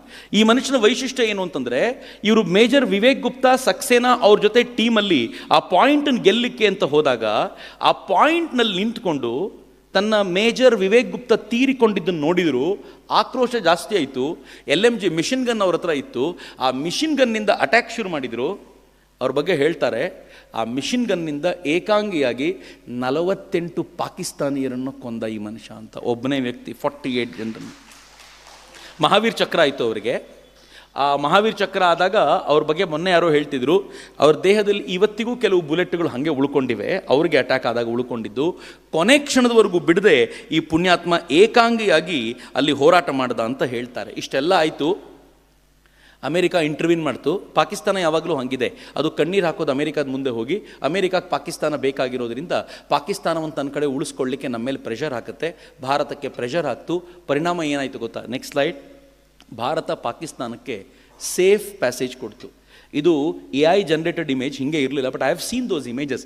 ಈಗ ಸಿಗ್ತಾ ಇಲ್ಲ, ಅದು ನಾನು ಕಲೆಕ್ಟ್ ಮಾಡಿದ್ರಲ್ಲಿದೆ. ನನ್ನ ದೇಶದ ಸೈನಿಕರು ಗುಡ್ಡದ ಮೇಲೆ ಗನ್ ಹಿಡ್ಕೊಂಡು ನಿಂತಿರ್ತಾರೆ, ಪಾಕಿಸ್ತಾನದ ಸೈನಿಕರು ಅಲ್ಲಿಂದ ವಾಪಸ್ ತಮ್ಮ ದೇಶಕ್ಕೆ ಹೋಗ್ತಾ ಇರ್ತಾರೆ. ನಾವು ನೋಡಿಕೊಂಡೇ ನಿಂತ್ಕೋಬೇಕು, ಅಟ್ಯಾಕ್ ಮಾಡುವಂತಿಲ್ಲ. That is called safe passage. ನೀವು ಅವ್ರಿಗೆ ರಕ್ಷಣೆ ಕೊಟ್ಟು ಕಳಿಸ್ಬೇಕು, ಏನೂ ದಾಳಿ ಆಗದೆ ಇರೋ ಥರ. ಯಾರು ನನ್ನ ದೇಶದ ಸೈನಿಕರನ್ನು ಕೊಂದಿರ್ತಾರೋ ಅವರಿಗೆ ರಕ್ಷಣೆ ಕೊಟ್ಟು ವಾಪಸ್ ಕಳಿಸ್ಬೇಕಾದ ಸ್ಥಿತಿ ಬಂತಲ್ಲ, ಇದು ಬಹಳ ದುರಂತಕಾರಿ ಸಂಗತಿ. ಪ್ರತಿಯೊಬ್ಬ ಸೈನಿಕನಿಗೂ ಕೂಡ ಅದು ಮರೆಯಲಿಕ್ಕಾಗದ ಆಘಾತ ಅಂತ ನನಗೆ ಯಾವಾಗಲೂ ಅನಿಸುತ್ತೆ. ಸೆಕೆಂಡ್ ಪಾರ್ಟು, ಅದು ಪಾಕಿಸ್ತಾನಿ ಸೈನಿಕರು ಯಾರ್ಯಾರು ಸಿಕ್ಕಿದ್ರೋ ಅವರ ಮತಕ್ಕೆ ತಕ್ಕಂತೆ ಭಾರತೀಯ ಸೈನಿಕರೇ ಅಂತ್ಯ ಸಂಸ್ಕಾರ ಮಾಡಿರೋದು. ಯಾಕೆ ಗೊತ್ತಾ? ಪಾಕಿಸ್ತಾನಿ ಸೇನೆ ಅವರನ್ನ ನಮ್ಮ ಸೈನಿಕರು ಅಂತ ಅಕ್ಸೆಪ್ಟ್ ಮಾಡಿಕೊಳ್ಳಿಲ್ಲ. ಅಕ್ಸೆಪ್ಟ್ ಮಾಡ್ಕೊಂಡ್ಲೆ ಜಗತ್ತಿನ ಮುಂದೆ ನಾವು ಯುದ್ಧ ಮಾಡಿದ್ವಿ ಅಂತ ಒಪ್ಕೋಬೇಕು, ಇಂಟ್ರೂಷನ್ ಮಾಡಿದ ನಿಜ ಅಂತ ಒಪ್ಕೋಬೇಕು, ಅವ್ರನ್ನ ಕೊನೆವರೆಗೂ ಭಯೋತ್ಪಾದಕರು ಅಂತು. ಎಂಥ ಕರ್ಮದ ದೇಶ ರೀ ಅದು. ದೇಶಕ್ಕೋಸ್ಕರ ಪ್ರಾಣ ಕೊಟ್ಟ ಸೈನಿಕನನ್ನು ನಮ್ಮವನು ಅಂತ ಹೇಳಿಕೊಳ್ಳುವ ಯೋಗ್ಯತೆ ಇಲ್ಲದಂಥ ರಾಷ್ಟ್ರ ನಮ್ಮ ಸೈನಿಕರು. ಅವರಿಗೂ ಕೂಡ ಅದೇ ರೀತಿಯ ಅಂತ್ಯ ಸಂಸ್ಕಾರವನ್ನು ಅಲ್ಲಿ ಮಾಡಿದ್ದಿರ ಚಿತ್ರ ಅದು. ಇದು ಬರೀ ಪಾಕಿಸ್ತಾನದ ಕಥೆ ಅಲ್ಲ, ಚೀನಾದ ಕಥೆಯೂ ಹಿಂಗೆ. ಗಲ್ವಾನ್ನಲ್ಲಿ ಭಾರತದ 20 ಜನರನ್ನ ಚೀನಿಯರು ಸಾಯಿಸಿದ್ರಲ್ಲ, ಆ 20 ಜನರಿಗೆ ಭಾರತ ಅತ್ಯಂತ ಗೌರವ ಕೊಟ್ಟು ಅವ್ರ ಹೆಸರನ್ನೆಲ್ಲ ಪಬ್ಲಿಷ್ ಮಾಡಿ ಅವ್ರ ತಂದೆ ತಾಯಿಗಳಿಗೆಲ್ಲ ಗೌರವ ಕೊಡುವಂಥ ಪ್ರಕ್ರಿಯೆಯನ್ನು ತುಂಬ ಚೆನ್ನಾಗಿ ಮಾಡ್ತು. ಆದರೆ ರಿಟ್ಯಾಲಿಯೇಷನ್ನಲ್ಲಿ ಭಾರತ 40 ಚೀನಿಯರನ್ನು ಕೊಂದಿತ್ತಲ್ಲ, ಚೀನಾ ಇವತ್ತಿನವರೆಗೂ ಎಕ್ಸೆಪ್ಟ್ ಮಾಡಲಿಲ್ಲ. ಆವತ್ತಂತೂ ಹೇಳ್ತು ನಮ್ಮಲ್ಲಿ ಯಾರೂ ತೀರ್ಕೊಂಡಿಲ್ಲ ಅಂತ. ಗಲ್ವಾನ್ ಕದನ ಆಗಿ 1 ವರ್ಷ ಆದ ನಂತರ ಚೀನಾ ಹೇಳ್ತು 4 ಜನ ಸತ್ತಿದ್ರಷ್ಟೇ ಅವತ್ತು ಅಂತ. ಅಂದರೆ ನಮ್ಮವರು ಸತ್ರು ಅಂತ ಹೇಳಲಿಕ್ಕೆ 1 ವರ್ಷ ಬೇಕಾಯ್ತು ಅದಕ್ಕೆ. ಇನ್ನೊಂದು 10 ವರ್ಷ ಕಳೆದ ನಂತರ ಅವತ್ತು 40 ಜನ ಸತ್ತಿದ್ರು ಅಂತ ಹೇಳ್ಬೋದು. 25 ವರ್ಷ ಕಳೆದ ಮೇಲೆ 100 ಜನ ಸತ್ತಿದ್ರು ಅವತ್ತು ಅಂತ ಹೇಳಿದ್ರು ಆಶ್ಚರ್ಯ ಪಡಬೇಕಾಗಿಲ್ಲ. ಆದರೆ ನನ್ನ ದೇಶದಲ್ಲಿ ಸೈನಿಕನಾಗಿರೋದ್ರ ಮಹತ್ವ ಏನು ಅಂತಂದರೆ, ಒಬ್ಬ ಸೈನಿಕ ತೀರ್ಕೊಂಡ್ರೆ ಇಡೀ ದೇಶ ಅವನಿಗೋಸ್ಕರ ಕಣ್ಣೀರಿಡುತ್ತಲ್ಲ, ಅದು ಭಾರತದ ಸೈನಿಕನಿಗೆ ಮಾತ್ರ ಸಿಗಬಹುದಾಗಿರುವ ಅಪರೂಪದ ಭಾಗ್ಯ ಅಂತ ಭಾವಿಸ್ತೀನಿ. ನಾನು ಈಗಿನ ಸ್ಥಿತಿಗತಿಗಳಿಗೆ ಬರ್ತೀನಿ. ನೆಕ್ಸ್ಟ್ ನೋಡಿ, ಪಾಕಿಸ್ತಾನ ಏನು ಮಾಡ್ತು, ಅದು ಪಠಾನ್ಕೋಟ್ ದಾಳಿ, ಅದು ಉರಿ ದಾಳಿ, ಇದು ಪುಲ್ವಾಮಾ. ಈ ಥರದ ದಾಳಿಗಳನ್ನು ಡೈರೆಕ್ಟ್ ಅಟ್ಯಾಕ್ ಮಾಡಲಿಕ್ಕಾಗದೆ ಹೋದಾಗ ಸರಿಯಾದ ಸಂದರ್ಭ ನೋಡಿ ದಾಳಿ ಮಾಡಬೇಕು ಅಂತ ಪ್ರಯತ್ನ ಮಾಡ್ತು. ಇದು ಯಾವಾಗಲೂ ಮಾಡ್ತಿತ್ತು, ಬಟ್ ಮೋದಿ ಡಿಫ್ರೆಂಟ್ ಮ್ಯಾಂಟಲ್ ಆ ಮನುಷ್ಯನದ್ದು. ಮೋದಿ ಬಂದ ಮೇಲೆ ಏನು ಮಾಡಿದ್ರು, ಆನ್ಸರ್ ಕೊಡೋ ಸ್ಟೈಲ್ ಚೇಂಜ್ ಮಾಡಿದರು. ನೆಕ್ಸ್ಟು ನಾವು ಪಠಾನ್ಕೋಟು ಮತ್ತು ಉರಿಗೆ ಸರ್ಜಿಕಲ್ ಸ್ಟ್ರೈಕ್ ಮಾಡಿದ್ವಿ. ಪಾಕಿಸ್ತಾನದೊಳಗೆ 3 ಕಿಲೋಮೀಟರ್ ನುಗ್ಗಿ ಪಾಕಿಸ್ತಾನದ 40ಕ್ಕೂ ಹೆಚ್ಚು ಭಯೋತ್ಪಾದಕರು, 4ಕ್ಕೂ ಹೆಚ್ಚು ಸೈನಿಕರನ್ನು ಬಡಿದು ಮುಗಿಸಿದ್ವಿ. ಆಗಲೇ ಅವ್ರು ಹೇಳಿದಂತೆ ಹಿಂದೆಯೂ ನಾವು ಈ ಥರದ ಸರ್ಜಿಕಲ್ ಸ್ಟ್ರೈಕ್ ಮಾಡ್ತಿದ್ವಿ, ಹೇಳ್ಕೊಳ್ಳೋ ಧೈರ್ಯ ಇರ್ತಿರ್ಲಿಲ್ಲ. ಫಾರ್ ದ ಫಸ್ಟ್ ಟೈಮ್ ಜಗತ್ತಿನ ಮುಂದೆ ನಾವು ಪಾಕಿಸ್ತಾನದ ಒಳಗೆ ಹೋಗಿದ್ದೀವಿ, ಬಡಿದು ಬಂದಿದ್ದೀವಿ. ಇನ್ನು ನಮ್ಮ ಸೈನಿಕರನ್ನ ಮುಟ್ಟಿದ್ರೆ ನಾವು ಒಳಗೆ ಹೋಗಿ ಹೊಡಿತೀವಿ, ಹುಷಾರಾಗಿರಿ, ನಿಮ್ಮ ಹತ್ರಕ್ಕೆ ಬಂದು ಬಡಿತೀವಿ ಅಂತ ಎಚ್ಚರಿಕೆ ಕೊಡುವ ತಾಕತ್ತಿತ್ತಲ್ಲ, ಅದು ನಮಗೆ ಈಗ ಬಂದಿದೆ ಅಂತ ಹೆಮ್ಮೆ ಇದೆ. ಎರಡನೇದು, ಪಾಕಿಸ್ತಾನ ಏನು ಮಾಡ್ತು, ಅದು ಇಂಟ್ರೆಸ್ಟಿಂಗ್ ಸ್ಟೋರಿ. ಅದು ಭಾಳ ಜನರಿಗೆ ಗೊತ್ತಿಲ್ಲ. ಪಾಕಿಸ್ತಾನ ಏನು ಮಾಡ್ತು, ಪುಲ್ವಾಮಾದಲ್ಲಿ ಅಟ್ಯಾಕ್ ಮಾಡ್ತು. ಪುಲ್ವಾಮಾದಲ್ಲಿ ಅಟ್ಯಾಕ್ ಮಾಡಿ POKಯಲ್ಲಿದ್ದಂಥ ಎಲ್ಲ ಭಯೋತ್ಪಾದಕರನ್ನು ಬಾಲಾಕೋಟಿಗೆ ಕರೆಸ್ಕೊಳ್ತು. POKನ ಖಾಲಿ ಮಾಡ್ತು. ಅವ್ರಿಗೇನು ಅನಿಸಿತ್ತು, ಭಾರತದ ಕೆಪಾಸಿಟಿ ಇರೋದು POK ಒಳಗೆ ಬರುತ್ತಾನೆ, ಅಷ್ಟು ಒಳಗೆ ಬರ್ತಾರೆ, ಅಲ್ಲಿ ನಮ್ಮವ್ರು ಅಟ್ಯಾಕ್ ಮಾಡ್ಲಿಕ್ಕೆ ರೆಡಿಯಾಗಿದ್ದರೆ ಮುಗಿದೋಯ್ತು ಅಂತ ಅವರೆಲ್ಲ ಪ್ಲ್ಯಾನ್ ಮಾಡಿ ಇಟ್ಕೊಂಡಿದ್ರು. ಆದರೆ ನಮ್ಮ ರಾ ಏಜೆಂಟ್ಗಳು ಬಾಲಾಕೋಟಲ್ಲೇ ಇದ್ದರು, ಆ ಗ್ರೂಪಲ್ಲೇ ಕೂತಿದ್ರು. ಇಲ್ಲಿ 150ಕ್ಕೂ ಹೆಚ್ಚು ರಿಕ್ರೂಟ್ಗಳು ಬಂದಿದ್ದಾರೆ, ಹೊಸಬರು ಬಂದಿದ್ದಾರೆ, ಟ್ರೈನಿಂಗ್ ಆಗ್ತಾ ಇದೆ. ದಿಸ್ ಈಸ್ ಹೈ ಸ್ಪಾಟ್ ಅಂತ ಲೊಕೇಶನ್ ಕಳಿಸ್ಲಾಗಿತ್ತು. ಮಿತ್ರ, ಭಾರತ ಆರ್ಡಿನರಿ ಅಲ್ಲ ರೀ. ಈಗ ಎಂಥ ಲೊಕೇಶನ್ ಅಂದರೆ, ಯಾವ ಜಾಗದಲ್ಲಿ ಯಾವ ಬಿಲ್ಡಿಂಗ್ ಇದೆ ಅದರ ಲೊಕೇಶನ್ನು, ಅದರ ಅಕ್ಷಾಂಶ ರೇಖಾಂಶ ಪರ್ಫೆಕ್ಟಾಗಿ ಕಳಿಸ್ಕೊಟ್ಟು ಇಂಥ ಜಾಗಕ್ಕೆ ಬಾಂಬಿಂಗ್ ಮಾಡಬೇಕು ಅಂತ ಎಲ್ಲ ವ್ಯವಸ್ಥೆಯನ್ನು ಮಾಡಿಕೊಂಡು ಭಾರತ ಈ ಬಾರಿ ಏರ್ ಸ್ಟ್ರೈಕ್ ಮಾಡ್ತು. ಎಕ್ಸ್ಪೆಕ್ಟ್ ಮಾಡಿರಲಿಲ್ಲ ಪಾಕಿಸ್ತಾನ. ಅವರು POK ಕಡೆ ನೋಡ್ಕೊಂಡು ಕೂತಿದ್ರು. ಭಾರತ 60 ಕಿಲೋಮೀಟರ್ ಒಳಗೆ ನುಗ್ಗಿ ಏರ್ ಸ್ಟ್ರೈಕ್ ಮಾಡಿ ಸ್ಪೈಸ್ ಬಾಂಬ್ಗಳನ್ನು ದಾಳಿ ಮಾಡ್ತು. 10ಕ್ಕೂ ಹೆಚ್ಚು ಬಿಲ್ಡಿಂಗ್ಗಳನ್ನು ಉಡಾಯಿಸ್ತು, 200ಕ್ಕೂ ಹೆಚ್ಚು ಭಯೋತ್ಪಾದಕರನ್ನ ಧ್ವಂಸ ಮಾಡ್ತು. ಪಾಕಿಸ್ತಾನ ಹೇಳ್ತು ಏನೂ ಆಗಲಿಲ್ಲ, ಒಂದು ಮರ ಮಾತ್ರ ಸುಟ್ಟೋಯ್ತು ಅಂತ. ಆದರೆ ಮುಂದಿನ 1 ತಿಂಗಳ ಕಾಲ ಒಬ್ಬ ಪತ್ರಕರ್ತನನ್ನು ಬಾಲಾಕೋಟಿಗೆ ಬಿಡಲಿಲ್ಲ. ಯಾಕೆ ಬಿಡಲಿಲ್ಲಪ್ಪ? ಮರ ಸುಟ್ಟೋದ್ರೆ ತೋರಿಸ್ಬೇಕಿತ್ತಾನೆ. ಆದರೆ ಪಾಕಿಸ್ತಾನದ ಪರಿಸ್ಥಿತಿ ಹೆಂಗಾಗಿತ್ತು ಅಂತಂದರೆ, ಉಗುಳೋಂಗೂ ಇಲ್ಲ, ನುಂಗೋಂಗೂ ಇರಲಿಲ್ಲ ಅಂತ ಆಗೋಗಿತ್ತು. ನೆಕ್ಸ್ಟ್, ಅದಕ್ಕಿಂತ ಇಂಟ್ರೆಸ್ಟಿಂಗ್ ಸಂಗತಿ, ಅನ್ನೋನ್ ಗನ್ ಮ್ಯಾನ್ಗಳು ಇವತ್ತು ಪಾಕಿಸ್ತಾನದಲ್ಲಿ ಕೆಲಸ ಮಾಡ್ತಿದ್ದಾರೆ. ಅನ್ನೋನ್ ಗನ್ ಮ್ಯಾನ್ಗಳು ಪಾಕಿಸ್ತಾನದವರಲ್ಲ, ನಮ್ಮವರೇ. ಅವ್ರು ಹೆಂಗೆ ಕೆಲಸ ಮಾಡ್ತಿದ್ದಾರೆ ಅಂತಂದರೆ, ಭಾರತಕ್ಕೆ ಮೋಸ್ಟ್ ವಾಂಟೆಡ್ ಭಯೋತ್ಪಾದಕರು ಯಾರ್ಯಾರು ಬೇಕಿದ್ರೋ ಅವರೆಲ್ಲರೂ ಪಾಕಿಸ್ತಾನದಲ್ಲಿ ಅಡಗಿದ್ರು. ಅವ್ರನ್ನ ಹುಡುಕಿ ಪಾಕಿಸ್ತಾನದಲ್ಲೇ ಇವತ್ತು ಕೊಲ್ಲಲಾಗ್ತಿದೆ. ಹೆಂಗೆ ಕೊಲ್ಲಲಾಗ್ತಿದೆ ಅಂತಂದರೆ, ಕೊಂದವ್ರು ಯಾರು ಅಂತ ಪಾಕಿಸ್ತಾನಕ್ಕೂ ಗೊತ್ತಾಗ್ತಿಲ್ಲ, ಯಾರು ಅಂತ ನಮಗೂ ಗೊತ್ತಿಲ್ಲ ಅಂತ ಭಾರತ ಹೇಳುತ್ತೆ. ಇತ್ತೀಚೆಗೆ CIA ಡೈರೆಕ್ಟರ್ದೊಂದು ಇಂಟರ್ವ್ಯೂ ಆಯಿತು, ತುಂಬ ವೈರಲ್ ಆಯಿತು. ಯಾರಾದರೂ ನೋಡಿದ್ರೋ ಇಲ್ವೋ ಗೊತ್ತಿಲ್ಲ. ಆ CIA ಡೈರೆಕ್ಟರ್ ಏನು ಹೇಳ್ತಾರೆ ಗೊತ್ತಾ, ಭಾರತ ತಾಲಿಬಾನಿಗಳನ್ನು ಬಳಸ್ಕೊಂಡು ಪಾಕಿಸ್ತಾನದಲ್ಲಿರುವಂಥ ಈ ಭಯೋತ್ಪಾದಕರನ್ನ ಧ್ವಂಸ ಮಾಡ್ತಿದೆ ಅಂತ ತಾಲಿಬಾನಿಗಳನ್ನು ಬಳಸ್ಕೊಂಡಿರೋದು. ತಾಲಿಬಾನಿಗಳು ಸಪೋಸ್ ಟು ಬಿ ನಮ್ಮ ವಿರೋಧಿಗಳಾಗಿರಬೇಕಿತ್ತು. ಆದರೆ ಭಾರತ ಎಂಥ ದಾಳ ಎಸೆದಿದೆ ಅಂತಂದರೆ ತಾಲಿಬಾನಿಗಳೇ ನಮ್ಮ ಪರವಾಗಿ ಪಾಕಿಸ್ತಾನದಲ್ಲಿ ಅಟ್ಯಾಕ್ ಮಾಡೋ ಥರ ಮಾಡಿದ್ರಲ್ಲ, ಇದು ಭಾರತದ ವೈಶಿಷ್ಟ್ಯ. ಇವತ್ತು ಭಾರತ ಹೊಸ ರಾಷ್ಟ್ರವಾಗಿ ನಿರ್ಮಾಣಗೊಂಡಿದೆ ಅಂತ. ಆ ಕಾರಣಕ್ಕೆ ಹೇಳೋದು, ಭಾರತದ ಈ ಸೈನ್ಯ ಏನಿದೆಯಲ್ಲ, ಇಲ್ಲಿ ಕೆಲಸ ಮಾಡೋದು ಅಂದರೆ ಒಂದು ಹೆಮ್ಮೆಯ ಸಂಗತಿ ಅಂತ. ಅವರ ಆ್ಯಟಿಟ್ಯೂಡೇ ಚೇಂಜ್ ಆಗಿರುತ್ತೆ ಅಂತ ಆ ಕಾರಣಕ್ಕೆ ನಾನು ಹೇಳೋದು. ಅದಕ್ಕೆ ನೆಕ್ಸ್ಟು 3 ಸೇನೆಯ ವಿಭಾಗಗಳು ಸೇರಿ ಅಗ್ನಿಪಥ್ ಯೋಜನೆಯನ್ನು ತೊಗೊಂಡು ಬಂದರು. ಮಿತ್ರ, ಭಾಳ ಜನರಿಗೆ ಅಗ್ನಿಪಥ್ ಸ್ಕೀಮ್ ಬಗ್ಗೆ ಗೊತ್ತಿಲ್ಲ, ಅದಕ್ಕೋಸ್ಕರ ಹೇಳ್ತೀನಿ. ಇದು 17ರಿಂದ 23 ವರ್ಷದ ಹುಡುಗರು ಜಾಯ್ನ್ ಆಗ್ಬೋದು. ಈಗ ಪ್ರಾಬಬಲಿ 26 ಮಾಡಿರ್ಬೇಕು. ಅದನ್ನು 4 ವರ್ಷಗಳ ಕಾಲ ಅವರು ಸೇನೆಯಲ್ಲಿ ಇರ್ಬೋದು. 4 ವರ್ಷ ಮುಗಿದ ನಂತರ ಇದರಲ್ಲಿ ಪ್ರಾಬಬಲಿ 25% ಜನರನ್ನು ಸೇನೆಗೆ ಸೇರಿಸ್ಕೊಳ್ತಾರೆ. ಈಗ ಸ್ವಲ್ಪ ಇನ್ನೂ ಜಾಸ್ತಿ ಮಾಡ್ಬೋದು ಅದನ್ನು. ಅಷ್ಟು ಜನರನ್ನು ಸೇನೆಗೆ ಸೇರಿಸ್ಕೊಳ್ತಾರೆ. 4 ವರ್ಷ ಯಾರು ಮುಗಿಸ್ಕೊಂಡು ಬರ್ತಾರೋ ಅವರಿಗೆ 4 ವರ್ಷ ಮುಗಿಸ್ಕೊಂಡು ಬರಬೇಕಾದ್ರೆ 11ರಿಂದ 12 ಲಕ್ಷ ರೂಪಾಯಿ ಕ್ಯಾಶ್ ಕೊಟ್ಟಿರ್ತಾರೆ. ನಮ್ಮ ಯಾವ ಮಕ್ಕಳಿಗೆ ಕೊಡ್ತಾರೆ ರೀ? 17 ವರ್ಷ ಮುಗಿದು 21ನೇ ವರ್ಷದೊಳಗೆ ಯಾರು 12 ಲಕ್ಷ ರೂಪಾಯಿ ಕೊಡ್ತಾರೆ? ಅವರಿಗೆ ರಕ್ಷಣಾ ಇಲಾಖೆ, ಗೃಹ ಇಲಾಖೆ, ಕೇಂದ್ರ ಪೊಲೀಸ್ ಪಡೆ, ಅಸ್ಸಾಂ ರೈಫಲ್ಸ್ಗಳಲ್ಲಿ ಮೀಸಲಾತಿ ಇದೆ. 10% ಉದ್ಯೋಗ ಈ ಥರ ವಾಪಸ್ ಬಂದವರಿಗೆ. ಶಿಕ್ಷಣ ಇಲಾಖೆ ಅವರಿಗೆ 3 ವರ್ಷದ ಡಿಗ್ರಿಯನ್ನು ಕೊಡುತ್ತೆ. ಅನೇಕ ಖಾಸಗಿ ಕಂಪನಿಗಳು ಇನ್ಕ್ಲೂಡಿಂಗ್ ಮಹೀಂದ್ರಾ ಥರದ ಕಂಪನಿಗಳು ಅವರಿಗೆ ಉದ್ಯೋಗದಲ್ಲಿ ಈ ಥರ ಯಾರು ಇದರಿಂದ ಬಂದಿರ್ತಾರೋ ಅವರಿಗೆ ಮೀಸಲಾತಿ ಕೊಡ್ತೀವಿ ಅಂತ ಹೇಳಿದ್ದಾರೆ. ಮತ್ತು ಸೇವಾವಧಿಯಲ್ಲಿ ಅಕಸ್ಮಾತ್ ಅವರು ತೀರಿಕೊಂಡ್ರೆ 1 ಕೋಟಿ ರೂಪಾಯಿ ಪರಿಹಾರ ಇದೆ. ಜೀವ ವಿಮೆ ಸೌಲಭ್ಯ, ಅವರಿಗೆ ಕೈಕಾಲು ಮುರ್ಕೊಂಡ್ರು 48 ಲಕ್ಷ ರೂಪಾಯಿವರೆಗೂ ಜೀವ ವಿಮೆ ಸೌಲಭ್ಯ ಇದೆ. ಪ್ರತಿ ತಿಂಗಳು 30ರಿಂದ 45 ಸಾವಿರ ರೂಪಾಯಿ ಸಂಬಳ ಅವ್ರಿಗೆ ಕೈಗೆ ಸಿಗುತ್ತೆ. ಎಲ್ಲಕ್ಕಿಂತ ಚಂದ ಏನು ಗೊತ್ತಾ? ಈ ದೇಶದ ಅತ್ಯಾಧುನಿಕ ಶಸ್ತ್ರಾಸ್ತ್ರಗಳ ಮೇಲೆ ಕೈ ಆಡಿಸುವಂಥ ಅವಕಾಶ ಸಿಗುತ್ತೆ ಅವ್ರಿಗೆ. ಏನು ಪುಣ್ಯ ರೀ! ಭಾರತಕ್ಕೇನು ಲಾಭ ಇದೆ ಗೊತ್ತಾ? ಒಟ್ಟಾರೆ ಭಾರತವಾಗಿ ಈ 75% ಜನ ಯಾರು ವಾಪಸ್ ಬರ್ತಾರಲ್ಲ, 25% ಜನ ಒಳಗೆ ಸೇರ್ಕೊಳ್ತಾರೆ, 75% ಜನ ವಾಪಸ್ ಬರ್ತಾರಲ್ಲ, ಆ 75% ಜನ ಶಿವಮೊಗ್ಗದಲ್ಲಿ ಮಾರ್ಷಲ್ಗಳ ಥರ ತಿರುಗಾಡ್ತಿರ್ತಾರೆ. ಯಾವನಾದರೂ ತಂಟೆ ಮಾಡಿದರೆ ವಿ ಆರ್ ದೇರ್ ಅಂತ. ಐ ಆಮ್ ಸಾರಿ, ನಾನು ಪೊಲಿಟಿಕಲ್ ಮಾಡಲಿಕ್ಕೆ ಇಚ್ಛೆ ಪಡಲ್ಲ. ಐ ಡೋಂಟ್ ನೋ ರಾಹುಲ್ ಗಾಂಧಿಗೆ ಯಾಕೆ ಟೆನ್ಷನ್ ಇದೆಯೋ ಇದರಿಂದ ಅಂತ. ರಾಹುಲ್ ಗಾಂಧಿ ಇದನ್ನು ಆಗಬಾರ್ದು ಅಂತಾರೆ. ಎಲ್ಲಿವರೆಗೂ ಹಬ್ಬಿಸ್ಲಿಕ್ಕೆ ಶುರು ಮಾಡಿಬಿಟ್ಟಿದ್ದಾರೆ ಅಂತಂದರೆ ಇದು ತುಂಬ ಕೆಟ್ಟ ಯೋಜನೆ ಅಂತ ಹೇಳುವಂಥ ಪ್ರಮೇಯ ತಂದುಬಿಟ್ಟಿದ್ದಾರೆ. ಆದರೆ ಆಶ್ಚರ್ಯ ಏನು ಗೊತ್ತಾ ಮಿತ್ರರೇ? ಮುಸಲ್ಮಾನರು, ಮೌಲ್ವಿಗಳು ಶುಕ್ರವಾರದ ನಮಾಜ್ ಮುಗಿದ ನಂತರ ಅಗ್ನಿಪಥ್ ಸ್ಕೀಮಿಗೆ ಸೇರ್ಕೊಳ್ಳಿ ಅಂತ ಅವ್ರ ತರುಣರಿಗೆ ಹೇಳಲಿಕ್ಕೆ ಶುರು ಮಾಡಿಬಿಟ್ಟಿದ್ದಾರೆ. ಒಂದು ಕಡೆ ನಾವು ನಮ್ಮ ಹುಡುಗರನ್ನ ಸೇರಬೇಡಿ ಚೆನ್ನಾಗಿಲ್ಲ ಸ್ಕೀಮು ಅಂತಿದ್ದೀವಿ, ಅವರು ಸೇರ್ಕೊಳ್ಳಿ ಅಂತಿದ್ದಾರೆ. Imagine after next 4 or 10 years ಏನು ಪರಿಸ್ಥಿತಿ ಇರ್ಬೋದು ಅಂತ.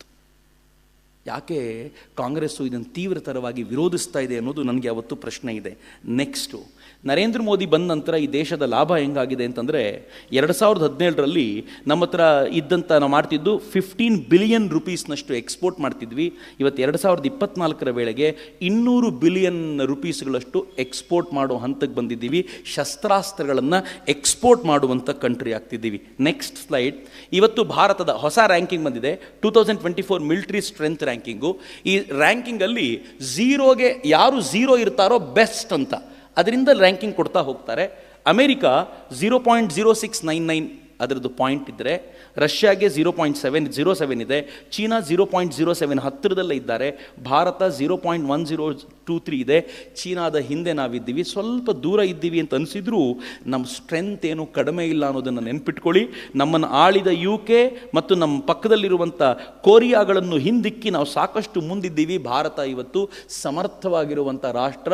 ಮಿಲಿಟರಿಲಿ ನಮ್ಮ ಜೊತೆ ಯಾರೂ ಅಡ್ವೆಂಚರ್ ಮಾಡಲಿಕ್ಕೆ ಸಾಧ್ಯ ಇಲ್ಲ ಅನ್ನೋದು. ನಮ್ಮ ಹತ್ರ ಇರುವಂಥ ಶಸ್ತ್ರಾಸ್ತ್ರಗಳನ್ನು ನೋಡಿ ಇವತ್ತು ಬಿ ಪ್ರೌಡ್. ಇವತ್ತು ಭಾರತ ಸಾಯೋದಕ್ಕೆ ಸೈನಿಕರನ್ನು ಕಳಿಸೋದಲ್ಲ, ಕಾದಾಡೋದಕ್ಕೋಸ್ಕರ ಸೈನಿಕರನ್ನು ಕಳಿಸೋದು. ನಮ್ಮ ಹತ್ರ T-90 ರಷ್ಯಾದ ಟ್ಯಾಂಕ್ಸ್ ಇದೆ, 46 ಟನ್ ಇರುವಂಥ ಟ್ಯಾಂಕ್ಗಳವು. ಅರ್ಜುನ್ ಟ್ಯಾಂಕ್ ಭಾರತವೇ ಡೆವಲಪ್ ಮಾಡಿದೆ. K9 ವಜ್ರ ಕೊರಿಯಾದಿಂದ ನಮ್ಮ ಹತ್ರ ಇದೆ, ಅದು ಸೆಲ್ಫ್ ಪ್ರೊಪೆಲ್ಡ್, ಅದು ತಾನೇ ಹೋಗಿ ಅಲ್ಲಿ ನಿಂತ್ಕೊಳ್ಬೋದು. ಈ 2 ಟ್ಯಾಂಕ್ಗಳನ್ನು ಮೇಲಿಂದ ಇಳಿಸಬೇಕಾಗುತ್ತೆ. ಸೊ ಆ ಥರದ ಟ್ಯಾಂಕ್ಗಳಿವೆ. ಪೃಥ್ವಿ ಥರದ ಆ್ಯಂಟಿ ಬ್ಯಾಲಿಸ್ಟಿಕ್ ಮಿಸೈಲ್ ಡಿಫೆನ್ಸ್ ವೆಹಿಕಲ್ ನಮ್ಮ ಹತ್ರ ಇದೆ. S-400 ಮಿಸೈಲ್ ಅಲ್ಲಿ ಮೇಲ್ ಕಾಣ್ತಿದೆಯಲ್ಲ ನಂಬರ್ 1, ಅದು S-400 ಮಿಸೈಲ್ ಸಿಸ್ಟಮು ರಷ್ಯಾದಿಂದ ತರಿಸ್ಕೊಂಡಿರೋದು. ಅದು ಎಂಥ ಮಿಸೈಲ್ ಸಿಸ್ಟಮ್ ಅಂತಂದರೆ ಲ್ಯಾಂಡಿಂದ ಆಕಾಶಕ್ಕೆ ಹಾರಿಸಬಲ್ಲಂಥ ಮಿಸೈಲ್ಗಳು. ಯಾರಾದರೂ ಯಾರಾದರೂ ದಾಳಿ ಮಾಡಿದರೆ ಆ ದಾಳಿಯನ್ನು ತಡೆಯಬಲ್ಲ ಸಮರ್ಥವಾಗಿರುವಂಥ S-400 ಸಿಸ್ಟಮ್ ನಮ್ಮ ಹತ್ರ ಇವತ್ತಿದೆ. ಹೀಗಾಗಿ ಭಾರತದ ಭೂಸೇನೆ ಹಿಂದೆಂದಿಗಿಂತಲೂ ಸ್ಟ್ರಾಂಗ್ ಆಗಿದೆ. ನೆಕ್ಸ್ಟು ನಮ್ಮ ಹತ್ರ ಮಿಸೈಲ್ಗಳ ಲೆಕ್ಕ ಹಾಕೋದಾದರೆ ಬ್ರಹ್ಮೋಸ್ ಸೂಪರ್ಸಾನಿಕ್ ಕ್ರೂಸ್ ಮಿಸೈಲ್ ಇದೆ. ಬ್ರಹ್ಮೋಸ್ ನಾವು ಮತ್ತು ರಷ್ಯಾದವರು ಡೆವಲಪ್ ಮಾಡಿದ್ದು. ಬ್ರಹ್ಮಪುತ್ರ ಮತ್ತು ಮಾಸ್ಕೋದ ಒಂದು ನದಿ ಅವೆರಡನ್ನೂ ಸೇರಿಸಿ ಬ್ರಹ್ಮೋಸ್ ಅಂತ ಹೆಸರಿಟ್ಟಿದ್ದು. ಇದು ಸೂಪರ್ಸಾನಿಕ್ ಕ್ರೂಸ್ ಮಿಸೈಲು. ನಿರ್ಭಯ್ ಅಂತ ಒಂದು ಸಬ್ಸಾನಿಕ್ ಕ್ರೂಸ್ ಮಿಸೈಲ್ ನಮ್ಮ ಹತ್ರ ಇದೆ. ಶೌರ್ಯ ಇದೆ. Agni intercontinental ballistic missile. BrahMos 290ರಿಂದ 700 ಕಿಲೋಮೀಟರ್ ಹೋದರೆ ನಾವೇ ಡೆವಲಪ್ ಮಾಡಿರುವಂಥ ಅಗ್ನಿ ಮಿಸೈಲು 5,500ದಿಂದ 8,000 ಕಿಲೋಮೀಟರ್ ದೂರಕ್ಕೆ ಹೋಗುತ್ತೆ. ಪಕ್ಕದ ಖಂಡಕ್ಕೆ ಹೋಗಿ ಹೊಡೆಯಬಲ್ಲಂಥ ಸಾಮರ್ಥ್ಯವನ್ನು ಭಾರತೀಯ ಈ ಬ್ಯಾಲಿಸ್ಟಿಕ್ ಮಿಸೈಲ್ಗಳು, ಇಂಟರ್ ಕಾಂಟಿನೆಂಟಲ್ ಬ್ಯಾಲಿಸ್ಟಿಕ್ ಮಿಸೈಲ್ಗಳು ಪಡ್ಕೊಂಡಿವೆ. ಅಗ್ನಿ 5 ಆಗಿದೆ ಪ್ರಾಬಬ್ಲಿ. ಅಗ್ನಿ 6 ಅಥವಾ ಅಗ್ನಿ 7 ನಾವು 11,000 ಕಿಲೋಮೀಟರ್ವರೆಗೂ ಹೋಗಬೇಕು ಅಂತ ಯೋಚನೆ ಮಾಡಿದ್ದೀವಿ. ಯಾಕೆ ಚೀನಾ ಹೆದರ್ಕೊಳ್ತಿದೆ ಅಂತಂದರೆ, ಅಟ್ಯಾಕ್ ಮಾಡಲಿಕ್ಕೆ ಧೈರ್ಯ ಯಾಕೆ ಮಾಡ್ತಿಲ್ಲ ಅಂತಂದರೆ, ಚೀನಾದವರು ಭಾರತದ 3 ನಗರಗಳನ್ನು ಹೊಡೆದರೆ ನಾವು 2 ನಗರಗಳನ್ನಾದರೂ ಉಡಾಯಿಸ್ತೀವಿ ಅಂತ. ನಮ್ಮ ಹತ್ರನೂ ಆ ಕೆಪಾಸಿಟಿ ಇದೆ ಅಂತ ಇವತ್ತು ಚೀನಾಕ್ಕೆ ಗೊತ್ತಿದೆ ಅಂತ. Pinaka multi barrel rocket launcher ನಾವೇ ಮಾಡಿದ್ದು. ಅದು S-400 ಸಿಸ್ಟಮ್ ಥರದ ಅದಕ್ಕಿಂತ ಸ್ವಲ್ಪ ಚಿಕ್ಕ ವರ್ಷನ್ನು ಆ ಪಿನಾಕ ನಾವು ಡೆವಲಪ್ ಮಾಡ್ಕೊಂಡಿದ್ದೀವಿ. ನೆಕ್ಸ್ಟ್ ನೌಕಾಸೇನೆಗೆ ಬಂದರೆ ನಾವೇ ಡೆವಲಪ್ ಮಾಡಿರುವಂಥ INS ಅರಿಯನ್, Sindhu Ghosh class, INS Vikrant, INS Visakhapatnam, INS Kolkata ಇವೆಲ್ಲವೂ ಭಾರತದ್ದು. ಇದರಲ್ಲಿ 2-3 ಥರದ್ದಿದೆ. ಒಂದು ಸಬ್ಮೆರಿನ್ ಮಧ್ಯದಲ್ಲಿ ಕಾಣುತ್ತಲ್ಲ, ಆ ಬ್ಲ್ಯಾಕ್ ಕಲರ್ ಸಿಯಲ್ಲಿ ಕಾಣ್ತಾ ಇರೋದು ಸಬ್ಮೆರಿನ್. ಅದು ಬಹುತೇಕ ಮುಳುಗಿರುತ್ತೆ. ಎರಡನೇದು ಏರ್ಕ್ರಾಫ್ಟ್ ಕ್ಯಾರಿಯರ್ಸ್ ಇರುತ್ತೆ. ಇಲ್ಲಿ ಕಾಣುತ್ತೆ ನೋಡಿ, ಈ ಸೆಕೆಂಡ್ ಲೈನಲ್ಲಿ ಫಸ್ಟ್ ಪಿಕ್ಚರ್. ಏರ್ಕ್ರಾಫ್ಟ್ ಕ್ಯಾರಿಯರ್ಸ್ ಏನು ಅಂತಂದರೆ, ಅದರಲ್ಲಿ ಏರ್ಕ್ರಾಫ್ಟ್ ಇರುತ್ತೆ. ಆ ಏರ್ಕ್ರಾಫ್ಟನ್ನು ತೆಗೆದುಕೊಂಡೋಗಿ ಮಧ್ಯದಲ್ಲೆಲ್ಲೋ ನಿಲ್ಲಿಸ್ಕೊಂಡು ಅಲ್ಲಿಂದ ಅಟ್ಯಾಕ್ ಮಾಡಿಸ್ಬೋದಾಗಿರುವಂಥ ಸಾಮರ್ಥ್ಯವನ್ನು ಏರ್ಕ್ರಾಫ್ಟ್ ಕ್ಯಾರಿಯರ್ಗಳು ಪಡ್ಕೊಳ್ತವೆ. ಸೊ ಅದು ಏರ್ಕ್ರಾಫ್ಟ್ ಕ್ಯಾರಿಯರ್ಗಳು. ನಮ್ಮ ಹತ್ರ INS ವಿಕ್ರಾಂತ್ ಏರ್ಕ್ರಾಫ್ಟ್ ಕ್ಯಾರಿಯರ್ ಇದೆ. 45,000 ಟನ್ ಅದು ನಾವೇ ಡೆವಲಪ್ ಮಾಡಿರೋದು. ನರೇಂದ್ರ ಮೋದಿ ಅದ್ರ ಬಗ್ಗೆ ಮಾತನಾಡ್ತಾ ಏನು ಹೇಳಿದರು ಅಂತಂದರೆ, ಇಟ್ಸ್ ಅ ಸೈಲಿಂಗ್ ಟೌನ್ ಅಂತ ಹೇಳಿದರು ನರೇಂದ್ರ ಮೋದಿ. ಆ ಥರದ ವ್ಯವಸ್ಥೆ ನಮ್ಮ ಹತ್ರ ಇದೆ. ನೆಕ್ಸ್ಟ್ ಏರ್ಫೋರ್ಸ್ ವಿಚಾರಕ್ಕೆ ಬರೋದಾದರೆ, ಇವತ್ತು ನಮ್ಮ ಹತ್ರ MiG-21 ಬೈಸನ್ ಇದು ಹೆಚ್ಚು ಕಡಿಮೆ ಮುಗ್ದಿದೆ, ಅದನ್ನು ನಾವು ಕ್ಲಿಯರ್ ಮಾಡಿದ್ದೀವಿ. ಆದರೆ MiG-21 ಬೈಸನ್ ಯಾವುದು ಗೊತ್ತೇನು? ಪಾಕಿಸ್ತಾನ ನಮ್ಮ ಮೇಲೆ ಈ ಏರ್ ಸ್ಟ್ರೈಕ್ ಆದಮೇಲೆ ಅಟ್ಯಾಕ್ ಮಾಡ್ಲಿಕ್ಕೆ ಬಂದಾಗ ಭಾರತದ ಹತ್ರ ಆ ಜಾಗದಲ್ಲಿದ್ದಂಥ 2 MiG-21 ತೆಗೆದುಕೊಂಡು, ಈ ಬೈಸನ್ಗಳನ್ನು ತೆಗೆದುಕೊಂಡು ಅಭಿನಂದನ್ ವರ್ತಮಾನ್ ಹೋಗಿದ್ರು. It's a beautiful story. ಅದನ್ನು ಯಾವಾಗಲಾದರೂ ಹೇಳ್ತೀನಿ ನಾನು ನಿಮಗೆ. ಅದು ಹೆಂಗಿತ್ತು ಅಂತಂದರೆ, ಎಲ್ಲ ವ್ಯವಸ್ಥೆಗಳು ಕಳೆದು ಹೋದಾಗಲೂ ಕೂಡ ಪಾಕಿಸ್ತಾನಕ್ಕೆ ಗೊತ್ತಾಗದಂತೆ ಡಾಗ್ ಫೈಟಿಂಗಲ್ಲಿ ಇಟ್ಕೊಂಡು ಪಾಕಿಸ್ತಾನಕ್ಕೆ ಹರಾಜ್ ಮಾಡಿದಂಥ MiG-21ಗಳು ಯಾವುದ್ರ ಕಥೆ ಮುಗಿದಿತ್ತೋ ಆ ಕಥೆ ಮುಗಿದ MiG-21ಗಳಿಂದ ಪಾಕಿಸ್ತಾನವನ್ನು ಹರಾಜ್ ಮಾಡಿದ್ರು ಭಾರತದ ಸೈನಿಕರು. ಅದು ಅಭಿನಂದನ್ ವರ್ತಮಾನ್ ತೆಗೆದುಕೊಂಡು ಹೋಗಿದ್ದು. ವಿ ಹ್ಯಾವ್ MiG-29 ಇವತ್ತು ಕೂಡ. ಸುಖೋಯ್ 30 ಅದನ್ನು ನಾವು ನಿಧಾನಕ್ಕೆ ತೆಗಿತೀವಿ, ಬಟ್ ಇವತ್ತಿಗೂ ನಮ್ಮ ಹತ್ರ ಇದೆ. ತೇಜಸ್ ನಾವೇ ಡೆವಲಪ್ ಮಾಡಿರೋದು. 4.5 ಜನರೇಷನ್ನ ವಿಮಾನಗಳು ನಮ್ಮ ಹತ್ರ ಇವೆ. ರಫೇಲ್ 5th ಜನರೇಷನ್ ಫ್ರಾನ್ಸಿನಿಂದ ಬಂದಿರುವಂಥ ವಿಮಾನಗಳು. ಯಾವುದನ್ನು ಕಾಂಗ್ರೆಸ್ ಗೌರ್ಮೆಂಟ್ ಇದ್ದಾಗ ತೆಗೆದುಕೊಳ್ಳಿಕ್ಕೆ ಸಾಧ್ಯ ಇಲ್ಲ ಅಂತ ಹೇಳಿದ್ರು, ಇವತ್ತು ಆ ವಿಮಾನಗಳು ನಮ್ಮ ಹತ್ರ ಇವೆ. Mi-24 ಅಟ್ಯಾಕ್ ಹೆಲಿಕಾಪ್ಟರ್ ರಷ್ಯಾದಿಂದ ನಮ್ಮ ಹತ್ರ ಇದೆ. ಬೋಯಿಂಗ್ ಆಲ್ಟ್ 64 ಅಟ್ಯಾಕ್ ಹೆಲಿಕಾಪ್ಟರ್ ಅಮೆರಿಕಾದಿಂದ ನಮ್ಮ ಹತ್ರ ಇದೆ. ಮತ್ತು ಪ್ರಚಂಡ ರುದ್ರ ಥರದ ಹೆಲಿಕಾಪ್ಟರ್ಗಳನ್ನು ಭಾರತ ತಾನೇ ಡೆವಲಪ್ ಮಾಡಿದೆ. ಇಷ್ಟನ್ನು ಯಾಕೆ ನಿಮ್ಮ ಮುಂದೆ ಇಟ್ವಿ ಅಂತಂದರೆ, ಯಾಕೆ ಇಟ್ಟೆ ಅಂತಂದರೆ, ಕಾರ್ಗಿಲ್ನ ಮಾಡಿ ನಮಗೆ ತೊಂದರೆ ಕೊಡಲಿಕ್ಕೆ ಸಾಧ್ಯ ಆಯಿತು. ಇನ್ನು ಮುಂದೆ ಇಂಥದ್ದು ಟ್ರೈ ಮಾಡಿದರೆ ನಾವು ಅಲ್ಲಿವರೆಗೂ ಬರಬೇಕಾದ ಅಗತ್ಯವೇ ಇಲ್ಲ. ಮುಟ್ಟು ನೋಡಿ ಸರಿಯಾಗಿ ತಟ್ಟುಬಿಡ್ತೀವಿ ಅಂತ ನನ್ನ ದೇಶದ ಸೈನಿಕನ ಪರವಾಗಿ ಹೇಳಬೇಕು ಅಂತ. ನನಗೊಬ್ಬ ಸೈನಿಕ ಭಾಳ ಚೆನ್ನಾಗಿ ಹೇಳ್ತಿದ್ದ. ಏನು ಹೇಳ್ದ ಅಂತಂದರೆ, ಅಕಸ್ಮಾತ್ ರಫೇಲ್ ನಮ್ಮ ಹತ್ರ ಮೊದಲೇ ಇದ್ದಿದ್ದರೆ ಬಾಲಾಕೋಟ್ ಸ್ಟ್ರೈಕ್ ಟೈಮಲ್ಲಿ ನಾವು ಲೈನ್ ಆಫ್ ಕಂಟ್ರೋಲ್ ಕ್ರಾಸ್ ಮಾಡೋದೇ ಬೇಡ ಆಗಿತ್ತು, ಇಲ್ಲಿಂದಲೇ ಅಟ್ಯಾಕ್ ಮಾಡ್ಬೋದಾಗಿತ್ತು. ರಫೇಲ್ನ ಕೆಪಾಸಿಟಿ ಅಂಥದ್ದು ಅಂತ. ಮಿತ್ರರೆ, ರಫೇಲ್ನ ಕೆಪಾಸಿಟಿ ಎಂಥದ್ದೋ ಏನೋ ಗೊತ್ತಿಲ್ಲ, ಆದರೆ ರಫೇಲ್ ಓಡಿಸುವ ಭಾರತೀಯ ಸೈನಿಕನ ಕೆಪಾಸಿಟಿ ಇದೆಯಲ್ಲ, ಅದು ಅನ್ಇಮ್ಯಾಜಿನಬಲ್ ಕೆಪಾಸಿಟಿ ಅಂತ. ಆ ಸೈನಿಕನನ್ನು ಸ್ಮರಿಸಿಕೊಳ್ಳುವಂಥ ಹೊತ್ತು ಇವತ್ತು ಅನ್ನೋ ಕಾರಣಕ್ಕೆ ನಾನು ನಿಮ್ಮ ಜೊತೆ ಇಷ್ಟು ವಿಚಾರಗಳನ್ನು ಹಂಚಿಕೊಂಡೆ. ನನಗೊತ್ತು ತುಂಬ ವಿಚಾರಗಳನ್ನು ನಾನು ಹೇಳಿಬಿಟ್ಟಿದ್ದೀನಿ, ಸ್ವಲ್ಪ ಕಟ್ ಮಾಡಬೇಕಿತ್ತು ಅಂತ. ಬಟ್ ಏನು ಮಾಡಲಿ, ಕಾರ್ಗಿಲ್ ವಿಚಾರ ಬಂದಾಗ ಐ ಆಮ್ ಅನ್ಕಂಟ್ರೋಲಬಲ್. ನನ್ನ ಸೈನಿಕನ ಪ್ರತಿಯೊಂದು ಸಾಹಸಗಾಥೆಯನ್ನು ಹೇಳದೇ ಹೋದರೆ ನನಗೆಲ್ಲೋ ಒಂದು ಕಡೆ ನಾನು ತಪ್ಪು ಮಾಡಿದ್ದೀನಿ, ಮೋಸ ಮಾಡ್ತಿದ್ದೀನಿ ಅಂತ ಅನಿಸುತ್ತೆ. ಒಬ್ಬ ನನ್ನ ಮಿತ್ರ ತುಂಬ ಚೆನ್ನಾಗಿ ಹೇಳ್ತಿದ್ದ, ಯಾವ ದೇಶ ತನಗೋಸ್ಕರ ಪ್ರಾಣ ಕೊಟ್ಟವನನ್ನು ಮರೆಯುತ್ತೋ ಆ ದೇಶ ಉದ್ಧಾರ ಆಗೋದಿಲ್ಲ ಅಂತ. ಹೀಗಾಗಿ ನನ್ನ ದೇಶ ಉದ್ಧಾರ ಆಗಬೇಕು ಅಂದರೆ ತನಗೋಸ್ಕರ ಪ್ರಾಣ ಕೊಟ್ಟವರನ್ನು ನೆನಪಿಸಿಕೊಳ್ಳೋದಕ್ಕೆ ನಾವೆಲ್ಲರೂ ಸಮಯ ಕೊಡಬೇಕು ಅನ್ನೋ ಕಾರಣಕ್ಕೆ ಇದನ್ನು ಹೇಳಿದ್ದು. ನಾನು ನಿಮ್ಮನ್ನು ಕಳಕಳಿಯಿಂದ ಪ್ರಾರ್ಥಿಸ್ಕೊಳ್ತೀನಿ. ಜುಲೈ 26ನೇ ತಾರೀಕು, ನಾಡಿದ್ದು 26ನೇ ತಾರೀಕು ಕಾರ್ಗಿಲ್ ಯುದ್ಧವನ್ನು ಗೆದ್ದು 25 ವರ್ಷ ಆಗುತ್ತೆ. ನನ್ನ ಎಲ್ಲ ಯುವ ಬ್ರಿಗೇಡ್ನ ಮಿತ್ರರು, ನಿವೇದಿತ ಪ್ರತಿಷ್ಠಾನದ ಮಿತ್ರರು, ಪ್ರಾಬ್ಲಿ ಗೊತ್ತಿಲ್ಲ ನನಗೆ, ಇಲ್ಲೊಂದು ಎಲ್ಲ ಕಡೆ ನಾವು ಒಂದು ರನ್ ಮಾಡಬೇಕು ಅಂತಿದ್ದೀವಿ. ರನ್ ಟೈಟ್ಲ್ ಏನಿಟ್ಟಿದ್ದೀವಿ ಗೊತ್ತಾ? ಟಾರ್ಗೆಟ್ POK ಅಂತ. ಕಾರ್ಗಿಲ್ ಗೆದ್ದು 25 ವರ್ಷ ಆಯಿತು, ಇನ್ನು ಟಾರ್ಗೆಟ್ POK ಆಗಬೇಕಾಗಿದೆ, ಅದಕ್ಕೋಸ್ಕರ ಓಡಬೇಕಾಗಿದೆ ಅಂತ ಟಾರ್ಗೆಟ್ POK ಅಂತ ನಾವು ಇಟ್ಟಿದ್ದೀವಿ. ನಾನೆಲ್ಲರೂ ವಿನಂತಿಸ್ಕೊಳ್ತೀನಿ, ಬನ್ನಿ, ಅವ್ರು ಎಲ್ಲಿದ್ದಾರೆ ಅಂತ ಅನೌನ್ಸ್ ಮಾಡ್ತಾರೆ. 28ಗೆ ಮಾಡ್ತಿದ್ದೀರಾ, ಸಂಡೇ ಮಾಡ್ತಿದ್ದೀರಾ, ಎಲ್ಲಿಂದ? ನೆಹರು ಸ್ಟೇಡಿಯಂನಿಂದ ಒಂದು ರನ್ ಇರುತ್ತೆ, ಸೇರ್ಕೊಳ್ಳೋಣ. ಸೈನಿಕರ ವಿಚಾರ ಬಂದಾಗ ನಾವೆಲ್ಲರೂ ಜೊತೆಯಲ್ಲಿ ನಿಲ್ತೀವಿ, ಭಾರತದ ವಿಚಾರ ಬಂದಾಗ ಮುಲಾಜಿಲ್ಲದೆ ಜೊತೆಯಲ್ಲಿ ನಿಲ್ತೀವಿ ಅಂತ ನಾವೆಲ್ಲರೂ ಸೇರೋಣ. ನಮ್ಮ ಸೈನಿಕರಿಗೆ ಹೇಳೋಣ, ಹೆಂಗೋ ಈ ಯುದ್ಧ ಗೆದ್ದು ಕೊಟ್ರಪ್ಪ, ಇನ್ನು POK ಒಂದು ಗೆದ್ದು ಕೊಟ್ಟು ನಮಗಿರುವಂಥ ಕಳಂಕವನ್ನು ಒಂದು ತೊಡಿಲಿಕ್ಕೆ ನಾವೆಲ್ಲರೂ ಸೇರಿ ಪ್ರಯತ್ನ ಪಡೋಣ ಅಂತ ಹೇಳಬೇಕಾಗಿರುವಂಥ ಸಂದರ್ಭ ಬಂದಿದೆ ಅಂತ ನಾನು ಅತ್ಯಂತ ಕಳಕಳಿಯಿಂದ ಹೇಳ್ತಾ, ಕಾರ್ಗಿಲ್ ಭೂಮಿಯಿಂದ ಧ್ವಜ ತಂದಿದ್ದೀವಿ. ಆ ಧ್ವಜ ಒಂದು ರಥಯಾತ್ರೆಯ ಮೂಲಕ ಶಿವಮೊಗ್ಗದಲ್ಲಿ 2 ದಿನಗಳ ಕಾಲ ಓಡಾಡಿದೆ. ಇವತ್ತು ಪ್ರಾಬಬಲಿ ಉತ್ತರ ಕರ್ನಾಟಕಕ್ಕೆ ಸಂಚಾರಕ್ಕೆ ಅಂತ ಹೋಗಿದೆ.